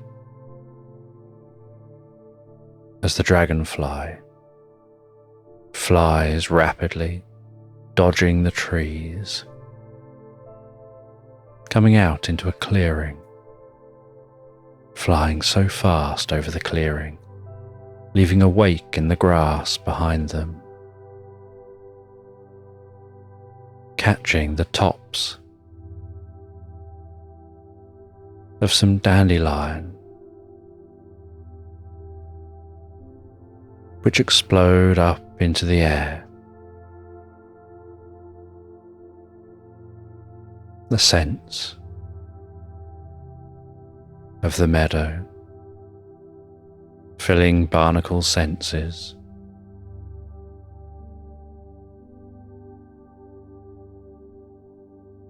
And then that dragonfly flying rapidly at a glowing blue portal,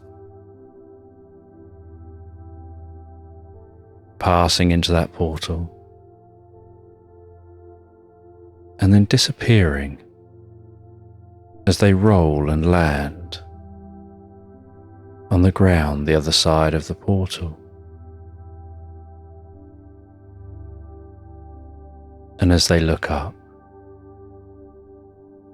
they find that they seem to be standing on the moon, only the moon is slightly soft. And every movement releases a gentle cloud, and they realize this is a mush moon, like a giant mushroom, a giant fungus floating in space, so large it has its own gravity, its own atmosphere, and with every step, puffs of spores gently rise from the surface and float in the air, and each spore carries the delicate sound of a tinkling bell. And as the spores interact, so the tinkling bells interact and sing together.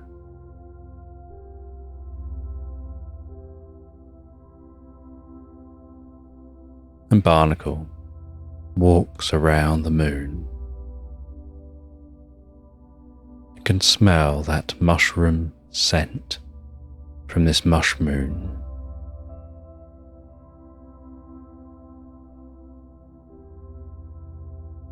And can see a planet down below, with this moon gently circling that planet. And that planet being full of so much water, barely any land and giant ice caps.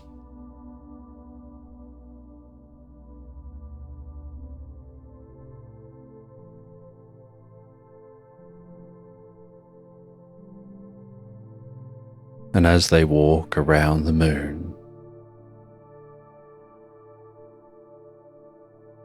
so they see a bit of broken off mushroom,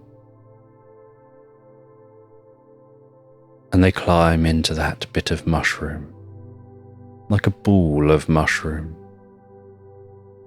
and gently roll around the moon, pushed softly by the breeze, rolling inside that ball of mushroom,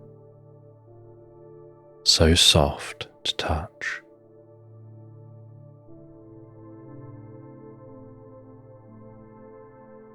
Until they see what looks like a cave in the distance,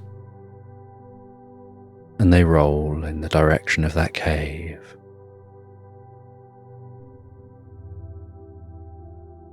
And when it's near the cave, they tilt back a little, bringing their bull to a halt. They scramble their way out. They wander into the cave to explore it. They call out into the cave, their voice muffled by the soft walls of this mushroom cave.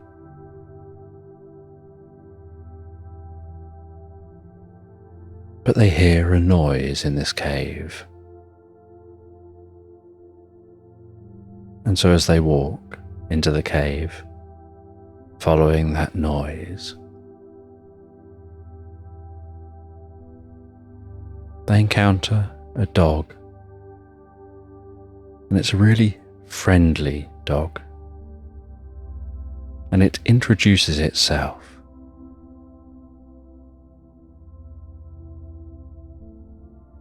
As Milton.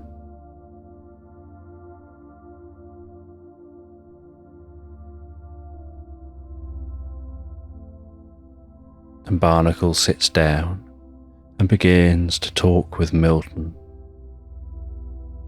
asking Milton about this place, saying that to them this is just a dream, but it feels so real and lucid.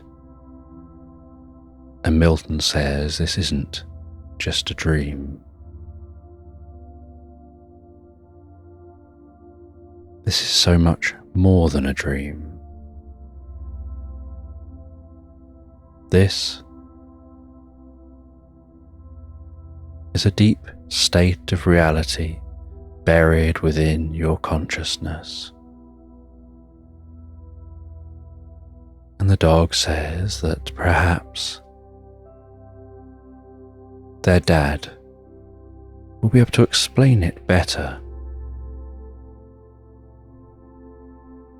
And the dog heads off and says, just sit there and meditate for a moment while I go and find my dad. My dad will be hidden around here somewhere. He likes to hide away, where he can be alone with his thoughts, exploring his consciousness, exploring the deeper natures of reality. But I'll go seek him, and when I find him, I'll return. But for now, just stay here and meditate.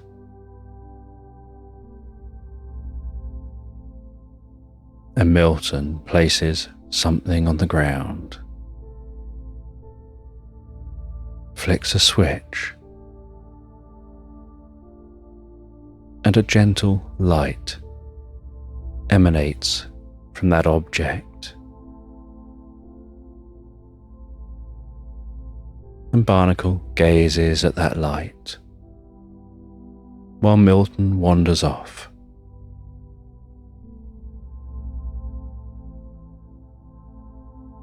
And as Barnacle gazes at that light, they notice a gentle pulse within the light.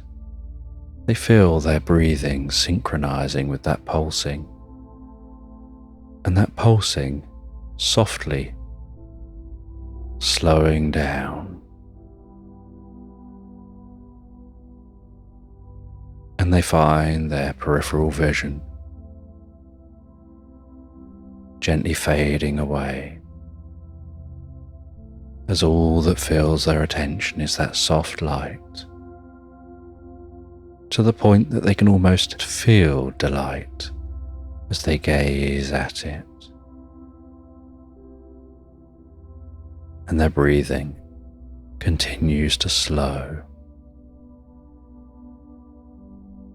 And while they gaze at the light, they have this sense that the light is containing numbers from 600, 599, 598, 597, and they feel themselves almost instinctively beginning to count down those numbers. 596, 595, 594, 593, going deeper and deeper, 592, 591, 590, 589. And as they count those numbers, 590, 592, they begin to lose their place. And so they pick up after their mind has wandered a moment with where they last remember counting 590, 589, 588. And every time they lose their place and can't remember the number they were on, whether it was perhaps 589 or 588 or 591 or 593 or 582, they lose their place. And focusing deeper and harder and more effortlessly, they carry on counting from where they last remember, finding themselves almost absorbed in what seems like a puzzle or some kind of game to them, to try in vain, to try really hard in vain, to count down, all the way down. And they really try to hold their focus enough to not let the mind wander and drift and dream and float elsewhere, distracted by losing count of those numbers. They really try to do that. And the harder they try to count, the more their eyes get heavier, and the more their eyes get heavier and heavier, and those eyelids want to close, the more they find themselves drifting into that game, trying so hard to do well at that game, until their eyes close and they find themselves lost in thought, find themselves exploring the most beautiful landscape rolling green meadows filled with magnolia trees, with the softest, silkiest flowers.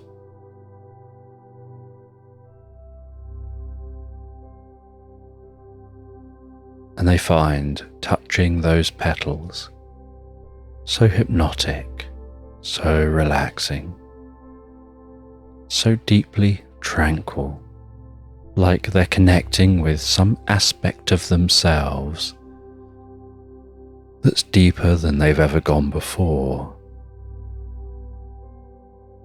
And then they hear a voice in their mind, beginning to bring them back to the moment.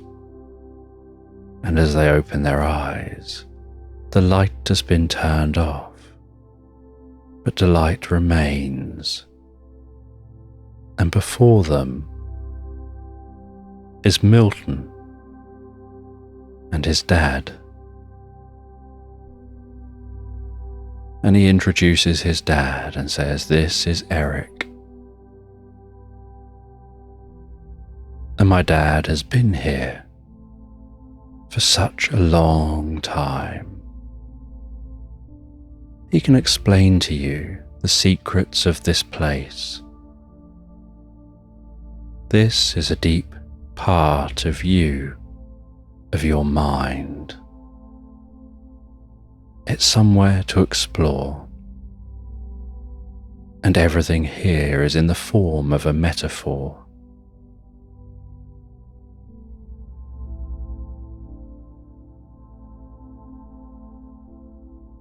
And so, Eric begins to guide Barnacle through a meditative process. They tell Barnacle to gaze back into delight, to absorb yourself in delight. And as you absorb yourself in delight, you can listen to the sound of my voice. And while you listen to the sound of my voice, you can just say what you see. And Barnacle explains that what they see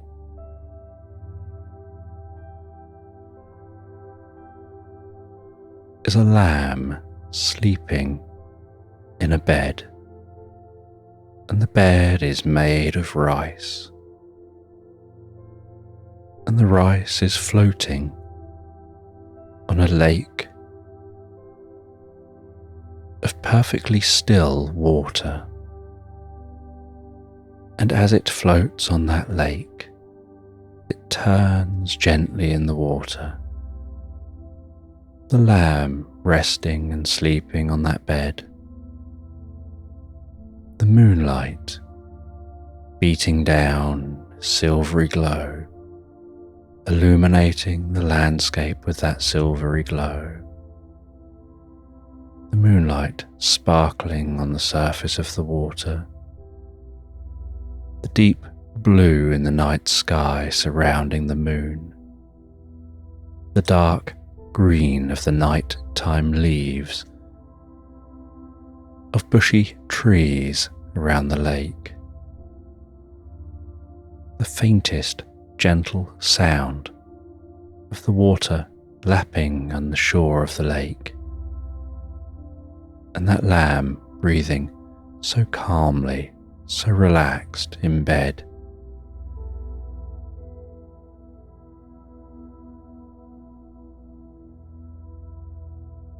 And Eric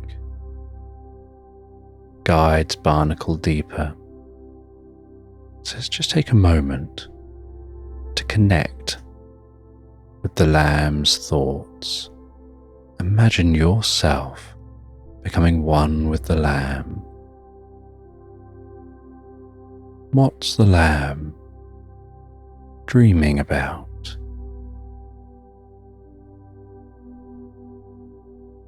Barnacle focuses in the most comfortable way, synchronizing their breathing with the lamb's breathing.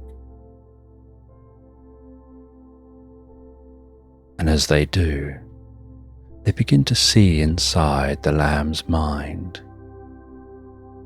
And the lamb is in a field on a beautiful spring day. And the lamb is munching away on some grass, almost lost in thought. And next to the lamb is the mother. And from time to time, the lamb will look up and just count how many of those other sheep are in this field with them. 1, 2, 3, counting those sheep. But every now and then the mother will get in the way, or the sheep will move, and the lamb will start counting again and have to pay even more attention to counting. 1, 2, 3, 4, becoming deeper and deeper absorbed. And then the mum says to the little lamb, "It's okay, you don't need to try and count the sheep. I can tell you now, there's 100 of us here in this field."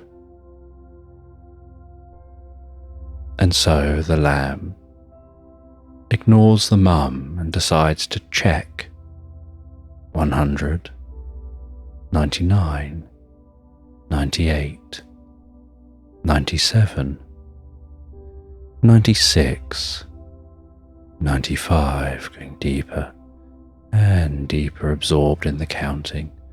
94, 93, 92, nope, someone's moved. 100, 99, 98, 97, 96. And so Barnacle observes that the lamb is counting to check how many sheep are in the field.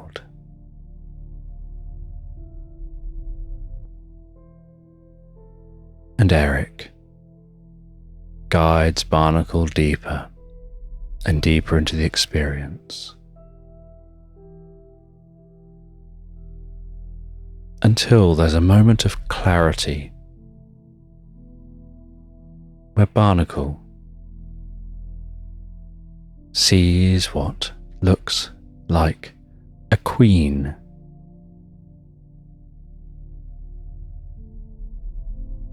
Somebody wearing a crown, gracefully walking towards him. And he notices, as they're walking towards him, the landscape around them changes to a court. And he finds that he's kneeling within this court and the queen is approaching. And the queen walks right up to him and places a chain around his neck. And on that chain is a symbol.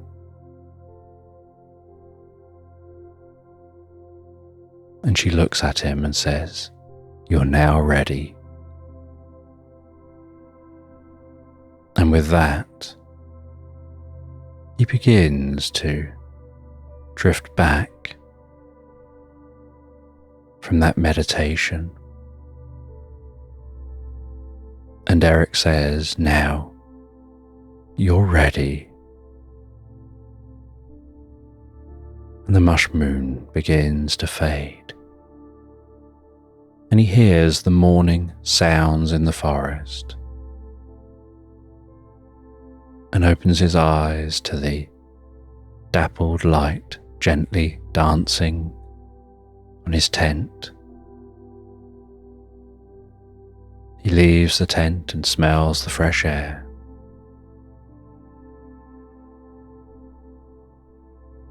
He packs everything away and begins to continue exploring this forest. And as he explores the forest, he listens out for that hexagon.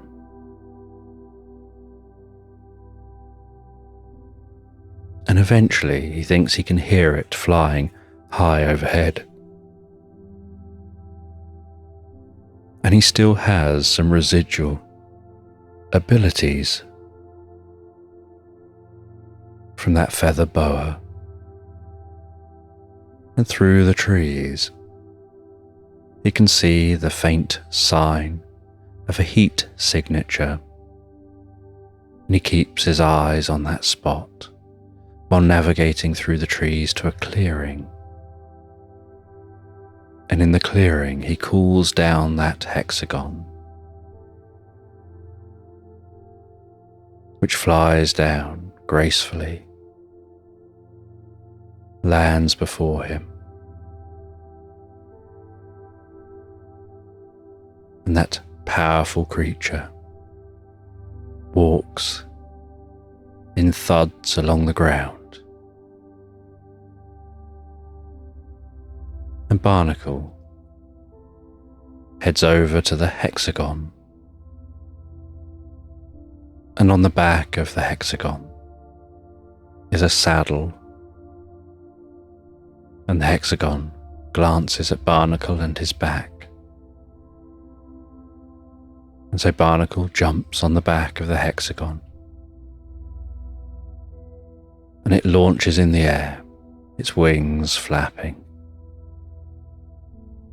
its body gently undulating as it flies. And it seems to instinctively know where it's going, and it flies beyond the clearing. It flies over tall hills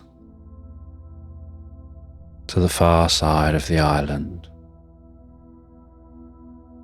And near the far side of the island, it lands beside some old ruins of an ancient Roman aqueduct. And water's still passing along that, but as its ruins, the water's just pouring like waterfalls off the end of the ruins. And these ruins have been like this for so long. There's a pool beneath both sides, where water falls down and has been eroding the ground.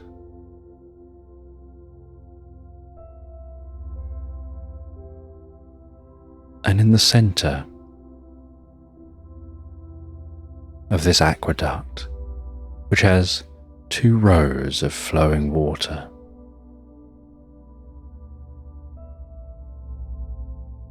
is an entrance into the hill.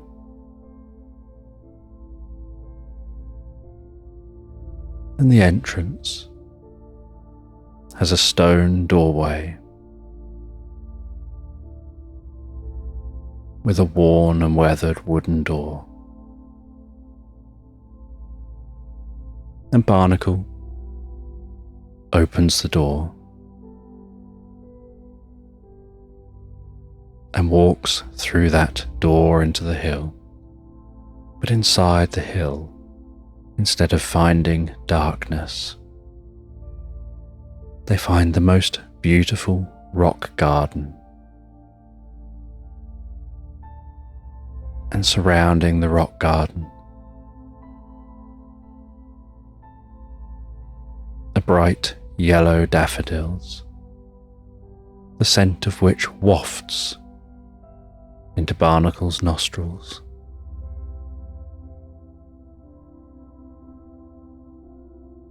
And in the centre of this rock garden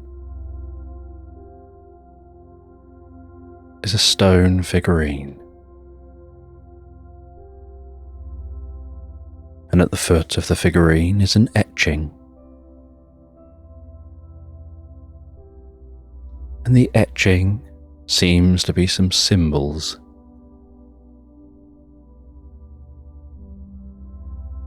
And Barnacle explores that etching and recognises the stone figurine as being that queen, and touches near his neck and finds that that chain is still around his neck. There's a symbol that matches the etching.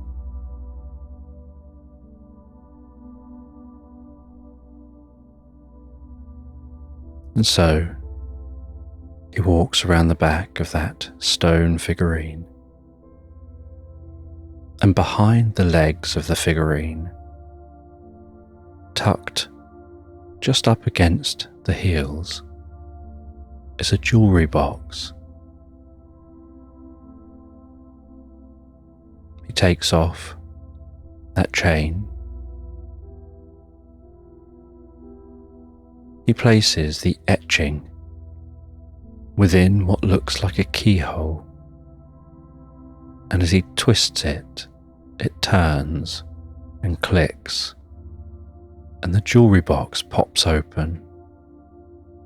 And as it pops open, so a small figure rises up. Tinkling music begins, and that figure dances to the music.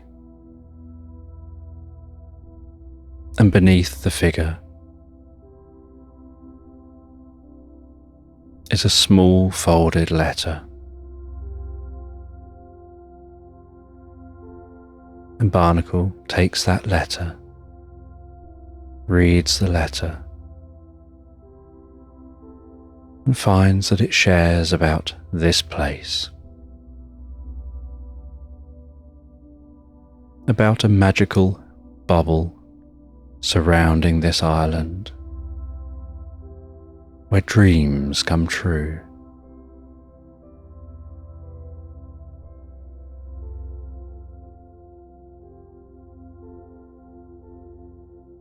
And so Barnacle sits beneath one of the cherry trees here in this garden, reading the writing in that letter.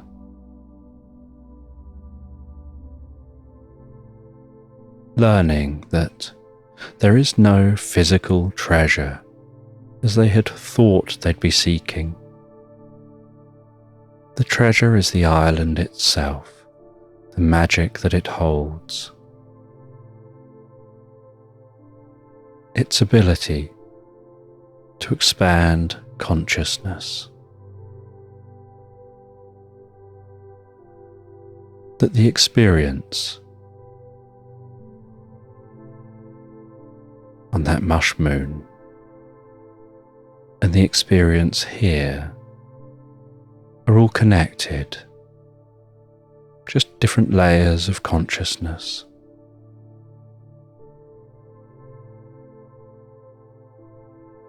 And he folds that letter back up and places it back into the jewellery box,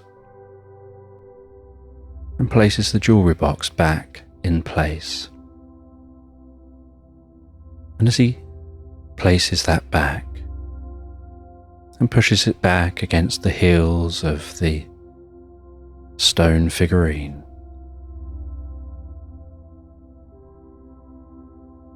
so something falls from within the crown of the figurine and lands at his feet. And he picks that up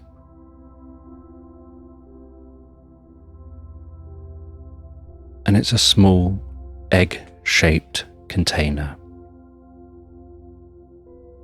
And he carefully opens that egg-shaped container. And inside, he finds a small model of some scales and some writing around the model, saying everything balances out. And this special surprise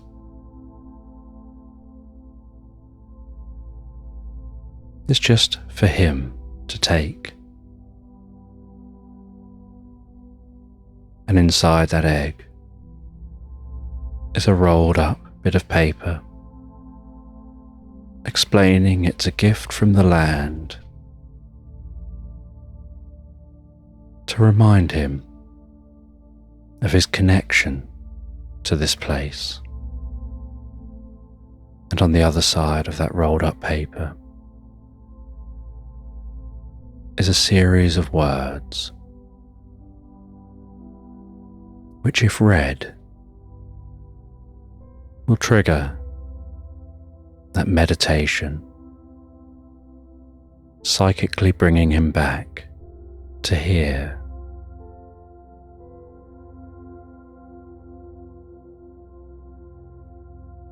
And he leaves this space, and he gets a lift back on the hexagon, all the way back across the land, back to the beach he started on. It thuds down onto the soft white sand. He dismounts, pushes his boat back out into the water, scrambles into the boat, rows back to his ship. And back on his ship, he begins his journey home. Legolas asking him what his journey was like, if he made any discoveries.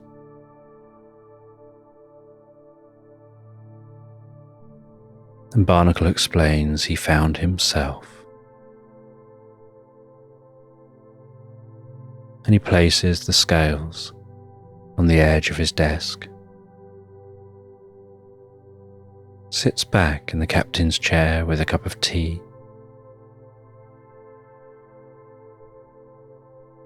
and ponders that experience,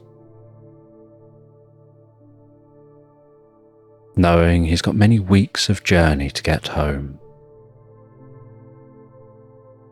And as nighttime falls and the ship gently rocks, he writes up his log of his journey, writing in detail about his experience, before settling down in bed, enjoying the gentle rocking of the ship, almost rocking and lulling him to sleep.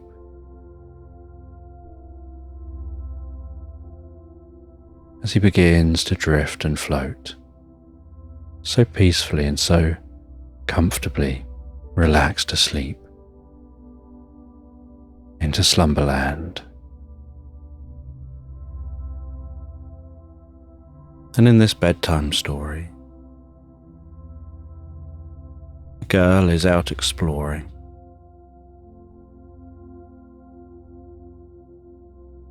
She's walking through a meadow on a beautiful summer's day. Some fluffy clouds passing overhead. The sounds of summer songbirds. The warmth of the sun beating down onto her cheeks.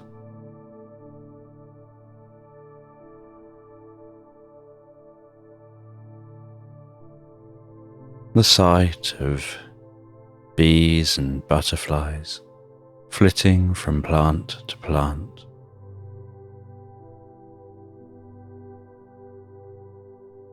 Just absorbing herself in her own thoughts while she walks. The sound of her feet moving through the grasses, that slight rustling sound, the dull thud of each footstep, the gentle tickle of the grasses against her legs, the occasional breeze blowing across the top of the meadow. As her mind drifts and floats gently into a reverie.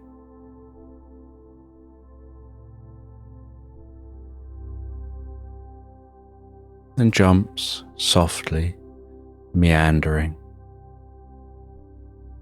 from focusing on roaming through the meadow to being lost in thought in the most pleasant dreams.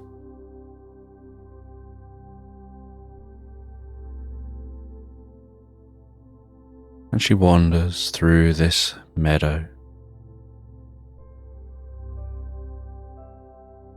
heading towards a very straight canal that cuts through the landscape.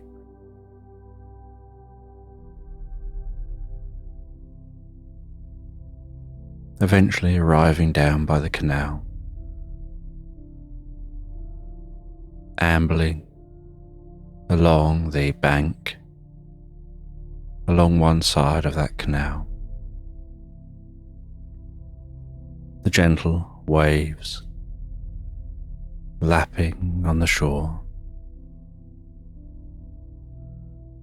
The light of the sun glistening and dancing on the surface of the water.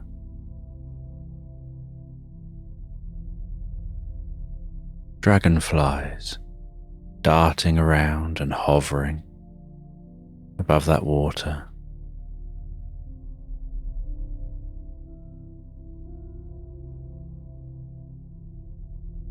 The occasional person on a canoe heading down the canal.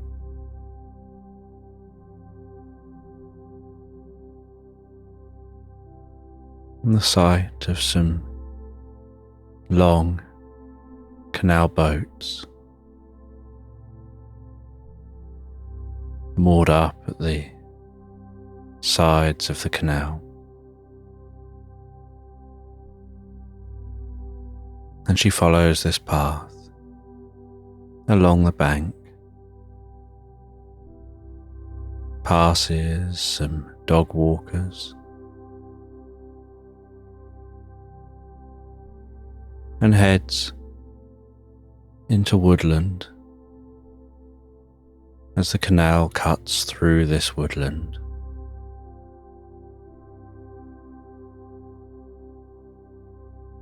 The trees rustling around her, the mottled light dancing before her.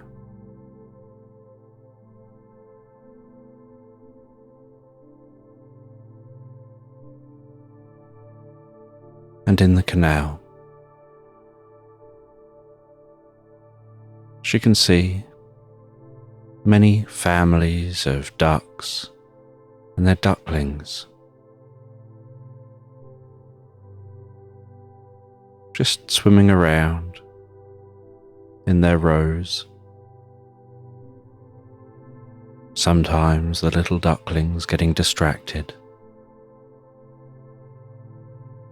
and having to dash to catch up with the group.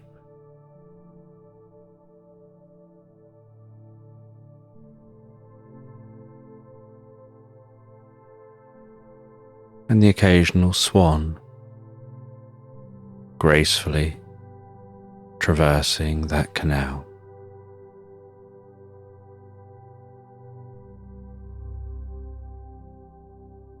and yet she continues walking, enjoying the atmosphere, unsure exactly where she's going,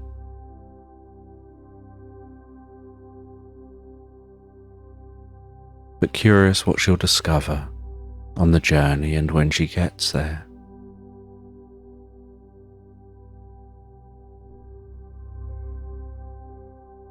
And while walking along the canal, she encounters locks, and she stops and watches as a lock is opened and a boat moves into the lock and it's closed behind the boat.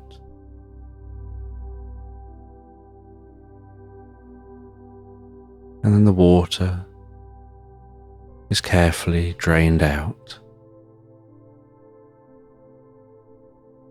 as that boat lowers down, and then the front of the lock is opened.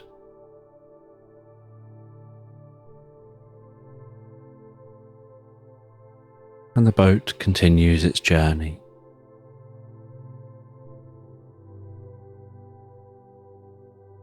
Just as the girl continues her journey,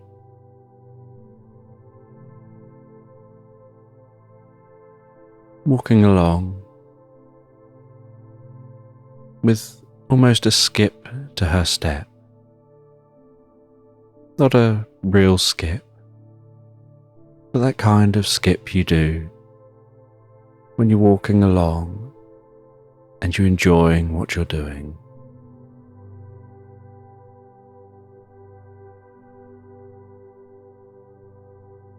And while continuing along through this wooded area, she sees a stag at the edge of the woodland, which stops eating and glances up at her. And it carefully watches as she passes by.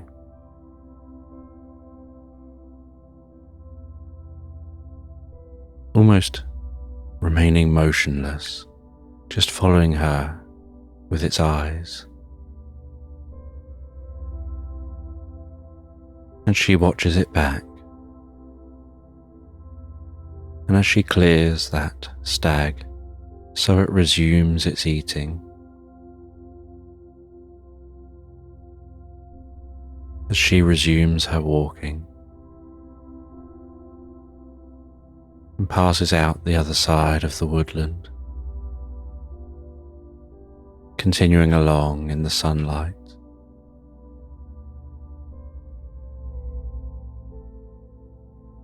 And alongside the canal, are large open fields, and she sees in one of the fields what looks almost like an army of chicks chirping in the field, chowing down on grain.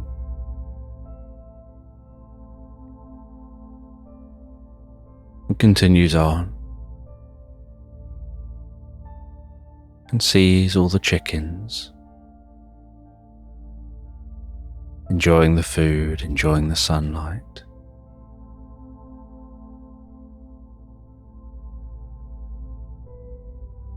And she continues walking, and while walking, passes a field of cows. One glancing up, giving a deep moo, before continuing to eat.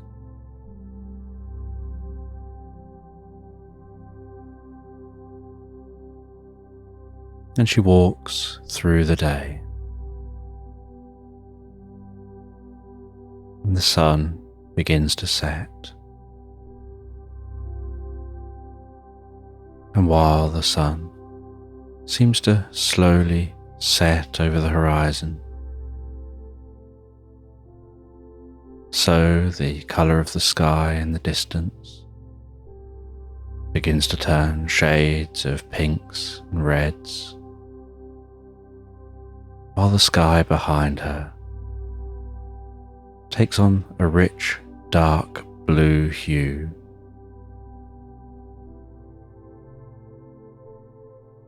And the stars in the sky begin to turn on one at a time, jumping to life.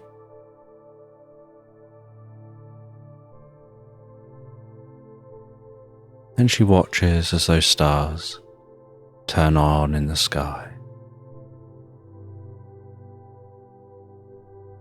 And she sees before her a small cottage near a lock along the canal.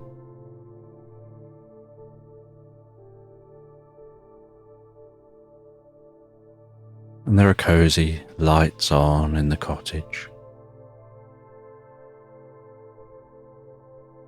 shrubberies in the garden,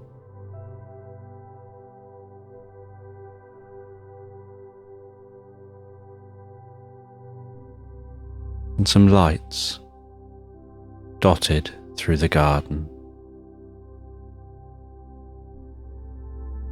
that are solar powered and emit just a very low level of light to give the garden a gentle glow.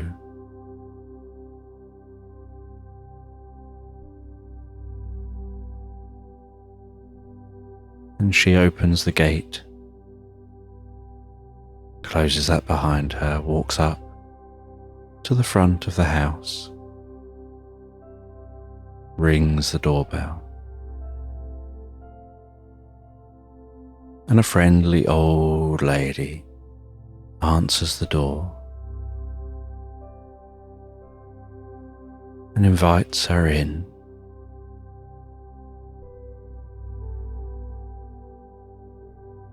And the girl enters this cozy cottage.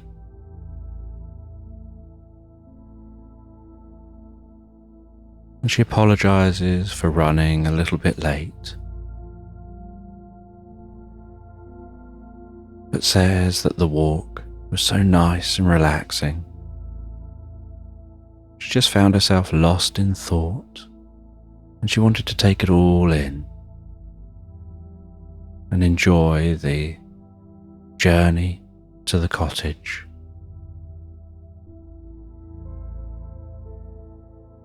And the old lady says that's perfectly fine. She's here now, and asks if she's hungry. And the girl says that she is feeling a little peckish. And the woman says she's prepared some soup and homemade crusty bread.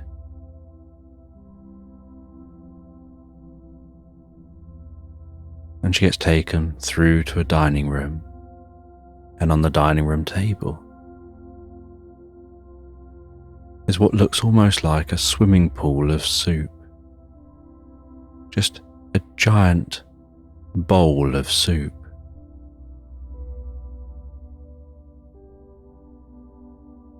And the soup has just gentle wisps of steam rising from it. And she says this soup is a secret recipe. It's an ancient recipe that's been passed down through her family for generations. From even before the family built this cottage. And the cottage was built about 400 years ago.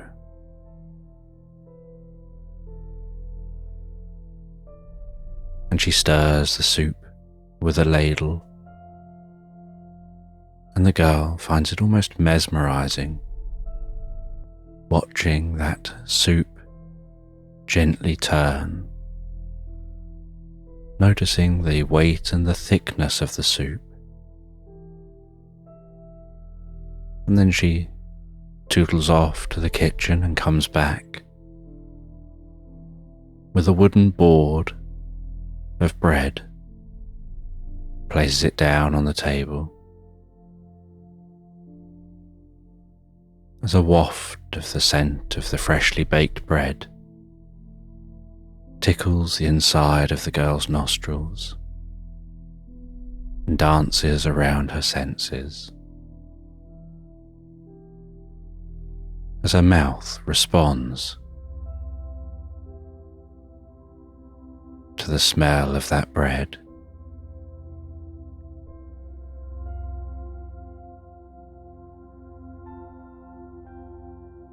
And then the elderly lady cuts up that bread into slices, places some onto a plate,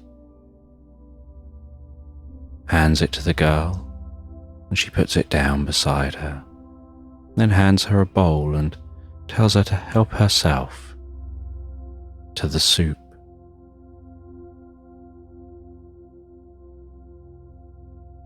And she takes that ladle and gently stirs the soup before lifting some up and pouring it into the bowl, watching it slop into the bowl, bounce gently around the side of the bowl, flowing within that bowl, before settling softly in place. And then the lady does the same and sits opposite the girl and asks her how her walk was and what she's been up to, if she's seen anything interesting, while they gently eat the soup and the bread, dunking the bread into the soup, finishing the bowl of soup, having felt the warmth of that soup gently pass down through the body, softening, relaxing, calming the body, and then wiping around the bowl with some bread.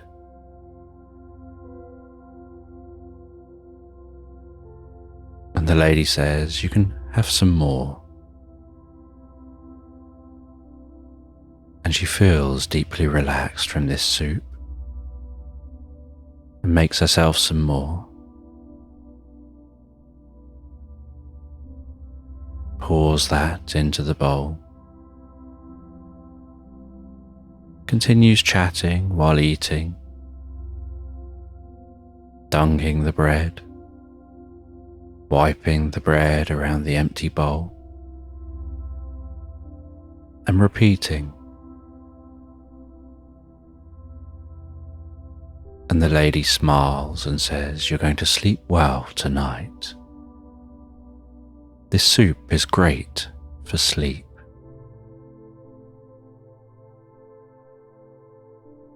And carries on eating her soup. And after eating the soup and the bread, the lady invites the girl to sit out by the canal at the end of the garden, drinking a warm drink, listening to crickets and other nighttime sounds, hearing the gentle flow of water, the darkness of this space, seeing the galaxy stretching overhead.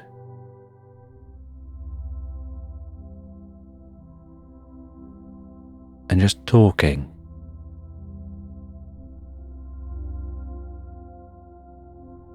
Following just a flow of consciousness from thought to thought, unsure really where the thoughts are going,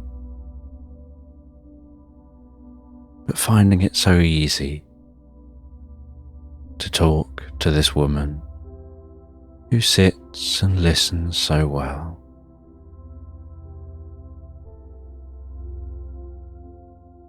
Who shows a deep interest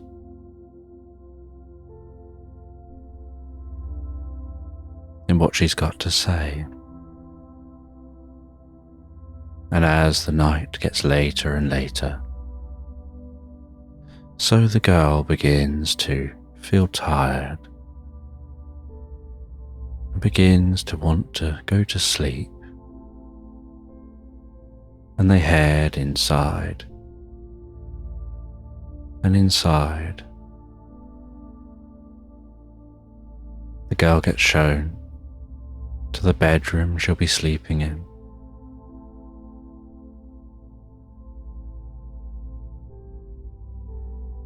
And it's a cozy, small bedroom with a bed containing multiple layers of sheets and the comfiest looking pillows.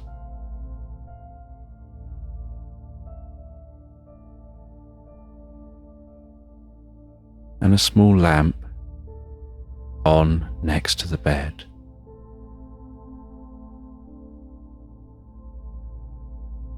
And the woman says goodnight and closes the door. And this bedroom has a fresh, comfortable scent to it. And the most gentle coolness. And the cozy light brings a deep sense of comfort and kindness to the girl's heart.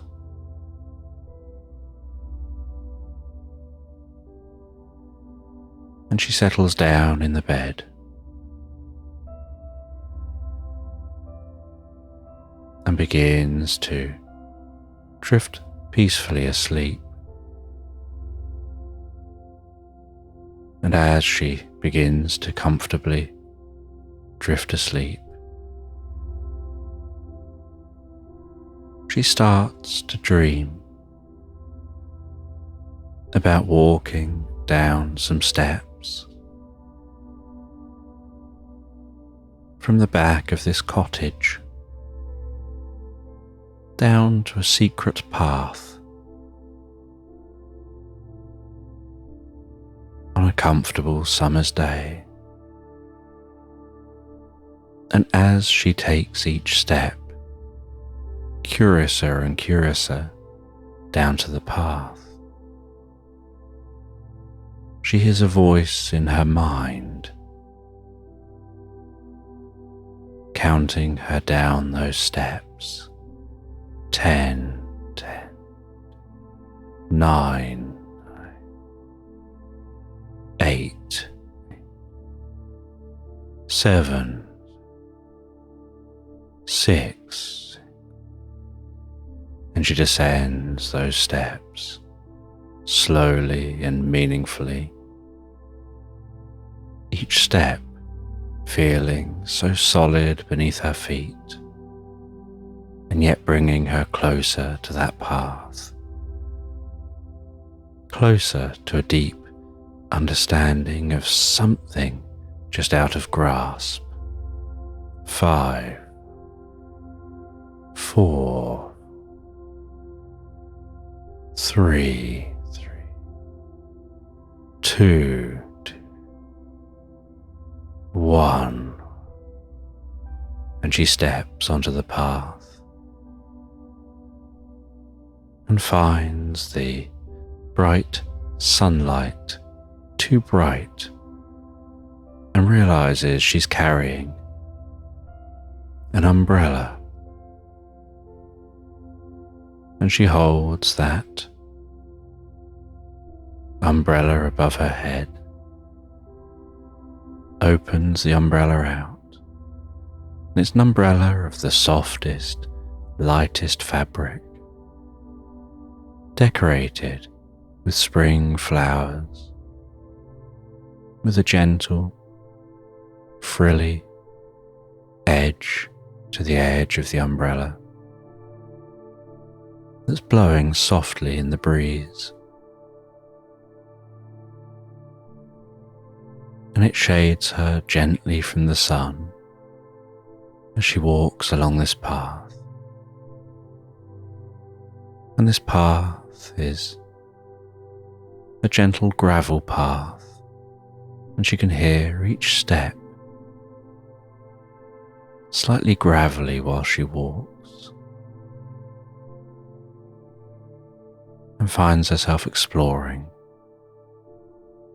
some landscape she's never explored before. And at first, the landscape seems fairly typical. There's a field of cows along one side, a long hedge separating the field from this path.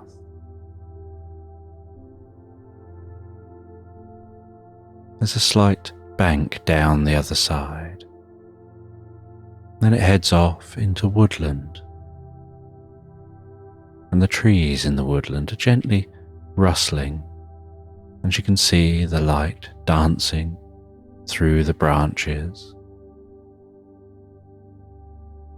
weaving around the woodland floor.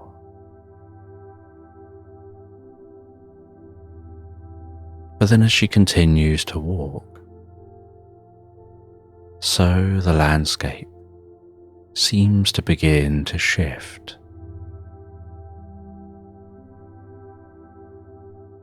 The trees stop making a sound as they move.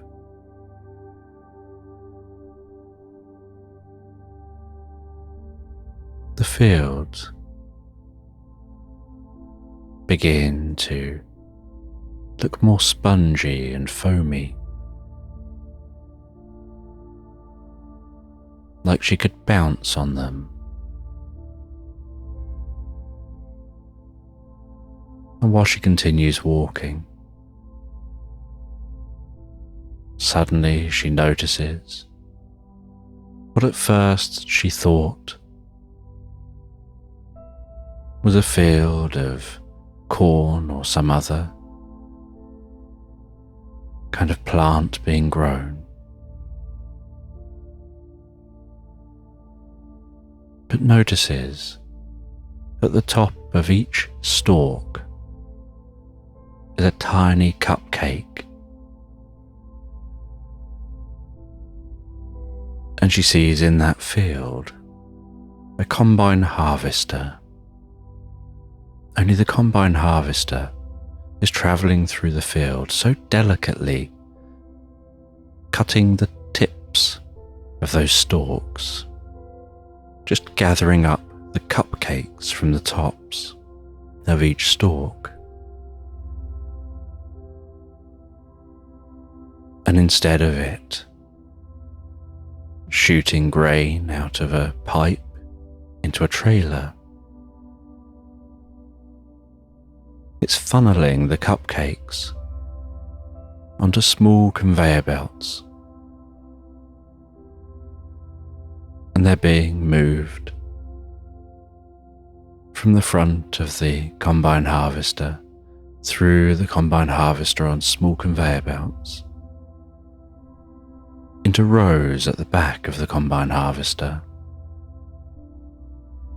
And once one row on the trailer is filled, the mechanism lifts up the conveyor belts are just slightly more than the size of a cupcake, and it starts forming a new row on a new layer in the trailer, filling that trailer with cupcakes and she can smell how sweet those cupcakes smell.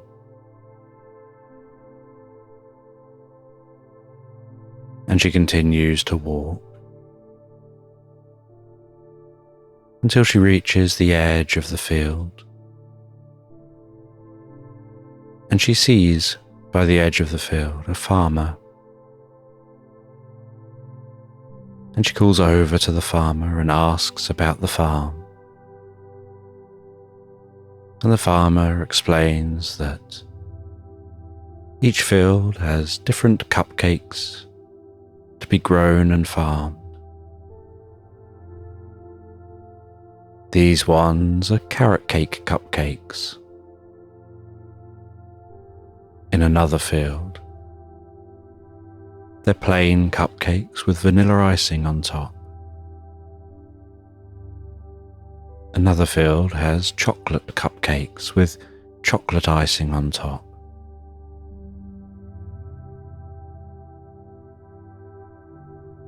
And he says that his favourite cupcakes are the strawberry flavoured cupcakes. And he goes and grabs one of those cupcakes and offers it to her and places a small little gummy bear on the top of the cupcake, squidging it into the icing. He says that makes all the difference.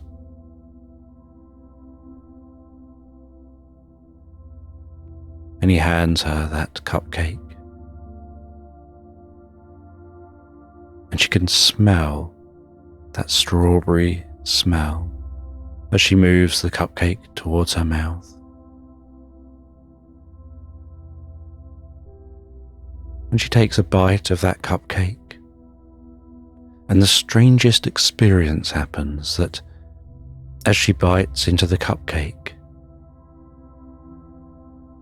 it's like an explosion of a taste sensation, like popping bubbles bursting around the inside of her mouth, fizzing.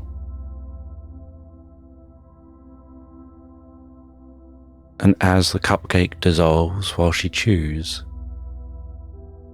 it seems to turn to liquid.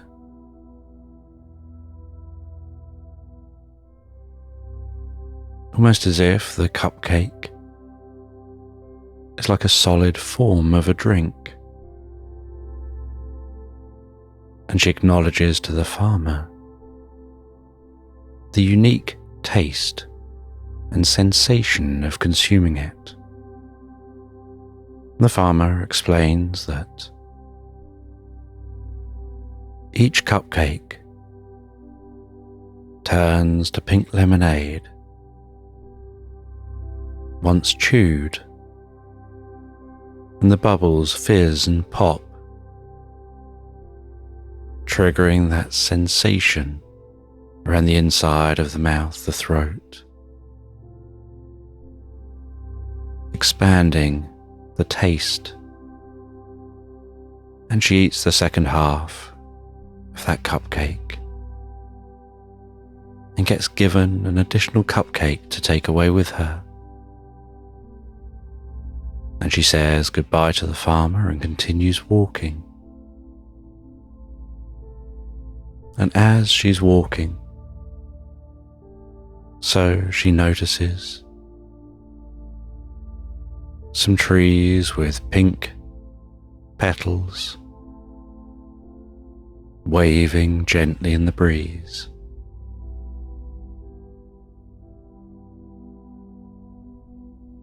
And a gust of wind whips around the trees. The sound of that wind rustling up the leaves, and like a mini tornado, whipping the pink petals from the trees up into the air, and they rise high in the air before the wind fades away. And those pink petals gently fall towards the ground, floating on the breeze. And she reaches down and picks up one of the petals, feeling its waxiness.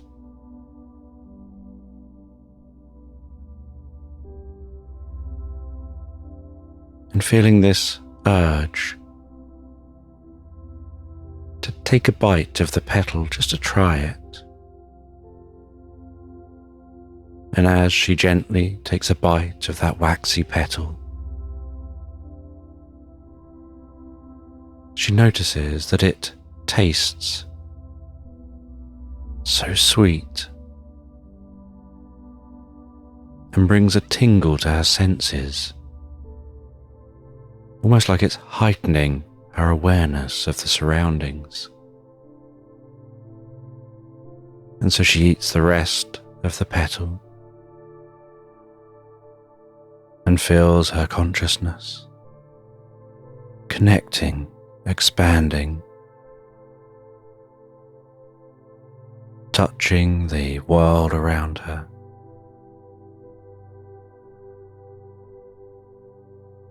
Noticing each and every movement of each and every twig, every rustle of every leaf, the movement of every single blade of grass. Can hear the flapping of the wings of every bird and every insect, and feels that something about the experience is trying to communicate with her a direction to go.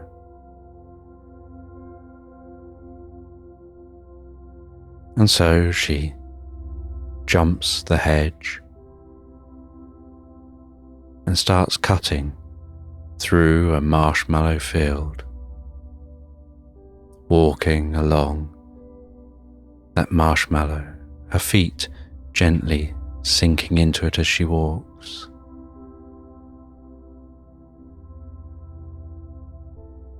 And she can see at the far end of the field is a farmer with a tractor that seems to be almost hovering or sliding along the top of the marshmallow, dragging behind it what looks like two blades that seem to be cutting the marshmallow into slices. And then there's a device behind that seems to roll it up into an enormous rolled strip of marshmallow that, once it reaches a certain size, gets cut and lands in a trailer.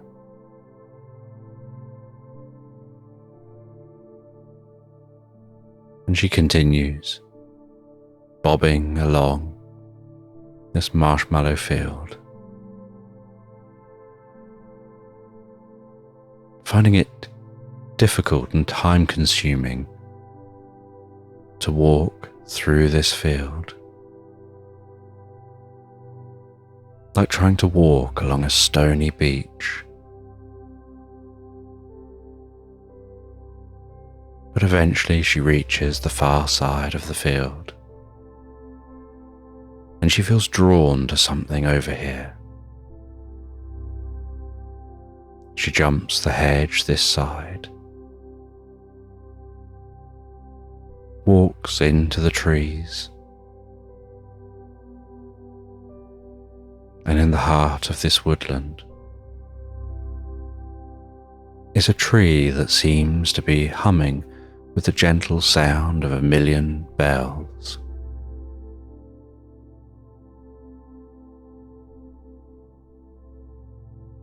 And she looks around the tree and gazes up into the tree, and high in the tree she notices a rickety old treehouse that's grown up with this tree over hundreds of years.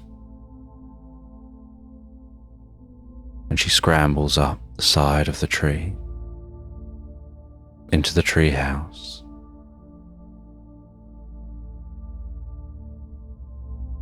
And inside the treehouse, it smells of wood and ever so slightly musty. And there's a small, weathered metal box. And on that box is what looks like a combination lock. Only not like a modern combination lock. Looks like something that somebody invented specifically for this box.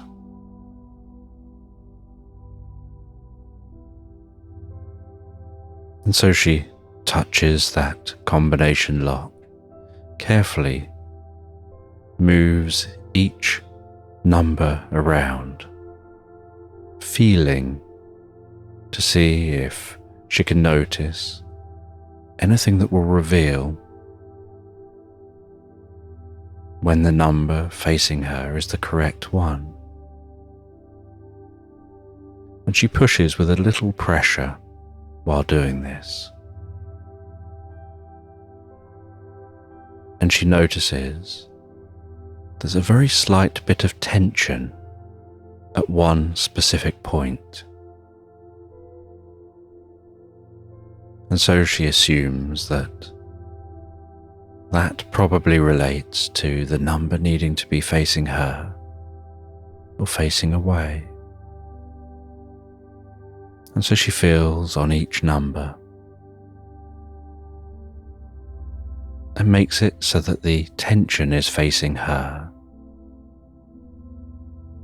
and then tries to release the lock, and it doesn't release. So she does the same, but makes sure the tension is facing away from her. And this time when she tries the lock, it slides open easily and effortlessly.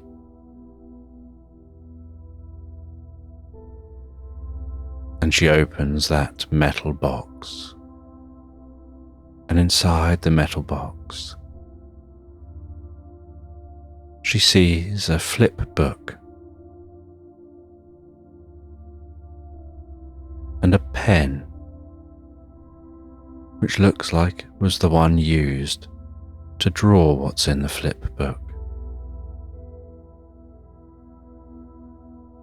And she begins to flip through that flip book, and she watches as a lizard wanders into the scene, looks left, looks right, picks up a cello case, carries that along,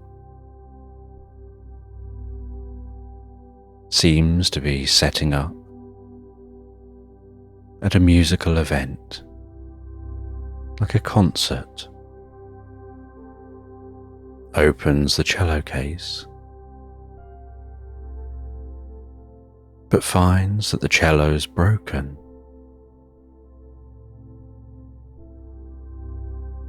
And then the lizard's eyes droop, and the lizard can be seen to be sad. And then a jester dances its way into the scene, pirouetting, jumping, springing about, full of joy and happiness.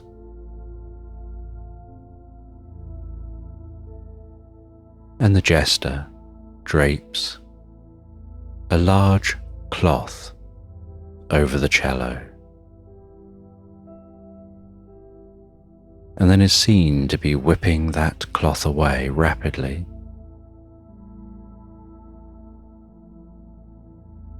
And then the words, ta-da,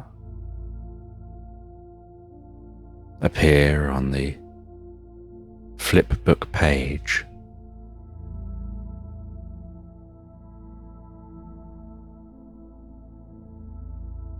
And as that cloth clears the cello, so the cello is in one piece, and small hand-drawn stars and sparkles can be seen around that cello.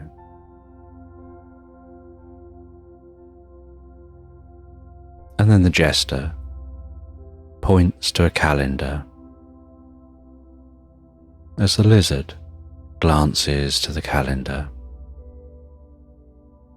and points to what date it is. And then the jester can be seen holding their belly and laughing. And the lizard can be seen shaking their head. And the jester then bounces and cartwheels off the scene.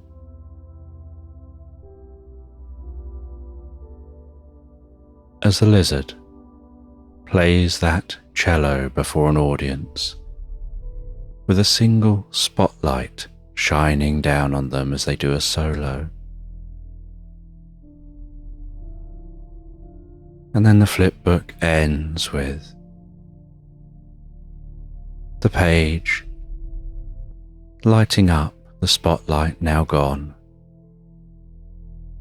and a crowd cheering and standing up and clapping, and a tear in the lizard's eye. And then it says the end.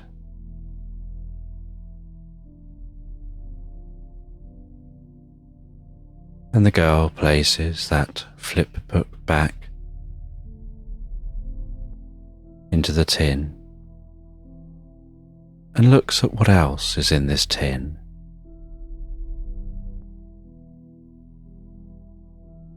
And finds inside this tin a key attached to some purple ribbon. And she takes that key and looks at it and wonders what it's for. And the only keyhole she can see in this treehouse is into what looks like a medicine cabinet attached to the trunk of the tree. Just a small door in the shape of a box. And so she pops the key into the lock, twists that key with a slight click, opens the door of that cabinet, and notices that instead of seeing the inside of a cabinet, or even seeing the trunk of the tree, she sees the inside of the most opulent mansion.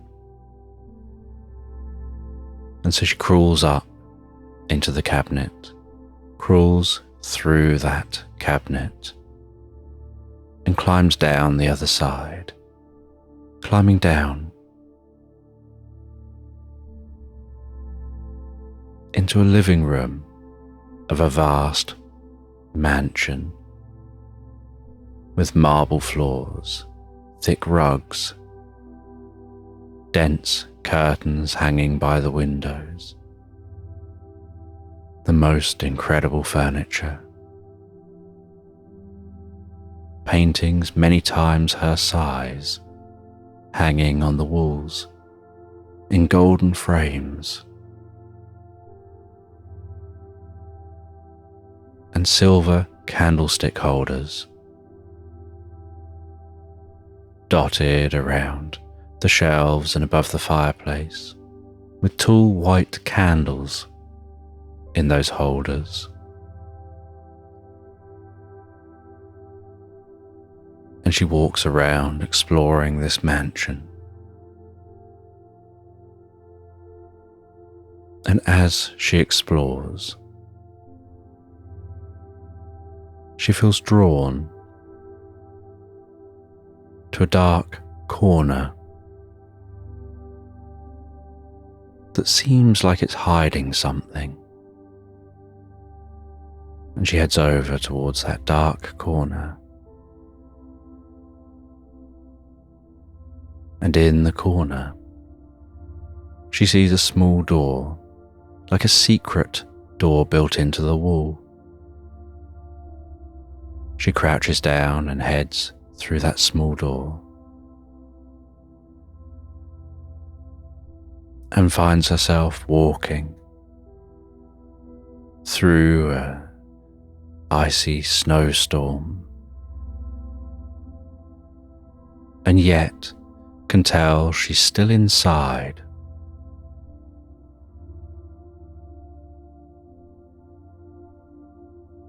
And in this icy snowstorm, she encounters a snowman who shares with her that they are that part of who you are that you often keep locked away, not because they're bad, but because you'd rather not experience their presence if you don't have to. But they do serve a purpose. They can be helpful, and it is helpful to know and deeply understand yourself and all aspects of yourself, because there's a time for them, just as there's a time for all those others you've met on this journey. As you've been wandering around the inside of your mind, exploring all the corners of your brain in a way that you can understand and connect with.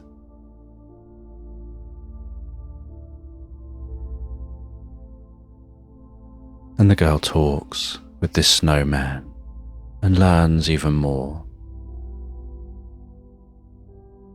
before finding that the ice storm is calming, and so the snowman recommends it's time now for her to go.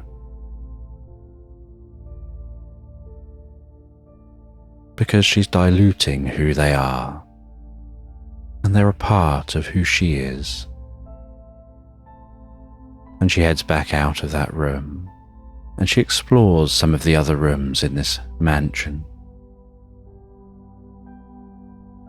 before beginning to feel that pull of wakefulness, beginning to realize she slept through the night.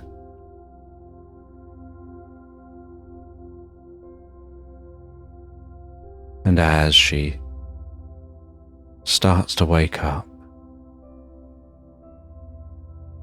so the experience around her begins to fade and dissipate to black. And as it fades, she wakes feeling so comfortable in that bed and can smell the most beautiful breakfast being prepared.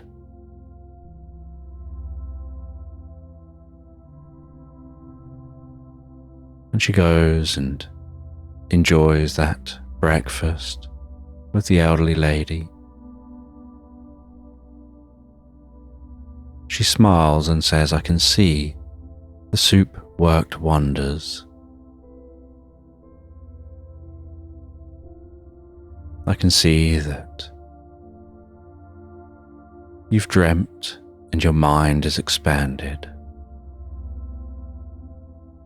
and you have a deeper understanding of yourself." And the girl enjoys the breakfast.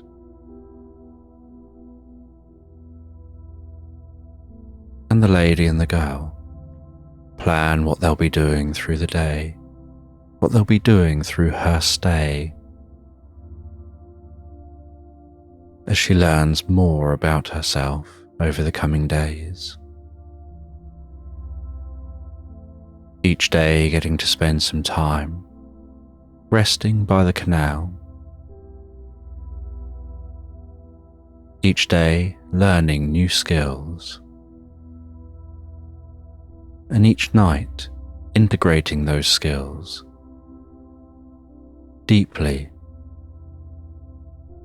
within her. Enjoying the most incredible food, the most transformative food.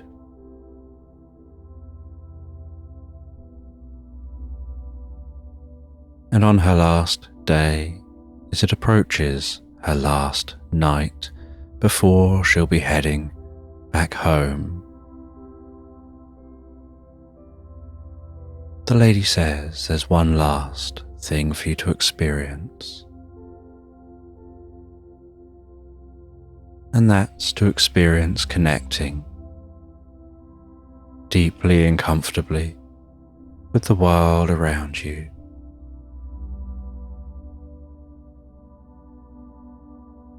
And the girl sits in the most comfortable chair, and the lady sits opposite, and on a coffee table between the two of them, the lady places a metronome, starts that metronome ticking, and tells the girl to remain very still and with just your eyes watch as that metronome ticks and tocks, and I'll be just talking to you in the background. And so the girl gazes at the metronome, and her eyes follow the tick and the tock as it ticks and tocks and ticks and tocks, and the lady speaks and says it isn't about the ticking or the tocking.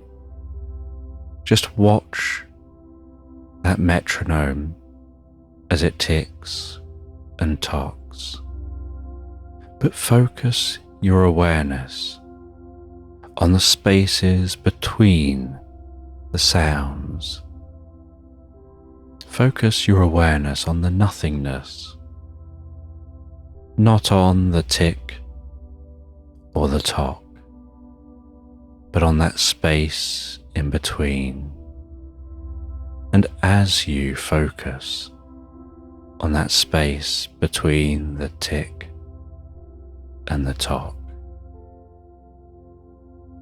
you can notice how the more you focus, the deeper you can go, and the deeper you go, the more you focus, and the more space you find between the tick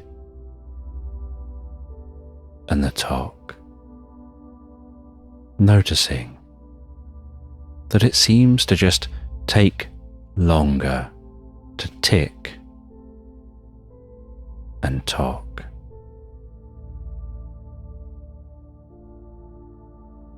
And for every tick of real-world time, the tock can take longer to arrive, and the longer that tock takes to arrive, the more time you can find before the tick.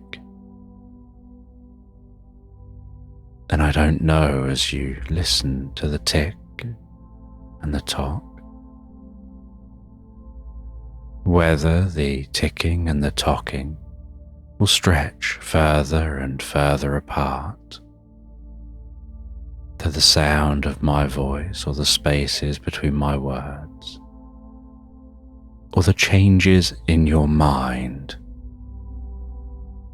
as you become so absorbed in that nothingness, in that space between the ticking and the talking, the space between the in-breath and the out-breath, the space between the words that you say to yourself,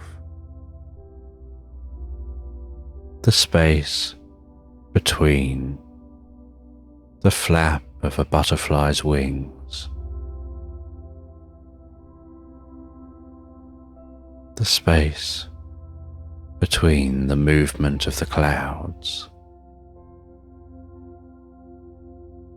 the space between the earth and the moon, the planets and the stars and each other, the galaxies,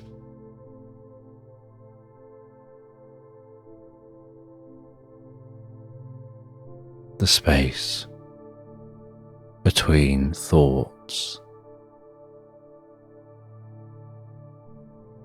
the space between particles, between atoms,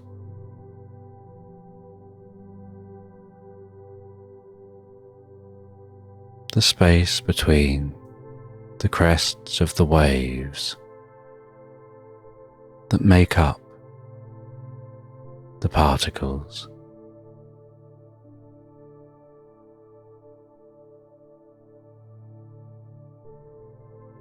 the space between the gentle fuzz of space itself, focusing attention so much on that space between, so much on nothingness, like focusing narrower and narrower from the largest scale through the fuzz of reality, through those quantum fluctuations, beyond the Planck scale, passing through space, passing through the space between all of space, focusing so narrowly,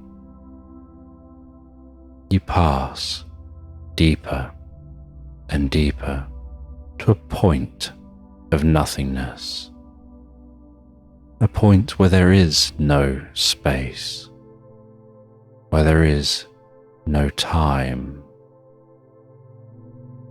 where there is just now.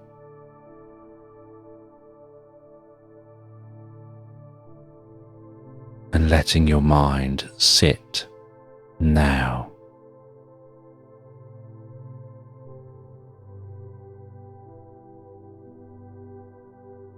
And wander perhaps from one to now to now to one, flipping one and now one,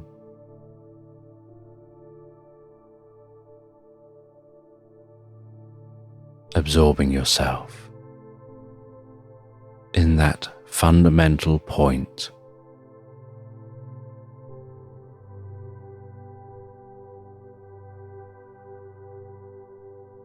and then noticing your consciousness begin to sparkle in that point, and noticing that spark of consciousness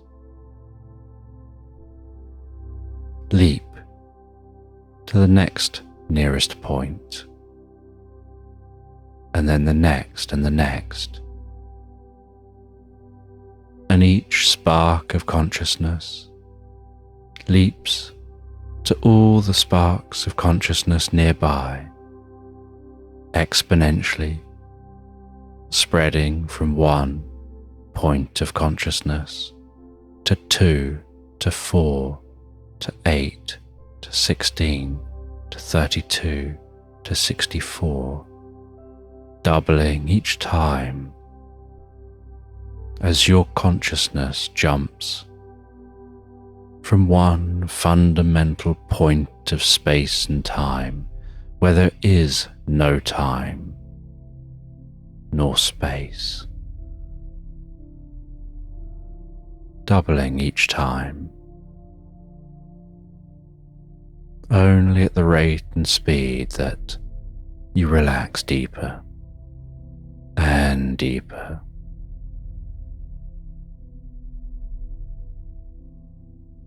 More profoundly into the experience of expanding consciousness, of shifting realities, exploring the multiverse,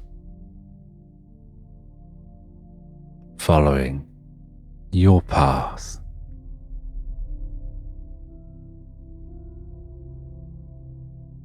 As you see those sparks of consciousness jump to life like tiny bells playing around you with each spark of light, until very quickly that consciousness, the timeless consciousness, doubles to fill the universe. And only then do you feel that connection with all things, that deep compassion and understanding, a new perspective of yourself, the world you live in a way that brings deep peace and harmony that will continue with each and every breath you take.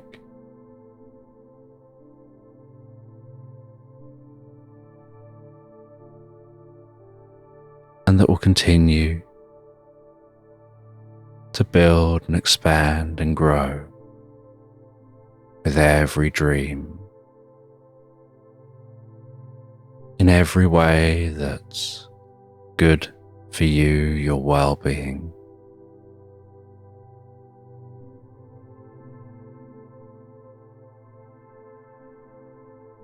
That spreads peace and kindness to others. And when that's happened,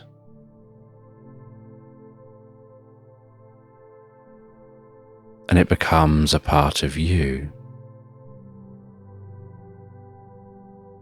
then you'll begin to drift back to noticing the ticking and the talking, and the way it just gently continues with that regular rhythm, so comfortably, so deeply. And the girl sits with the experience for a while, and the lady quietens down in the background to give her time for her consciousness to expand, to understand, to connect.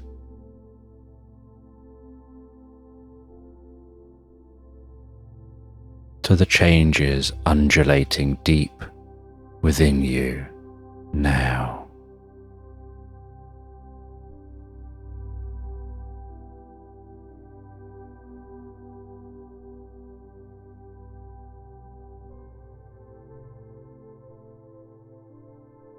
And then when the time is right, the The girl's eyes gently open and she smiles, a deep and comfortable smile.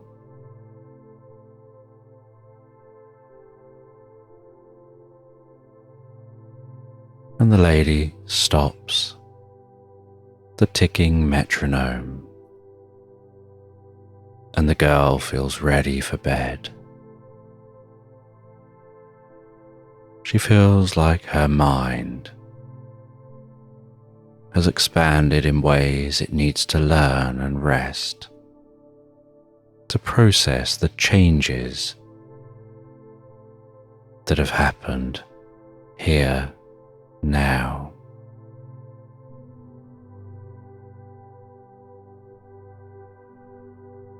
And after an evening drink and a final chat with this lady, knowing in the morning she'll make her journey home,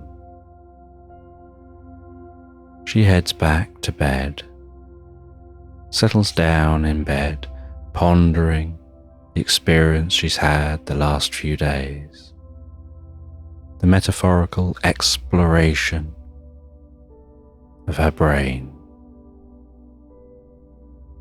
and the deep, meaningful meditations connecting her with herself, with others, with the world around her, helping to improve mental health, helping to reduce worry, helping to calm anxiety and find peace and clarity and understanding and a focus. And her eyes feel heavier as she rests in bed. They gently close, and she feels herself swimming deeply in consciousness through a pool of peace, light, love, feeling that through her body as sleep begins to take hold, softening, relaxing her head, relaxing the muscles around her face, calming, softening with every single out-breath, the muscles through her neck, her jaw,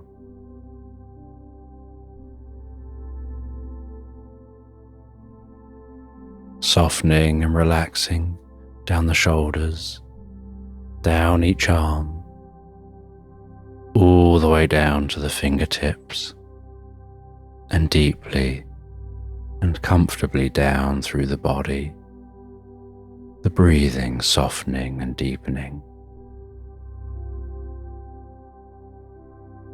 Her body relaxing, inner healing taking place, relaxing the lower back, calming, softening, feeling a light sense of deep relaxation spreading down the legs all the way to the tips of her toes as she drifts and floats so calmly, so deeply, so peacefully into Slumberland. And in this bedtime story, you're staying on holiday in a grand house overlooking a vast canyon, and out the back of the house is a hot tub, and you're resting in that hot tub, gazing out across the canyon, watching the way the sun is passing across the sky. Occasional wispy clouds coming and going. The feeling of the water bubbling around you. Perhaps noticing a bird flying high in the sky, circling on an updraft.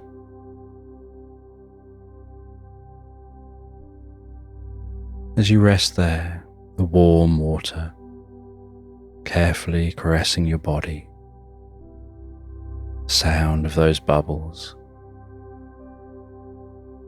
the smell of the water, as you carefully drink a tea from a tiny china teacup. The sound of that teacup against the saucer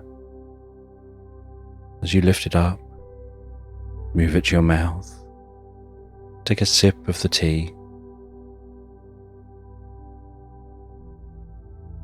feel that tea passing down through your body before carefully placing that teacup back down on the china saucer. Just enjoying this holiday, this breakaway. Enjoying a sense of peace and calm. An occasional sense of drifting into a reverie. While your arms rest on the side of the hot tub and your body relaxes under the water.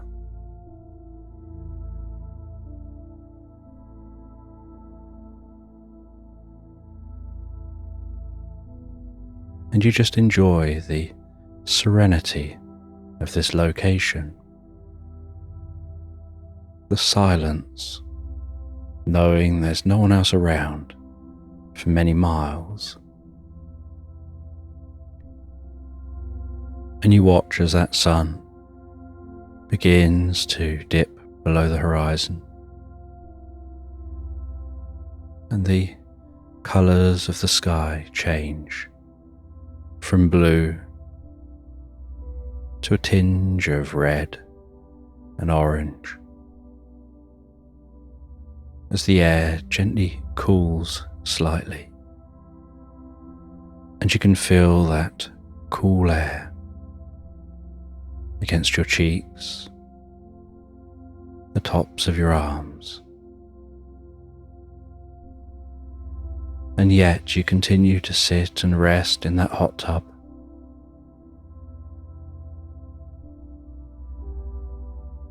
And while you continue resting in that hot tub, the sun continues to set. And more stars become visible in the night sky.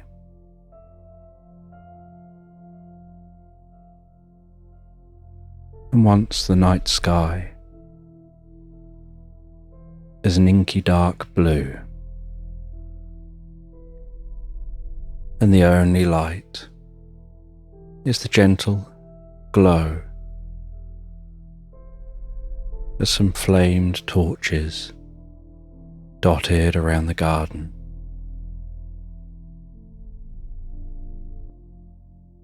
You leave the hot tub, feeling the cool air as it wraps around your body.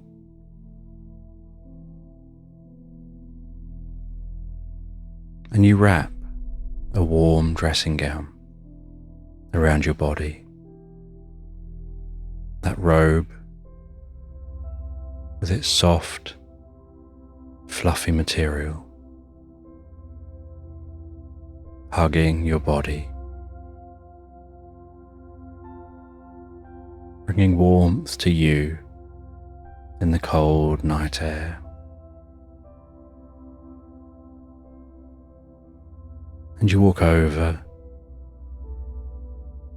to sit on a chair and you lounge back on that chair, gazing up high at the sky.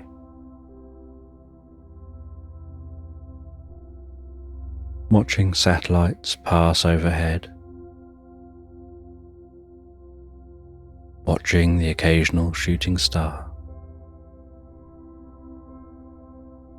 feeling yourself begin to drift into a reverie, your eyes getting heavier and heavier, wanting to close, your breathing relaxing, feeling so cozy and calm. And as you drift into that reverie, you have this sense of lounging back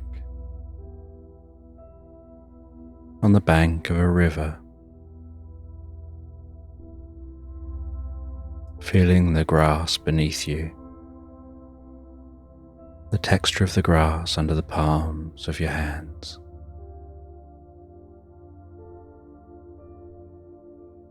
Breathing in the countryside air, the different scents of wildflowers, hearing the rustling of the leaves in the nearby trees.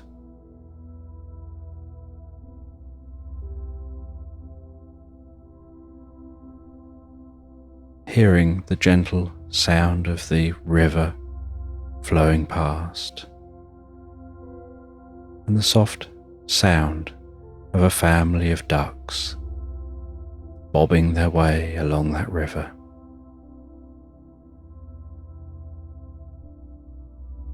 As if the river is the duck superhighway. Ducks bobbing along and being carried by the current, speeding down that river.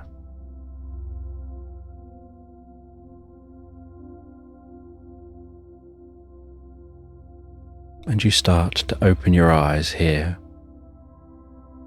in this meadow and sit yourself up and see how lush the grass looks. See the reeds along the riverbank rattling in the breeze.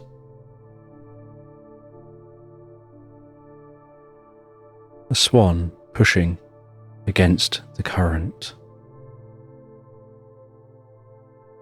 as ducks go speeding past.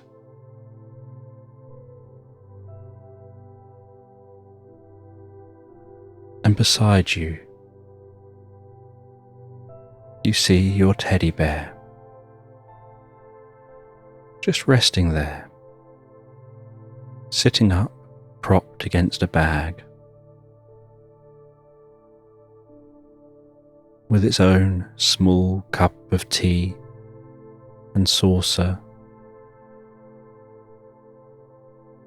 And you see your cup and saucer and a little stand of cakes. And you realize you're enjoying afternoon tea with Teddy.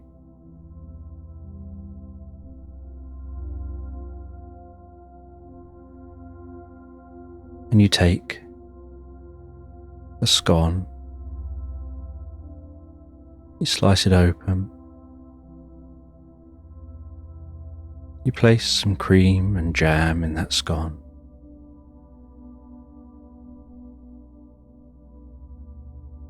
You munch down on that, gazing over at Teddy, imagining that they're drinking their tea.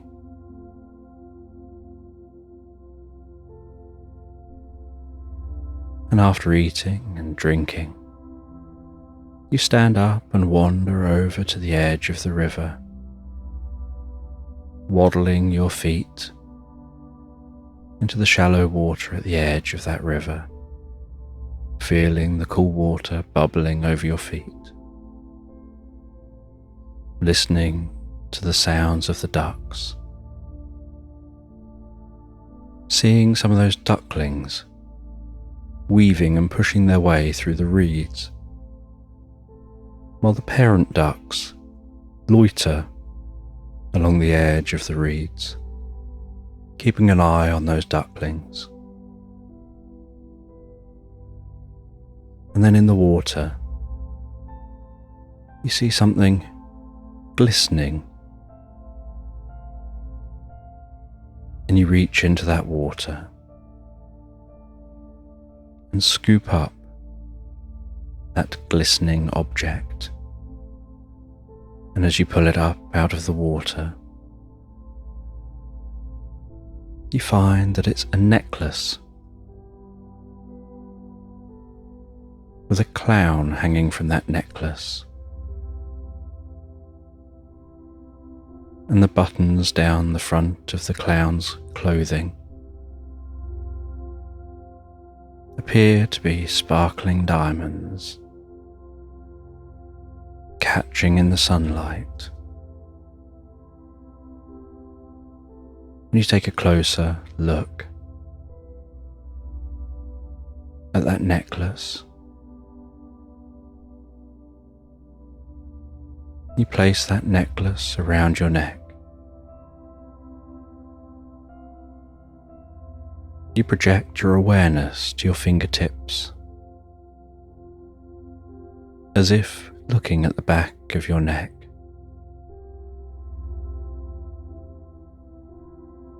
As you maneuver those fingertips to do up that clasp behind your neck.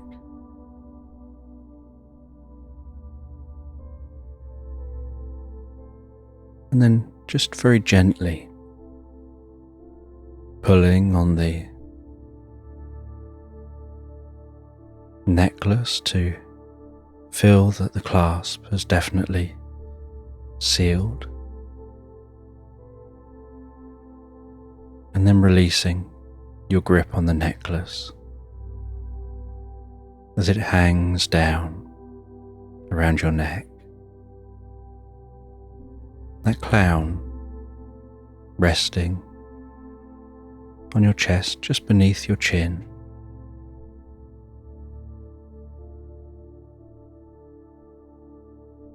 And you feel a certain weight to that necklace. You feel like there's something different about it. A certain warmth starts to form from the necklace.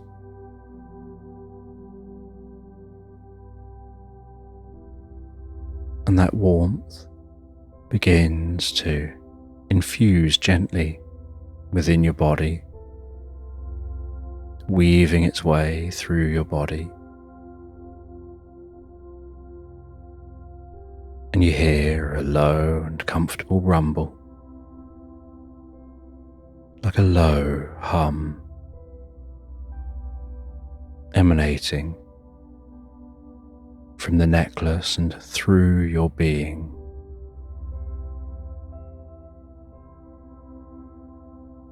Beginning to stretch out within and around your chest, down to your legs, down to your arms and your fingertips, up to the top of your head, down to the tips of your toes. And then you instinctively feel your arms and your legs thrust outwards and your head thrust upwards. And with that movement,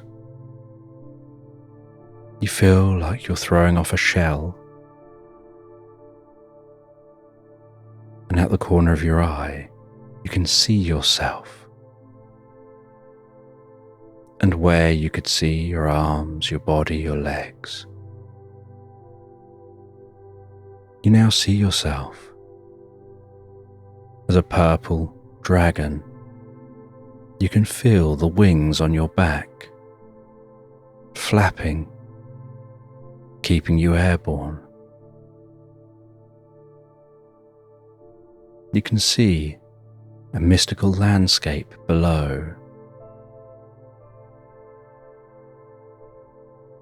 rounded, small mountain-shaped hills protruding through a fog, each covered in stone and moss and some rough grasses.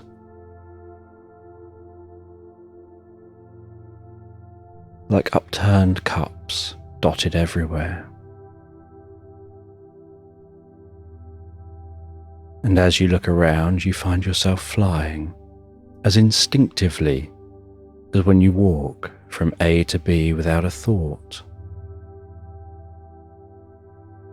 And you fly down into the fog, feeling that fog against your skin.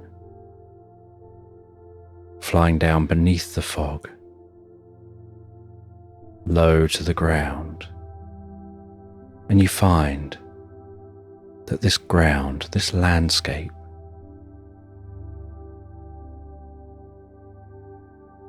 is like marshy, shallow seas, dotted with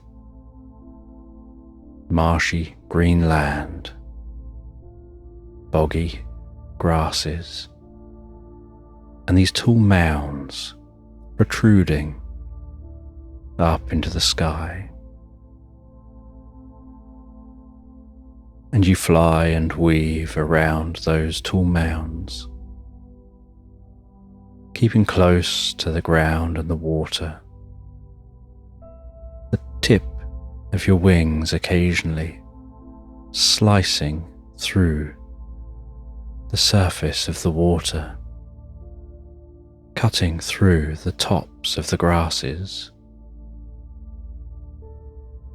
before launching back up above the fog, spiraling around, seeming to almost drag some of that fog up with you, creating what looks almost like a tornado following your body up and round into the sky.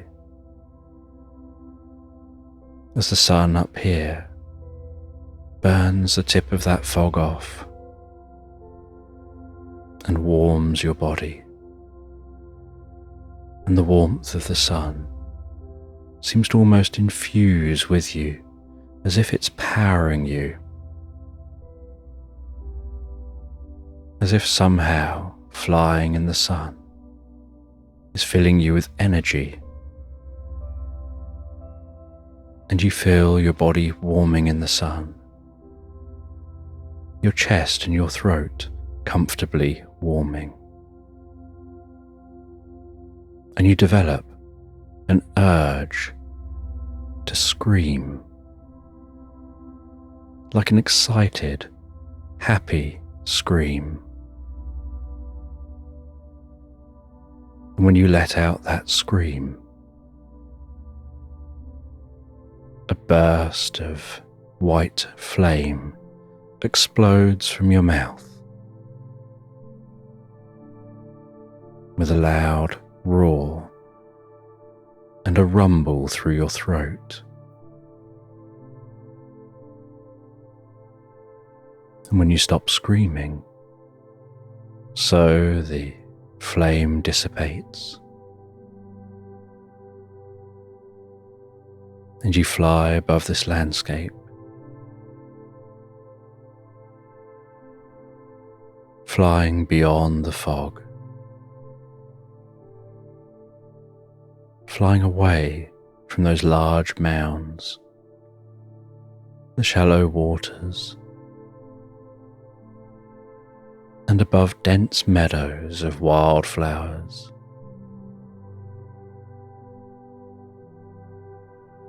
Seeing deer huddled together in the meadows,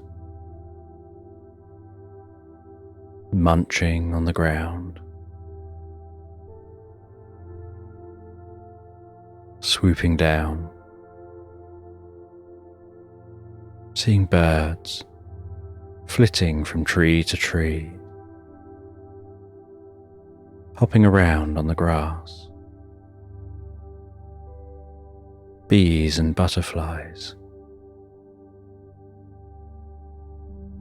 pottering around from plant to plant.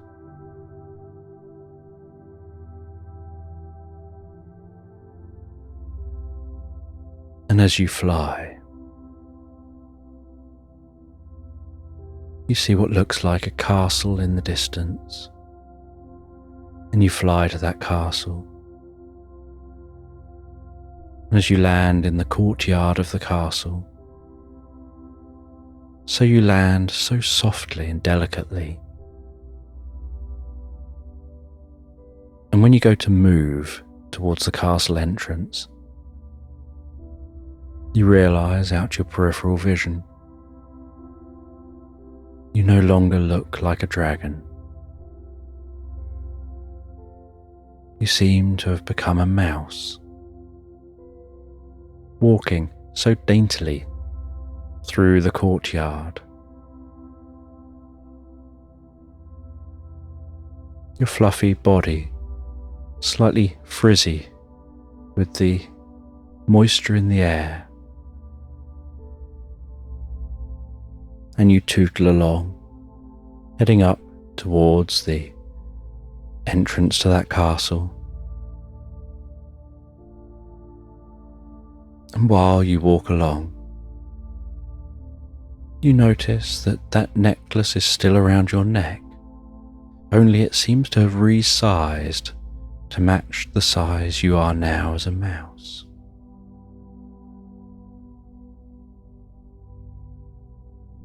And you head up to that castle,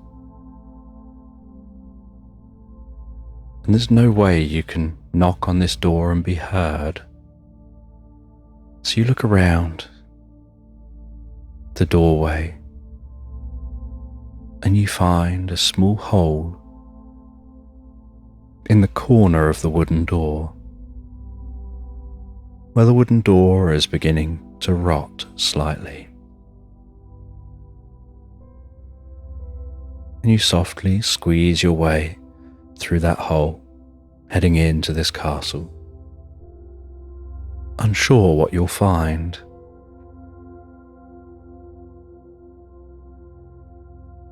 And your feet tap gently across the stone floor as you explore the castle.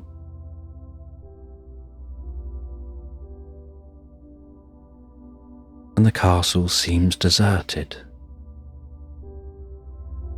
almost as if whoever was here disappeared in an instant. And you climb up a table leg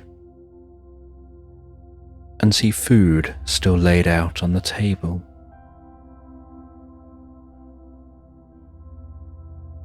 And you munch your way through some of that food, feeling a sense like you want to eat something, like you need something satisfying your soul in some way.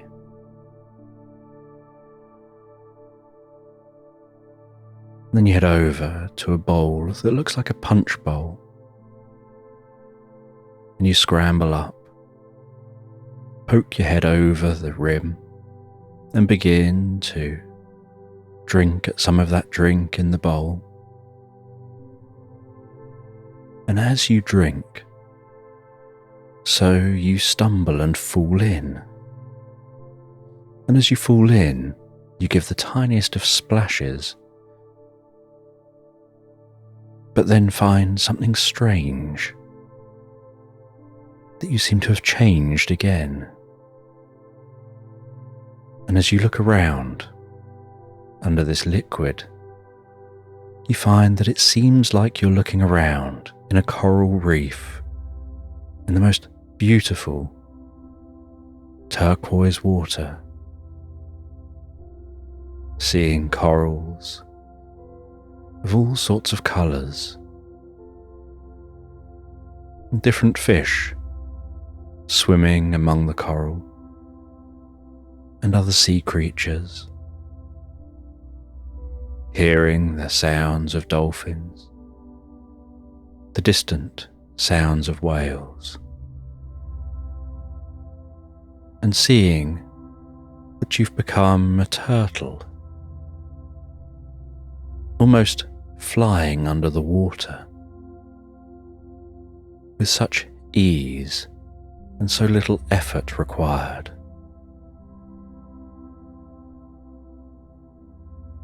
And you swim as a turtle down towards the coral.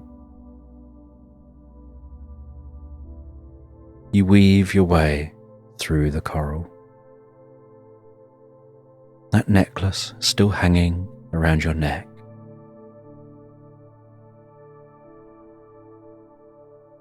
And you see something in the distance, like a dark patch, almost like a tunnel, perhaps a cave. And as you swim closer, you notice that that cave seems to be triangular. And you swim closer and closer to the cave. You pass through the cave. But as you pass through the cave, you seem to leave the water. And as you leave the water, going deeper and deeper, passing through that cave, so you hear the rush of wind around you. You feel yourself skid to a halt in snow.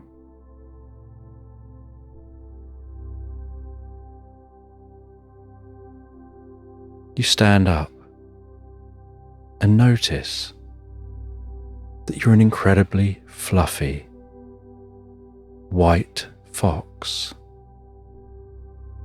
with a bushy tail, thick fur,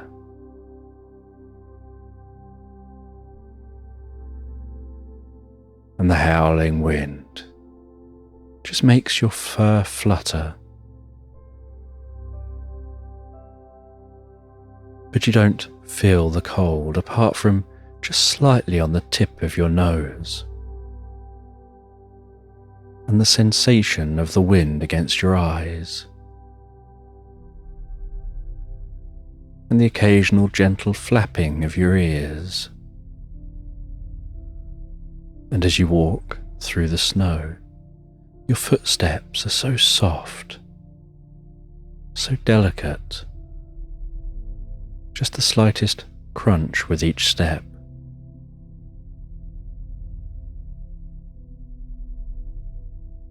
And this landscape seems so barren.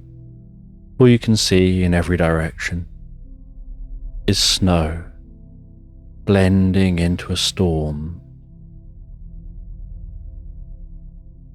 And while walking through this snow, you spy a gentle glow, a slightly silvery white glow. You walk towards that glow, and in the snow, you see the most beautiful, glowing angel. And as you get closer and closer, so she seems to tingle like the sound of delicate bells. And she seems so friendly, and in the softest voice, she introduces herself as the Snow Angel. And with that, the wind calms down, and she stood before you in a delicate white cape, draped down, touching the top of the snow. The only thing showing behind her are translucent wings.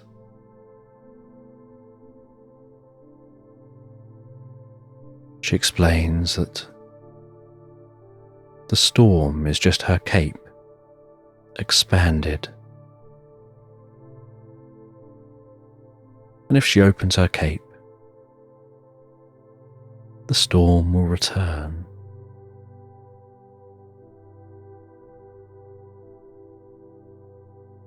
And she tells you that you're here on a mission of inner discovery, of learning something about yourself that you'll only know by accessing multiple different aspects of yourself. And each aspect of yourself is contained within a different being. And so you have to explore each of those aspects of yourself to better know yourself and get a whole impression of yourself and a whole understanding of who you are and who you can be and what you can achieve.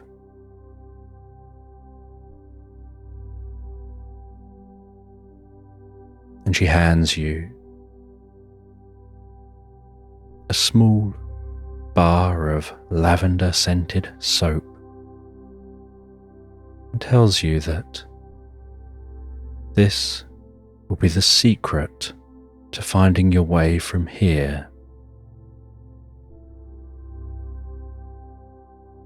And with that, she opens her cape, the storm returns, and she fades into the distance. And as this fox, you continue on, walking through this snowy landscape, and you notice an area where the snow is becoming thinner, and you can see some dark blue water as you approach. And you walk towards that water and you can see some steam just gently rising from the water. And you get closer and closer and you notice this water seems to be a natural hot spring of the most comfortable temperature and so refreshing in this cold landscape. And you walk into that water. You rub up that soap, it lathers up. You begin to wash that soap over yourself, absorbing yourself in the scent of lavender. That scent of lavender filling your nostrils, breathing in through your body, tingling at the back of your eyes, twitching in the tips of your ears. Feeling yourself relaxing deeper and deeper. And your eyes closing. And as your eyes close, so you feel the water fade away around you. And while the water fades away, you feel that you're resting in a meadow on a beautiful summer's day. You open your eyes and you find that you're now a gopher and you're exploring this meadow. And in the middle of this meadow is a large rock, and sticking in that large rock is a sword, and that sword is gently humming, as if it's vibrating a song.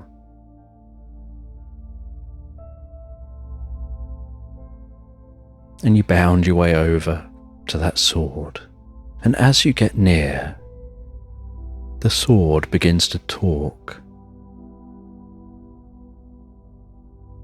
it asks you to sit down, take a moment and listen.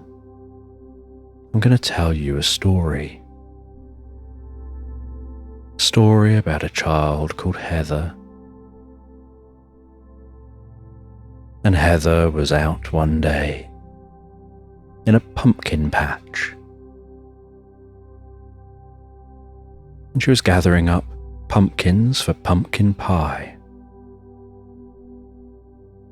And as she was gathering up those pumpkins, they got heavier and heavier and harder to carry. But she had to get those pumpkins home. And she tried to carry that basket of pumpkins. But the more she walked, the heavier they felt. And it felt like so much time was passing as she was carrying those pumpkins. And she could see home, but it seemed so far away, as if every step she took towards the house, she was finding herself 2 steps further away. And she walked and walked. And then someone dressed as a knight in silver shining armour appeared before her, and they offered to help her. And she accepted that help. And that knight helped her carry the pumpkins all the way home. And once home, she offered them a cup of tea. And they came in for the cup of tea, but when they took their helmet off, she was surprised by what she saw. Underneath the helmet, this knight was an octopus. And they removed their armour and flopped to the floor. And they spoke to her about magic and about taking on different forms, about how they can disguise themselves and how they can use their strong arms to shape themselves, whether it's filling armour or hiding in a crevice. And while drinking tea, they share knowledge. And Heather sets about cooking pumpkin pie.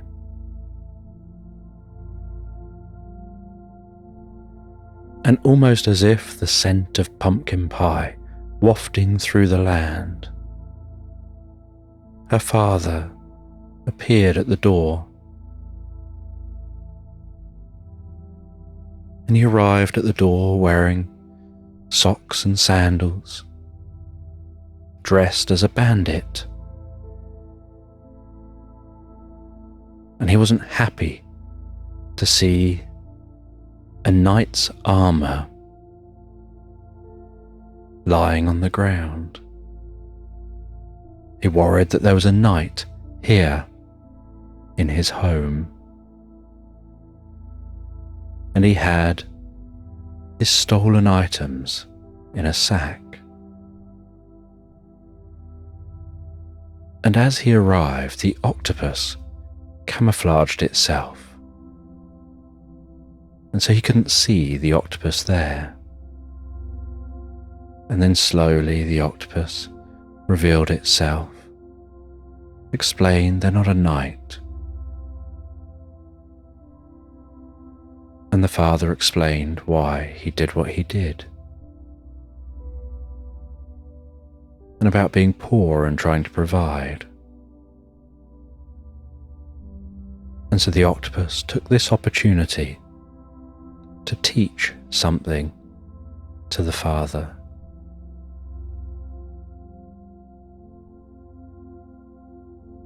He spoke about a story he had heard about a monk who'd left his shoes outside a building while he went into the building. And when he came back, his shoes were gone.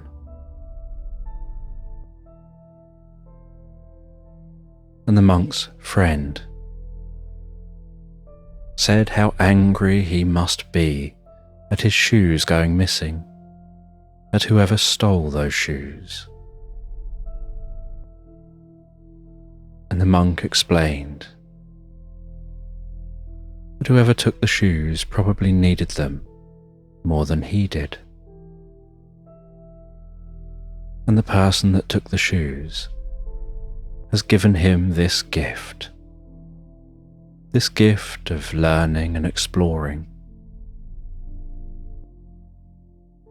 kindness and compassion,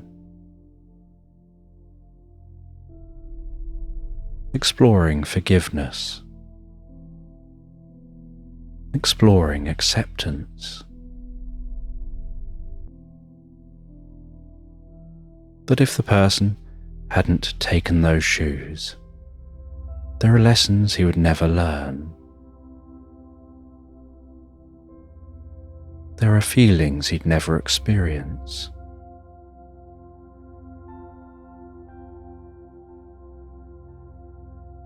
And the friend didn't fully understand.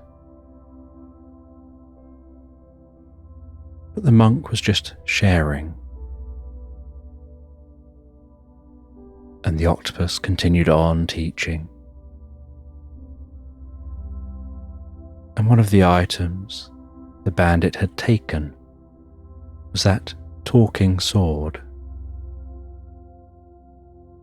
And the octopus told the bandit, "You need to place that sword in the stone in the pumpkin patch, and it will stay there until someone comes along who's capable of removing that sword."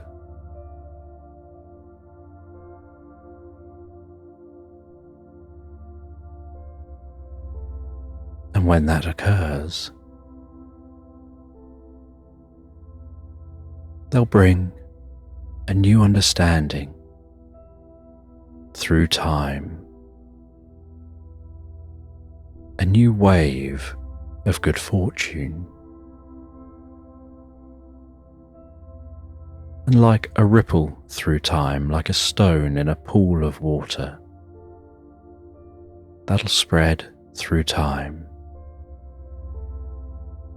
and it'll follow the path back through everyone who's touched that sword. And the sword's tail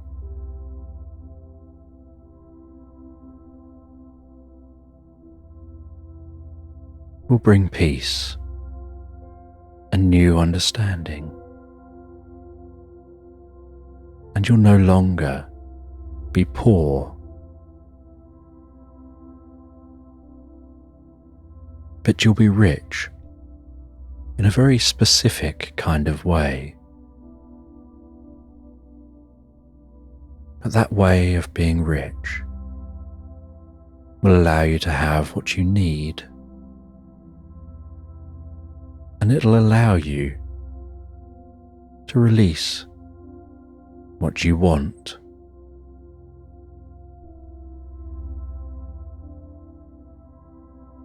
And the octopus then climbs back into the armor. The bandit takes the sword out to the stone. The octopus follows. And once the sword is in the stone, so the octopus rests an arm on the bandit's head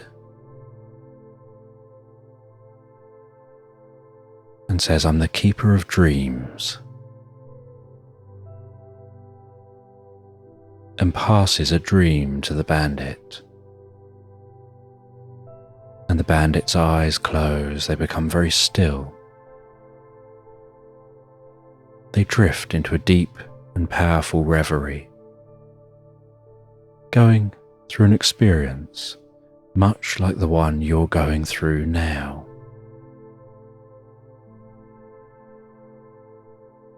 As if their brain has been reprogrammed, like taking a chunk of the old out and replacing it with something new.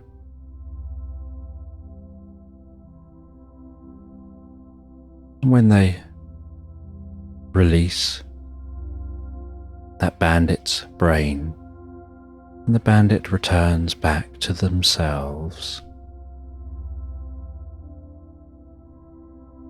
they find the fields full of lush crops.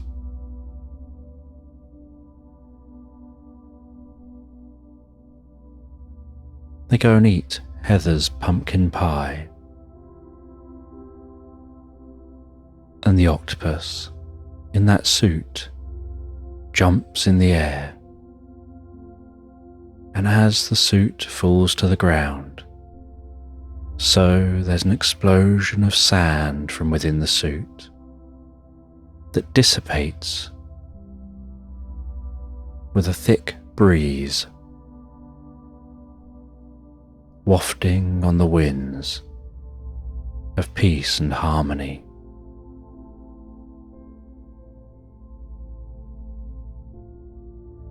And so the sword continues telling the story and says that you, as a gopher here, is the one who's destined to remove the sword from the stone. And as a gopher, you question whether you'd be able to remove that sword from the stone. They say you're not called a gopher for nothing. You're going to go far. But to go far, you need to remove that sword. And the gopher climbs up on the stone, and as this gopher, you take hold of the sword and so easily and effortlessly manage to lift it out of the stone, the sound of that sword sliding its way through that stone, humming as it stretches into the air, like a lightning bolt sparking from the tip of the sword up into the sky, arcing overhead, like that lightning is dancing from cloud to cloud, back down to the earth again, and finding yourself stood there tall and proud, no longer looking like a gopher.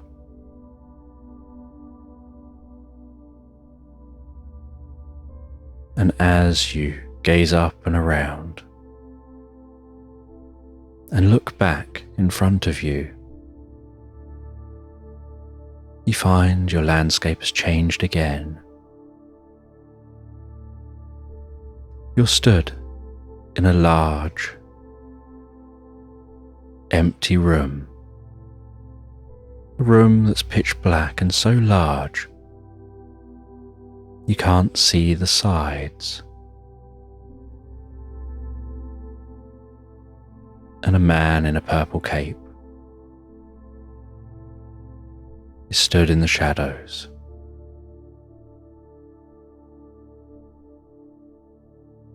And he explains that he's a magician of sorts. He's the observer. He watches over everything. And he creates transformational experiences like this one. and he gestures for you to follow him. And carrying that sword, you follow him on a long walk through this dark room, an almost soundless room, just the most delicate spatial hum.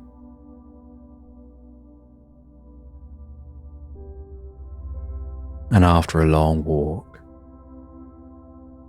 you notice some windows, and you walk over to those windows and stand next to the magician at the window. And you look out of the window, and below you can see the earth. And he says that for millennia, people have gazed up at the night sky, watched the moon pass overhead, unaware the moon is an ancient alien spaceship, and that we're the aliens. We're here observing, watching, transforming lives from afar. He gestures and points and says, "Down there, you're sleeping, resting on a comfortable chair, thinking you're drifting and dreaming, unaware. I've been inside your mind, helping to reprogram things and help make some changes, almost like granting wishes.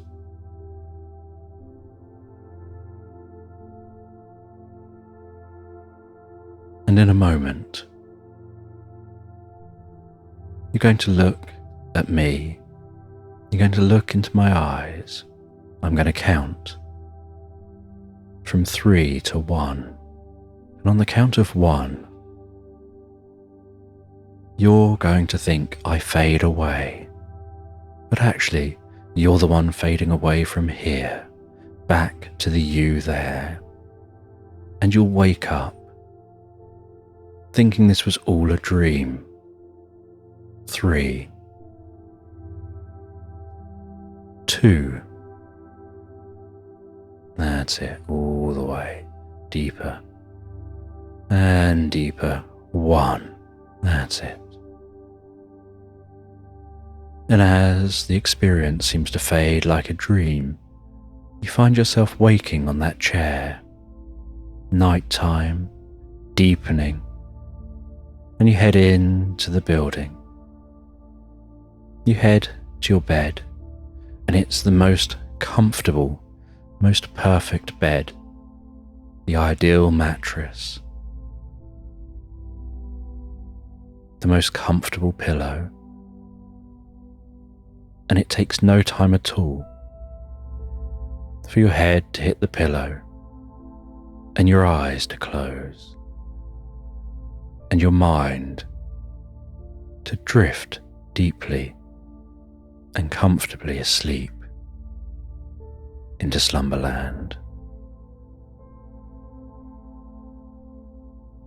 And you're walking gently along a calm seashore, walking barefoot in the sand, feeling the warm water roll gently in over your feet.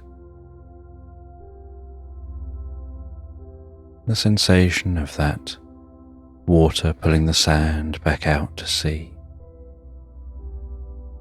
The sound of each wave as it rolls in and out. And while walking along the shore and allowing your mind to drift and wander,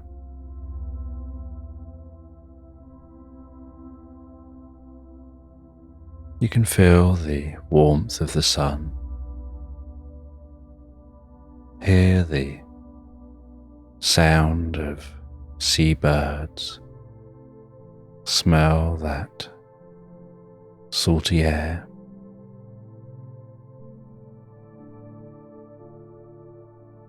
And feel what each footstep feels like as they sink gently, squelching into the sand.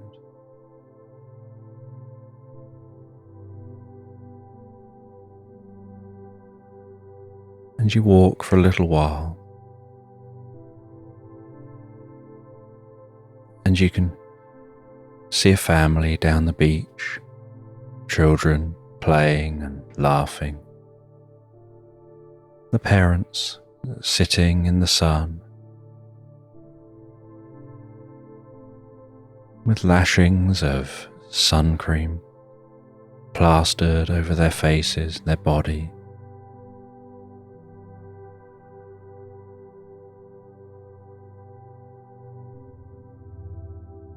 The children throwing beach ball to each other.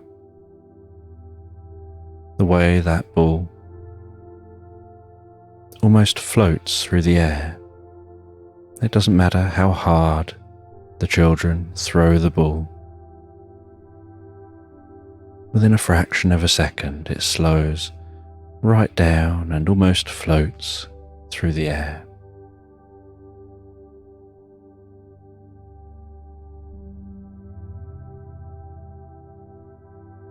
And you continue along the beach. You walk past that family.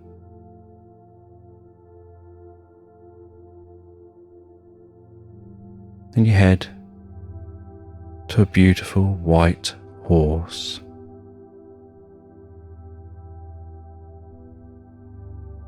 And you mount the horse.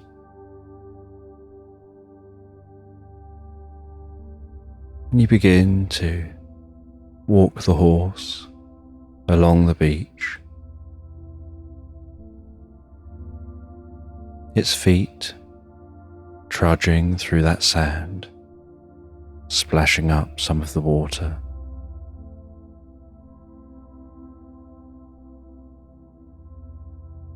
Leaving its hoof prints in the sand. And then directing it up from the beach, directing it through some woodland as the sounds from the beach begin to fade into the background, and the sounds of that family fade away. And the sounds of the sea, the seabirds. Now beginning to hear the gentle song of songbirds wafting through the woodland. The light dancing before you as the leaves above rattle around in the treetops.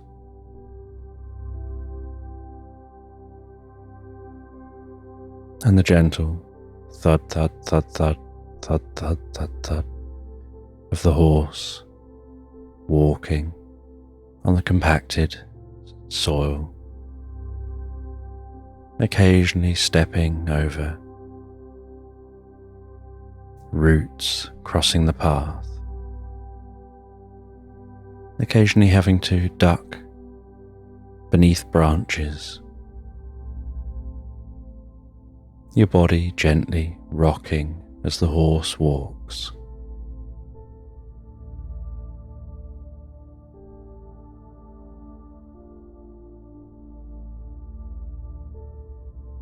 Until you reach a gate, and you reach down, you flick open the gate, and the horse's body gently pushes on the gate, pushing the gate open. then turning around, the gate swinging closed, clunking into place. You just check that the gate was closed properly before walking onto the road. And as the horse walks along the road, so its metal shoes clang against the road's surface.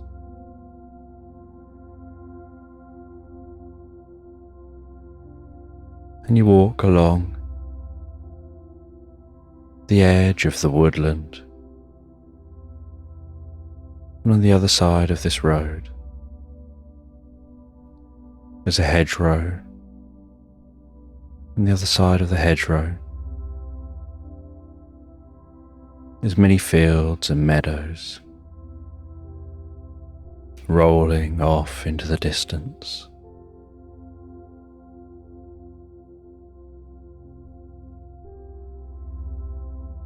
And you continue along this road.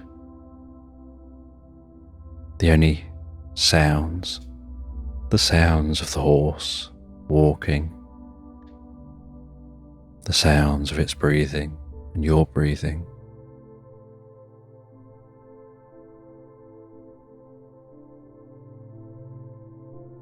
The sounds of songbirds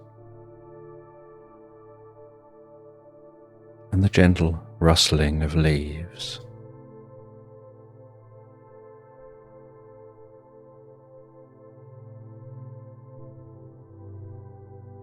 And the horse walks following the road. And you follow this road for many hours, not seeing anybody else in all that time.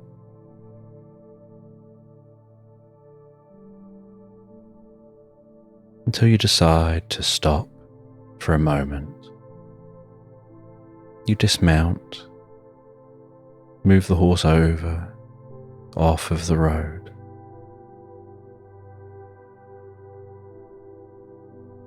You loop the reins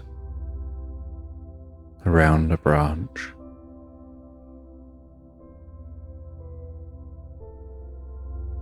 You set up camp and a small campfire. And as evening approaches, you settle down, have something to eat, something to drink, and just relax and enjoy this calming experience.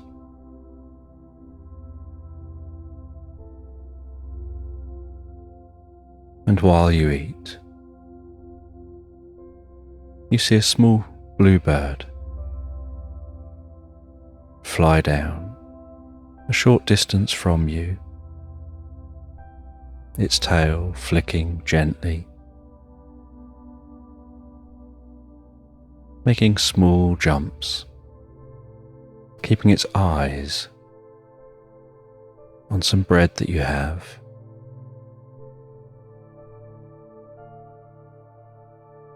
And so you crumple up a little bit of the bread. You throw that over for the bird. It tentatively skips towards you, pecks up some of those crumbs, looking up at you between each peck, and skips back.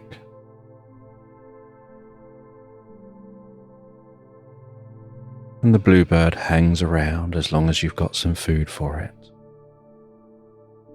But after a while, you've nothing else for it. And so it darts off as quickly as it had landed. And while the sun begins to set, so you take a book out of your backpack, and it's an old book. and you turn to a specifically bookmarked page. You continue reading from that page, really trying to understand what's written on the pages, the meaning of what's written there.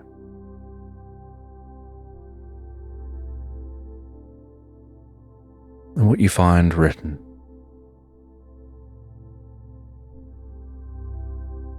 is largely written in hieroglyphs, an ancient script. And so it takes some time to understand that text. Because not only do you have to work out exactly what it says, but there are often multiple meanings for different words.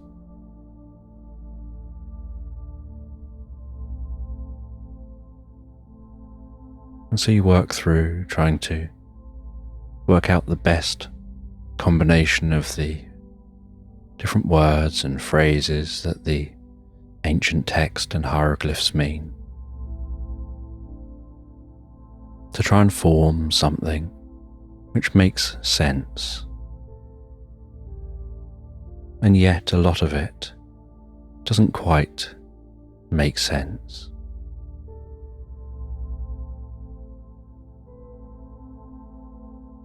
And you find what seems like a ritual written down.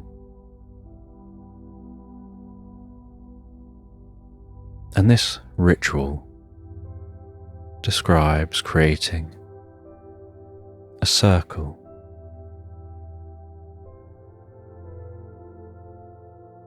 out of hot stones.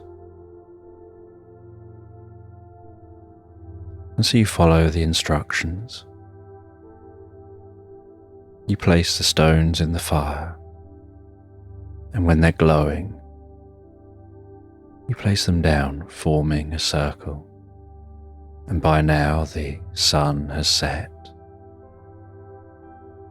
And so in this cool night air, to the backdrop of crickets humming around you,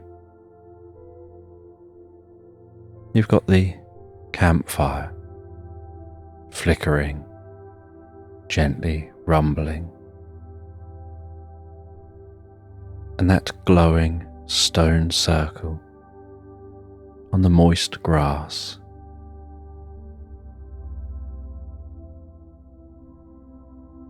With a little bit of steam rising from around the edges of the stones.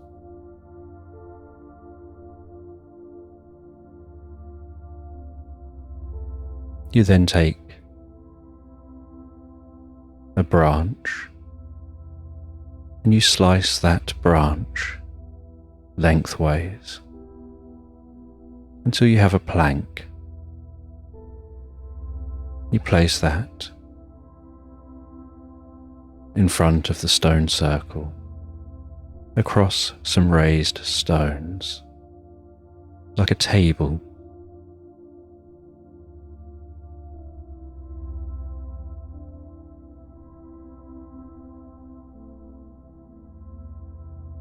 And you continue reading the instructions.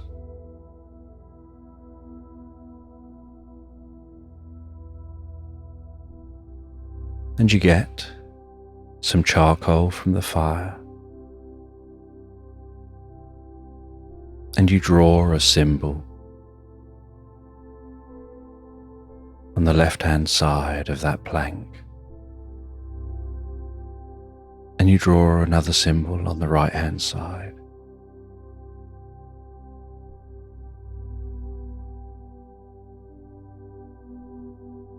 And those symbols come from the book.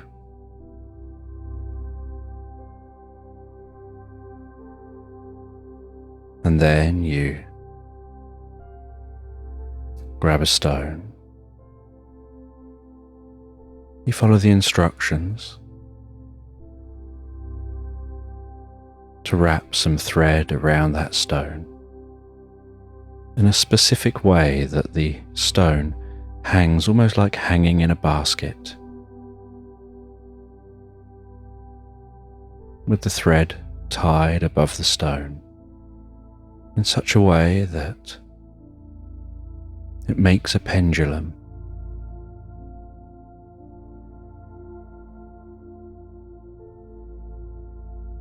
And then you tie that pendulum to a stick, and it's a long willow stick that has a little give to it that flexes with the most gentle creak.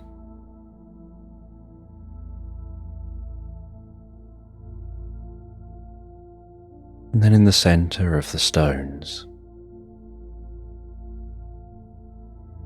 you sprinkle down some sand that you gathered on the beach.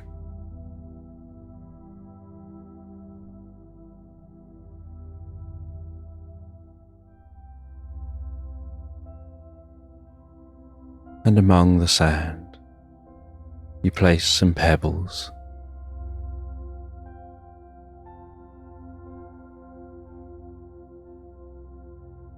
And then you take some of the burning sticks from the fire. You rest them with the flames touching the stones.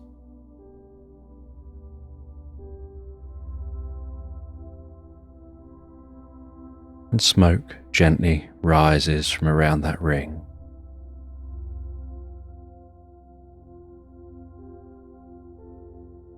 And you continue reading the instructions. And it instructs you to sit cross-legged, holding the willow branch,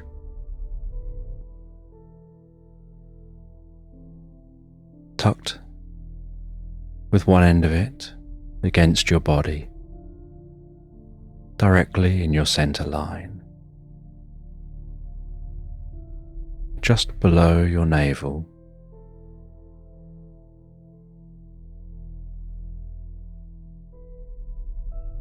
And the pendulum swings gently above that board.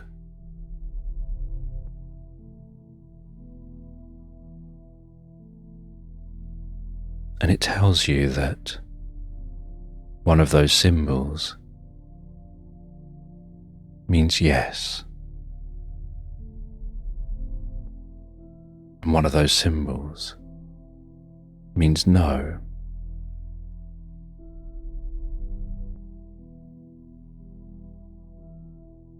And you hang that pendulum right in the center of the board.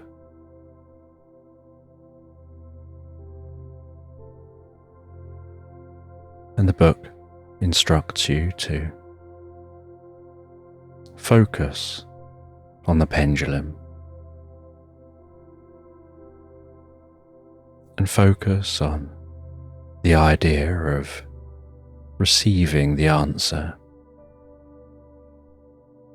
and just keep focusing on that, the answer to the riddle of what this all means.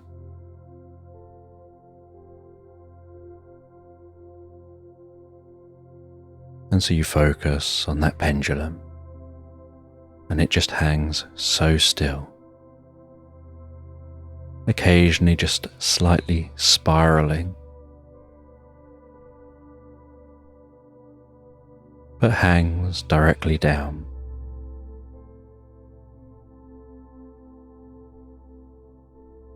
And you focus on whether you can receive the answer. And as you focus on that, you notice the slightest movement start in that pendulum, and you're sure that you're remaining as stationary as possible, that you're not moving it. But you see it beginning to move, and the more you see it, the more it moves, and the more it moves, the more you notice it moving. The more you notice it moving, the more it swings. And you notice that it's not just swinging left and right. It begins swinging in a circle, and that circle is slanted towards the yes symbol, as if it's swinging in a circle, like the orbit of a comet, swinging out to the yes and back to the center, swinging round and round. And you watch, slightly hypnotized and slightly amazed and curious, as you notice that the flames touching the stones seem to be gradually glowing brighter and brighter,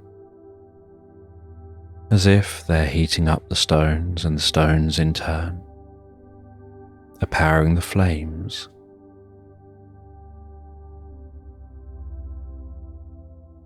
And the fire seems to be seeping somehow onto the sand. And as you continue watching, while the pendulum's swinging, in the darkness of the night, with just the blanket of stars for company, and the horse resting beside you, and the sounds of the crickets, the sand begins to glow, as if it's becoming so hot it's melting.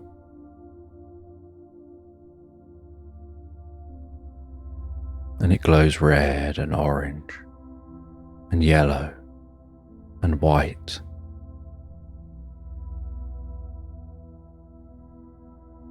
And yet, somehow, hypnotically, you find your eyes just stuck gazing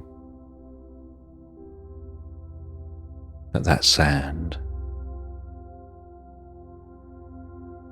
And then the sand begins to cool, but as it cools, you notice it seems to have been turned to glass. And the flames burn themselves out.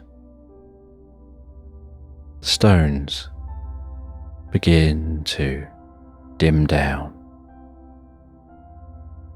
Your campfire burns down to embers. And what felt like just a few minutes, you discover hours have passed.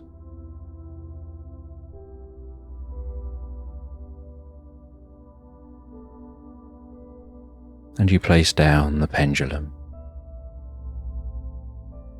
You stand up. You lean over that glass circle, and you see your reflection in the moonlight dancing off of the surface, bouncing up with its silvery light, illuminating your face. You feel like you're glowing in that moonlight as you gaze into that circle, and you can see your reflection, and then you notice a slight haze around your reflection.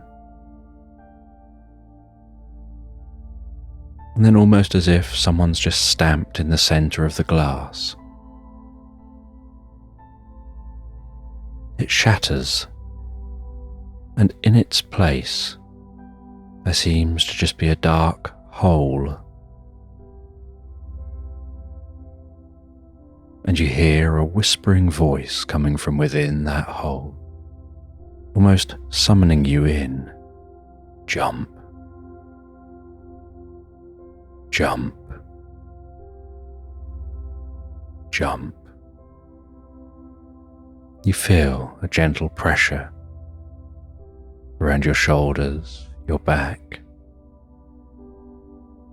A calming, comfortable pressure that seems to be encouraging you jump. You gaze down into that hole, jump, and as you gaze into the hole, jump.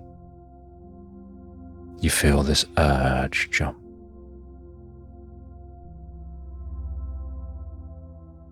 And you jump in the air, pull your arms in, your legs in, jumping into the hole. And as soon as you're in the hole, you realize it's like a giant slide. A bit like a water slide with such smooth sides. And you power your way round this slide, unsure where it's going to end, feeling like it's going on for ages, until eventually it calms down. You feel slowing down. But in pitch black, you can't quite get an idea of how fast or how far you've travelled. And that circle of light in the distance gets larger and closer until you burst out the end, fly through the air. And while flying through the air, you see the vastest, most beautiful landscape.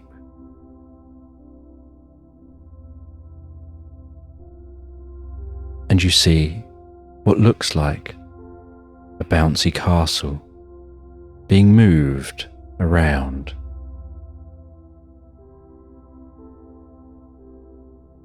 And you realize that it's moving to be where you're about to land.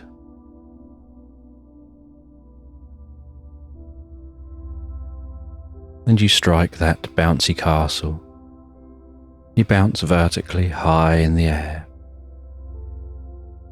and then land back on the bouncy castle, bouncing up and down a little bit until you come to a halt. And you rest there for a moment on the bouncy castle, catching your breath, just taking a moment to take in what just happened, feeling a sense of relief.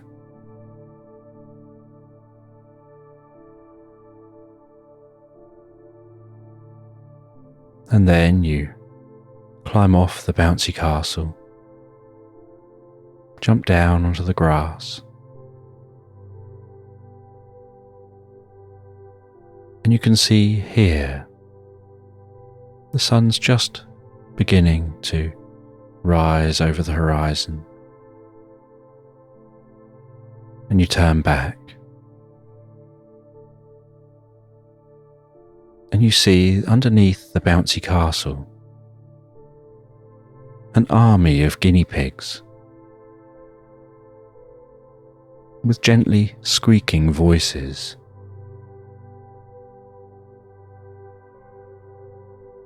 Each one wearing sports shorts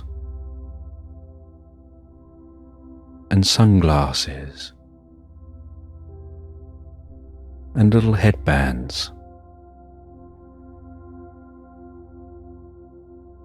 Each one looking relieved that they managed to move the bouncy castle to where you are going to land.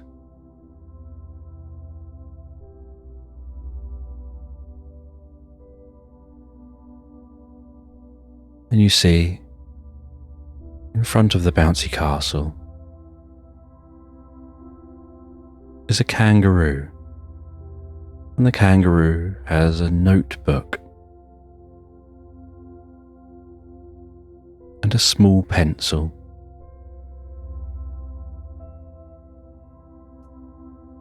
And that kangaroo is wearing yoga shorts and also has a headband and some wristbands and a young kangaroo tucked carefully in their pouch.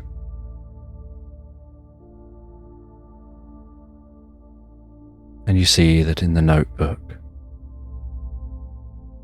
is some mathematics showing the arc you travelled through the air, working out where you were going to land. The kangaroo says that they're usually the yoga instructor, but when they saw you flying through the air and they realised they've got a visitor, they quickly rallied the troops together to make sure that you'd have a safe landing.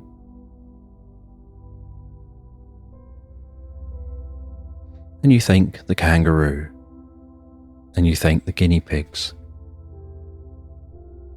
The kangaroo says that perhaps you found your way here to meet with the Ancient One, because that's the only way someone would have come through that tube and found their way to this land.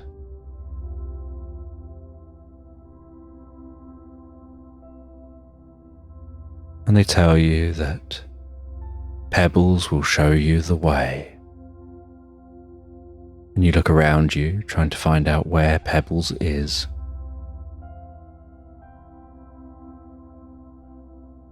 And then you see a small chicken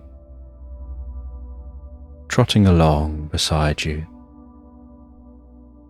The kangaroo says, "This is Pebbles. She's one of the most powerful witches in the land.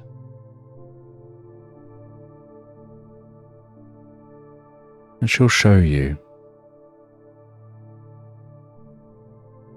the way to the Ancient One."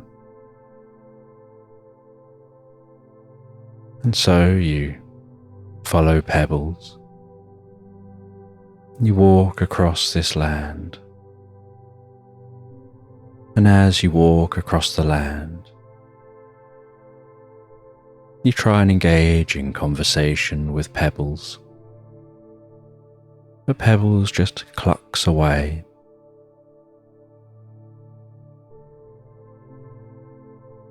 And as the sun rises, so it becomes obscured by dark and looming clouds.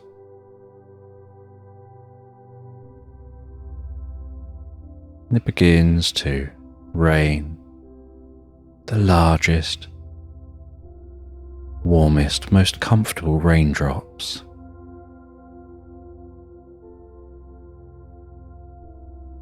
And Pebbles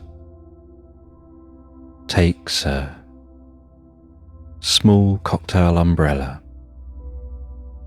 from behind one of her wings, pops that up over her head, with the large drops slapping the top of the umbrella, bouncing off, as she just about manages to keep the top of her head dry, while the rest of her is getting soaked. As you walk in the rain running down your face, that gentle smell of a landscape that hasn't been rained on for a very long time, finally soaking through.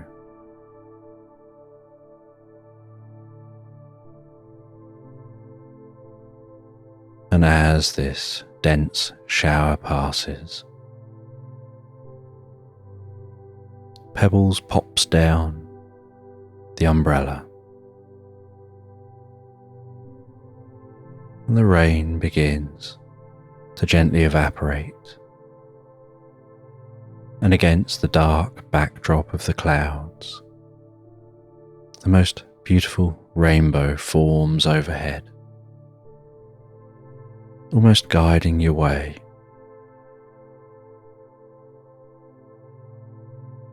And Pebbles continues to cluck along.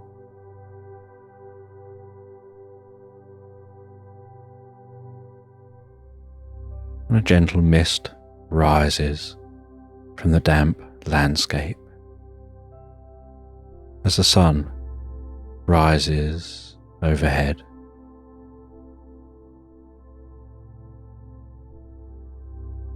And you see in the distance what looks like a small hut. And outside the hut looks like somebody sitting on a swinging chair.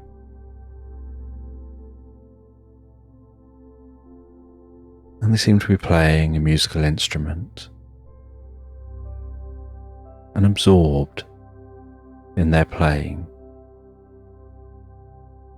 almost as if they're in a reverie of their own. And Pebbles shows you all the way to the hut, nods as if to say goodbye, then jumps up, pops up that umbrella, twirls the umbrella with her beak. Sparkles come off of the umbrella as the umbrella lifts her up into the air, her bottom flailing around while she hangs on with her beak, her claws just gently dangling. And that umbrella, fizzing and spinning and sparkling as it spins, creating a ring of sparkly light. And you watch for a while until she's almost out of sight. You turn to this person on that swinging chair outside that hut, and they look up at you, and you notice that there's something different about them. They're wearing a top hat. They're dressed in the smartest looking clothes. They stop playing a mandolin to talk with you, and the first thing they say, but observing you watch Pebbles fly away, is that is a fairy ring, that sparkling ring of light, spinning and sparkling with the energy to defy gravity. And they place the mandolin beside them, and they take their top hat off,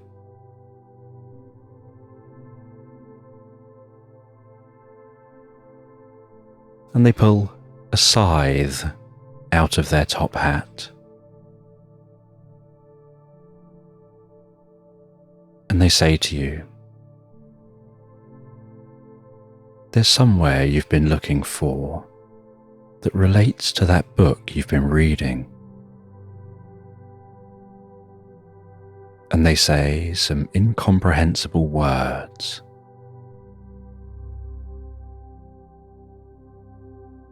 And swing that scythe in the air, and you hear it cutting the air.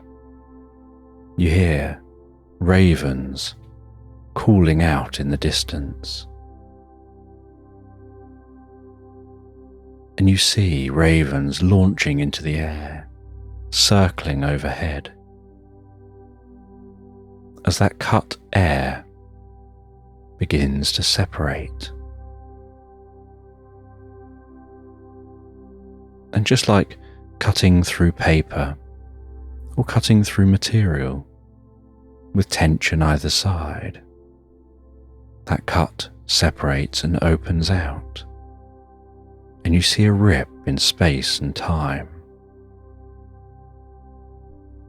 And mesmerized, you gaze through that rip in space and time, and they tell you they're a being from far away. They came to Earth thousands of years ago.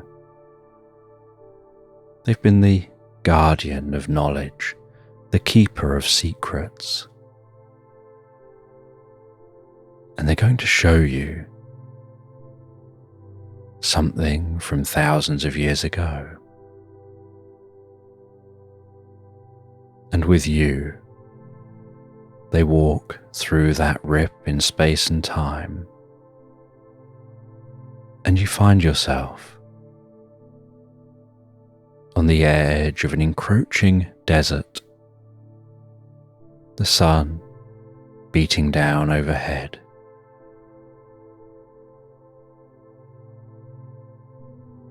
And lush green landscape before you,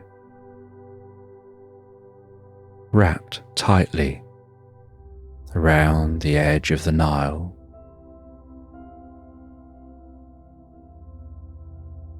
And they say that neither of you can be seen here. They're just showing you what once was. They're showing you what you've been seeking. That knowledge that was lost to time. They explain that 10,000 years ago, this is where they were, and here is where they still are. And they walk you through this lush landscape. And you can see villages of people milling around, some down by the river, boats on the river. You can see farmland, and you see one intriguing location, and they walk you all the way to that location. And as you stand near that location, you can hear a low, gentle rumble. And they say that this large cave that goes down perhaps 600 meters leads to an underground cave system.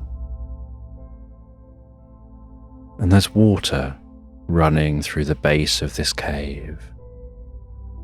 And that water creates a gentle rumble and hiss, depending on how much water is flowing through it.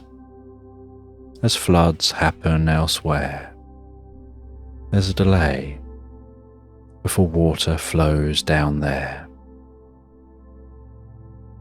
And when water flows heavy, it sounds like a growl. When water flows lighter, it sounds like a hiss. And those around here began to worship this giant hole. There was no way for these people to know how to get down into the hole, and it's so deep, it just descends into darkness.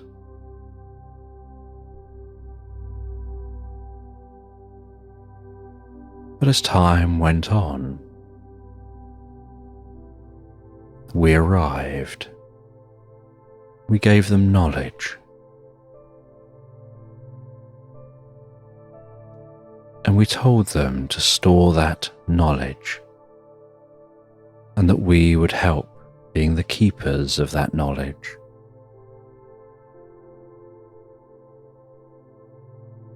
And we placed the knowledge in emerald crystals.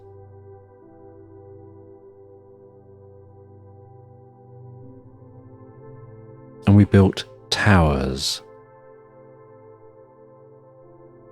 with holes in that filled with scrolls.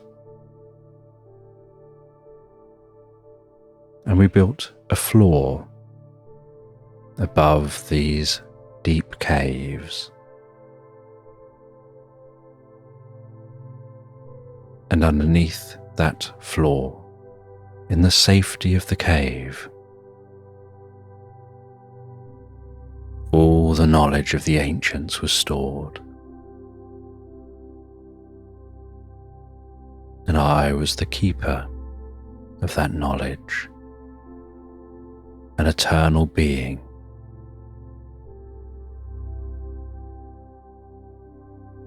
And as time went on, other civilizations started building up. And as they built up, so there was a fear that they may try and take that knowledge or destroy the knowledge, thousands of years of history, of learning, of wisdom.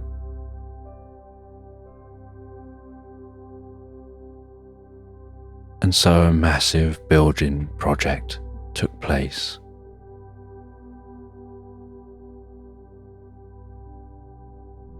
And a giant pyramid was built over the top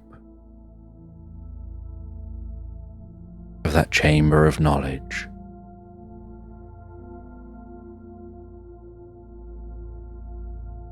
And to guard the pyramid,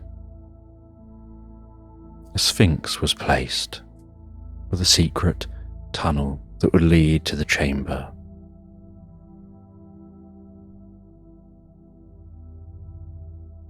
And across a generation, the pyramid was built.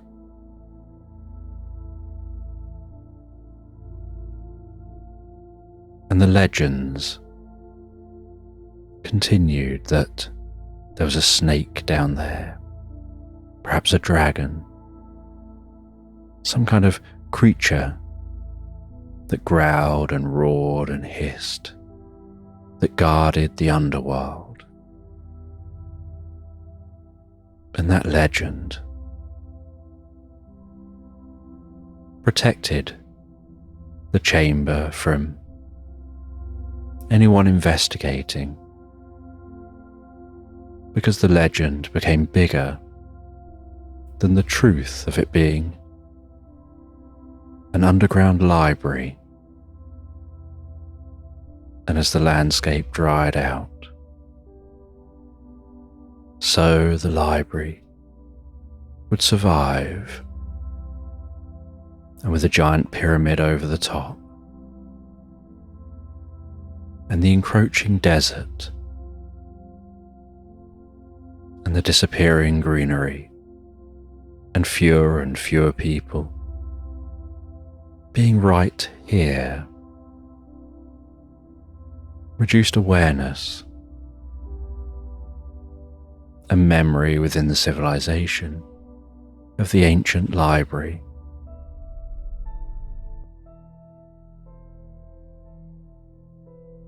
And as they're talking to you, so you see time moving through, that pyramid being built, the sun rising and setting and rising and setting, day after day, like watching the world around you move in fast forward.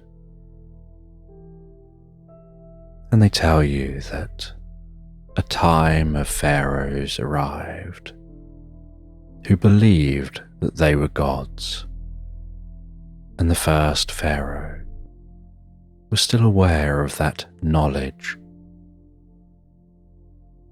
and they wanted to have the status of being the guardian of the knowledge. And so on their death, they made sure they were buried inside the pyramid, above that ancient secret library. And as years went on, so more pharaohs followed suit.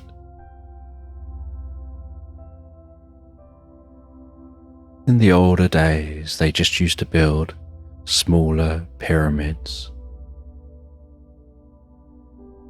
But now there was this one large pyramid. Others wanted to do the same, but no longer to guard the knowledge. But now they wanted to do the same, to prove they were more worthy, more godlike than what came before.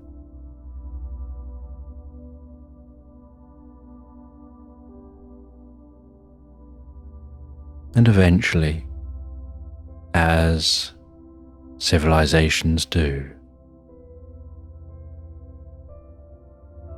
they lost their way, dispersed. History happened, and the library was lost to time, forever buried and untouched in that cave. Tens of thousands of scrolls and objects and documents and knowledge stored from our ancient race.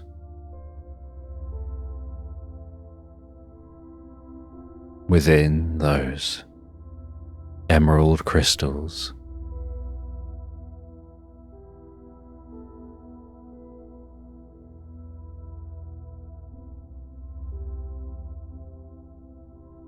And this alien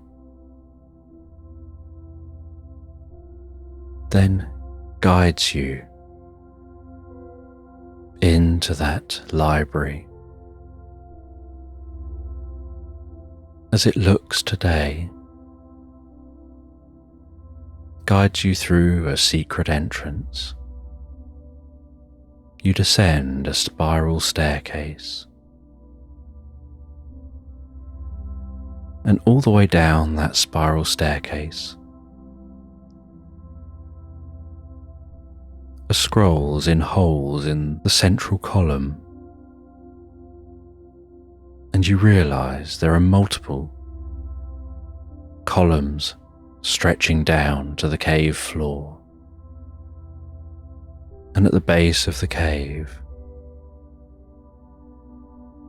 you look around, and the alien lights a torch that illuminates the cave. You see the vastness of this chamber, each footstep echoing, and yet there's a certain stillness and silence to this chamber. You see how delicate the scrolls are that are stored here. You see the giant emerald.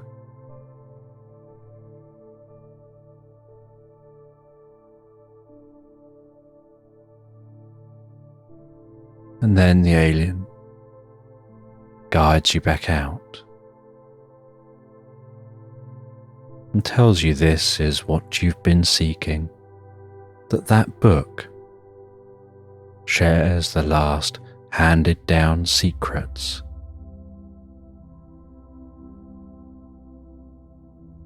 of the existence of this ancient library. And they've remained the keeper of knowledge. But since it's been filled in with a giant pyramid overhead,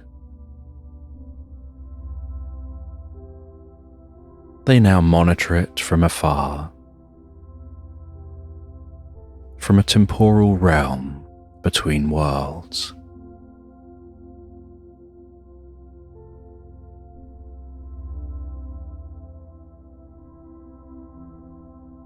And they're the ones that have created that temporal realm.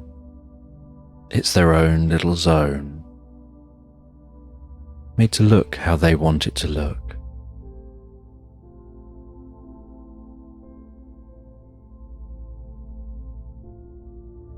And they can come and go as they please.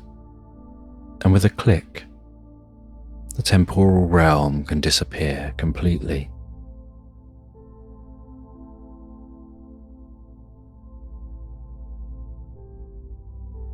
And they swing the scythe, slicing a rip in space and time. They walk back through to that temporal realm. You follow them back.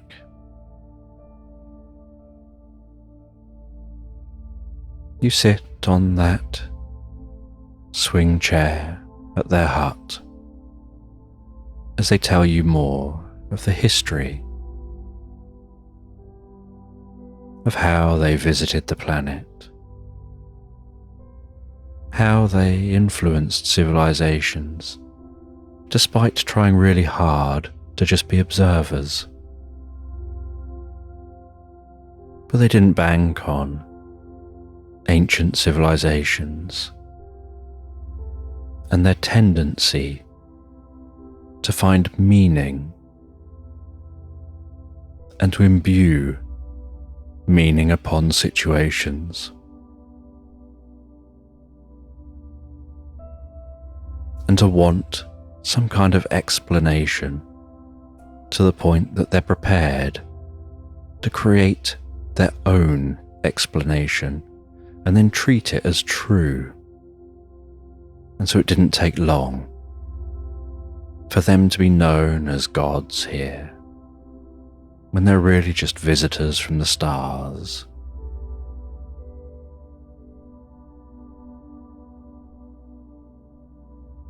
And they even hung on to those beliefs to the point that they started building their buildings to mirror the stars in the sky. Building their buildings almost like a map back to where the aliens had come from. And the other aliens had left. Just they remained to watch over those records.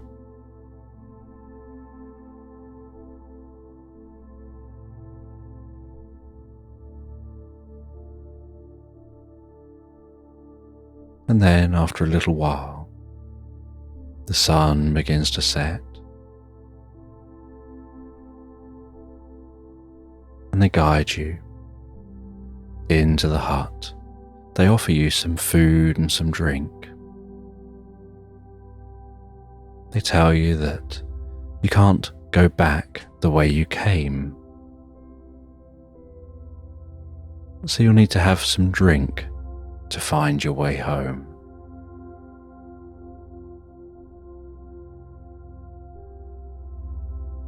And you sit in their cabin, resting in that hut.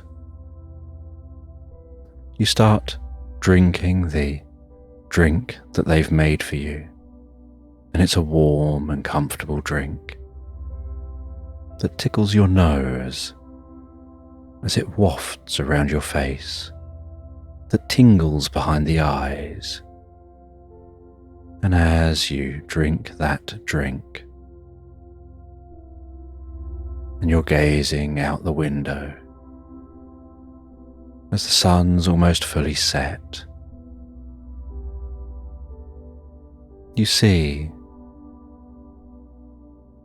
the field outside the window beginning to bubble and fizzle, beginning to undulate.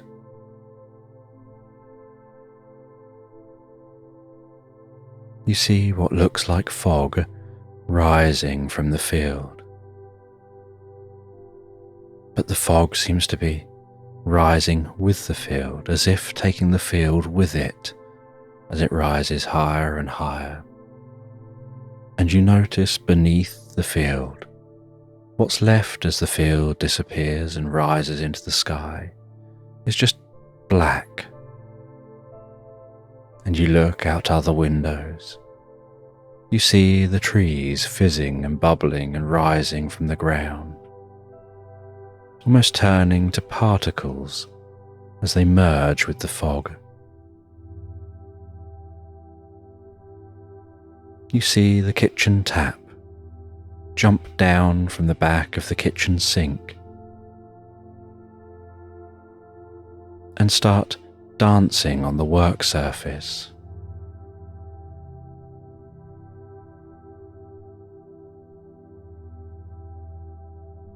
You then see the plates jump up with little legs appearing and start dancing.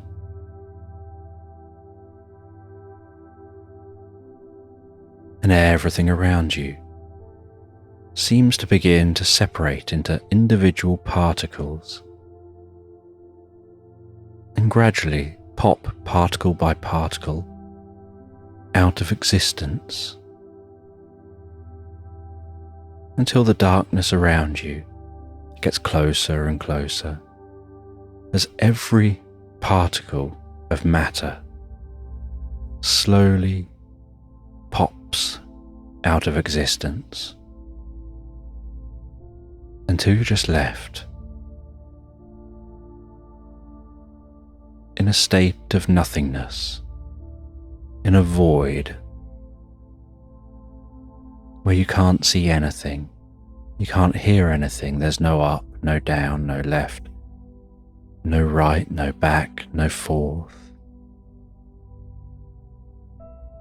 Just a space of nothingness, no temperature, no sensations, just being, just peace and calm and serenity. And then very slowly, you see what looks like a pinprick of light, and then another and another and another and another, and gradually, pinprick by pinprick, you see a new reality forming around you, until enough of that reality is formed that you can begin to feel it beneath you, begin to feel yourself existing here, begin to hear here, and finding yourself standing over that hole.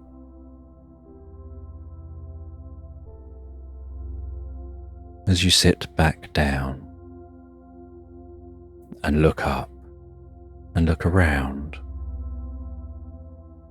and see your horse resting beside you, as if just a moment has passed.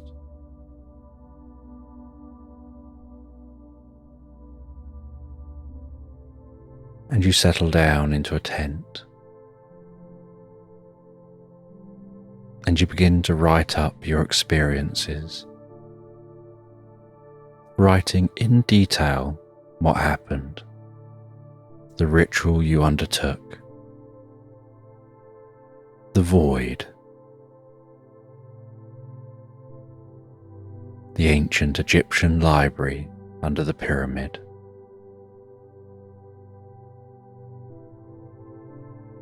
those you encountered,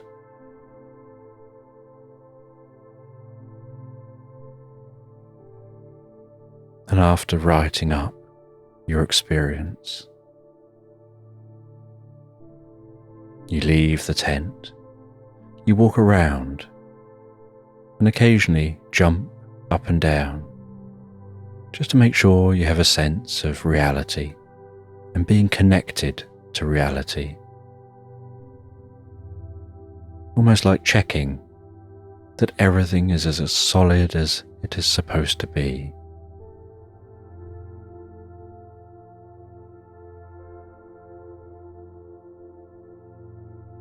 And then, with nighttime still set in, you settle down in the tent, curious about the future.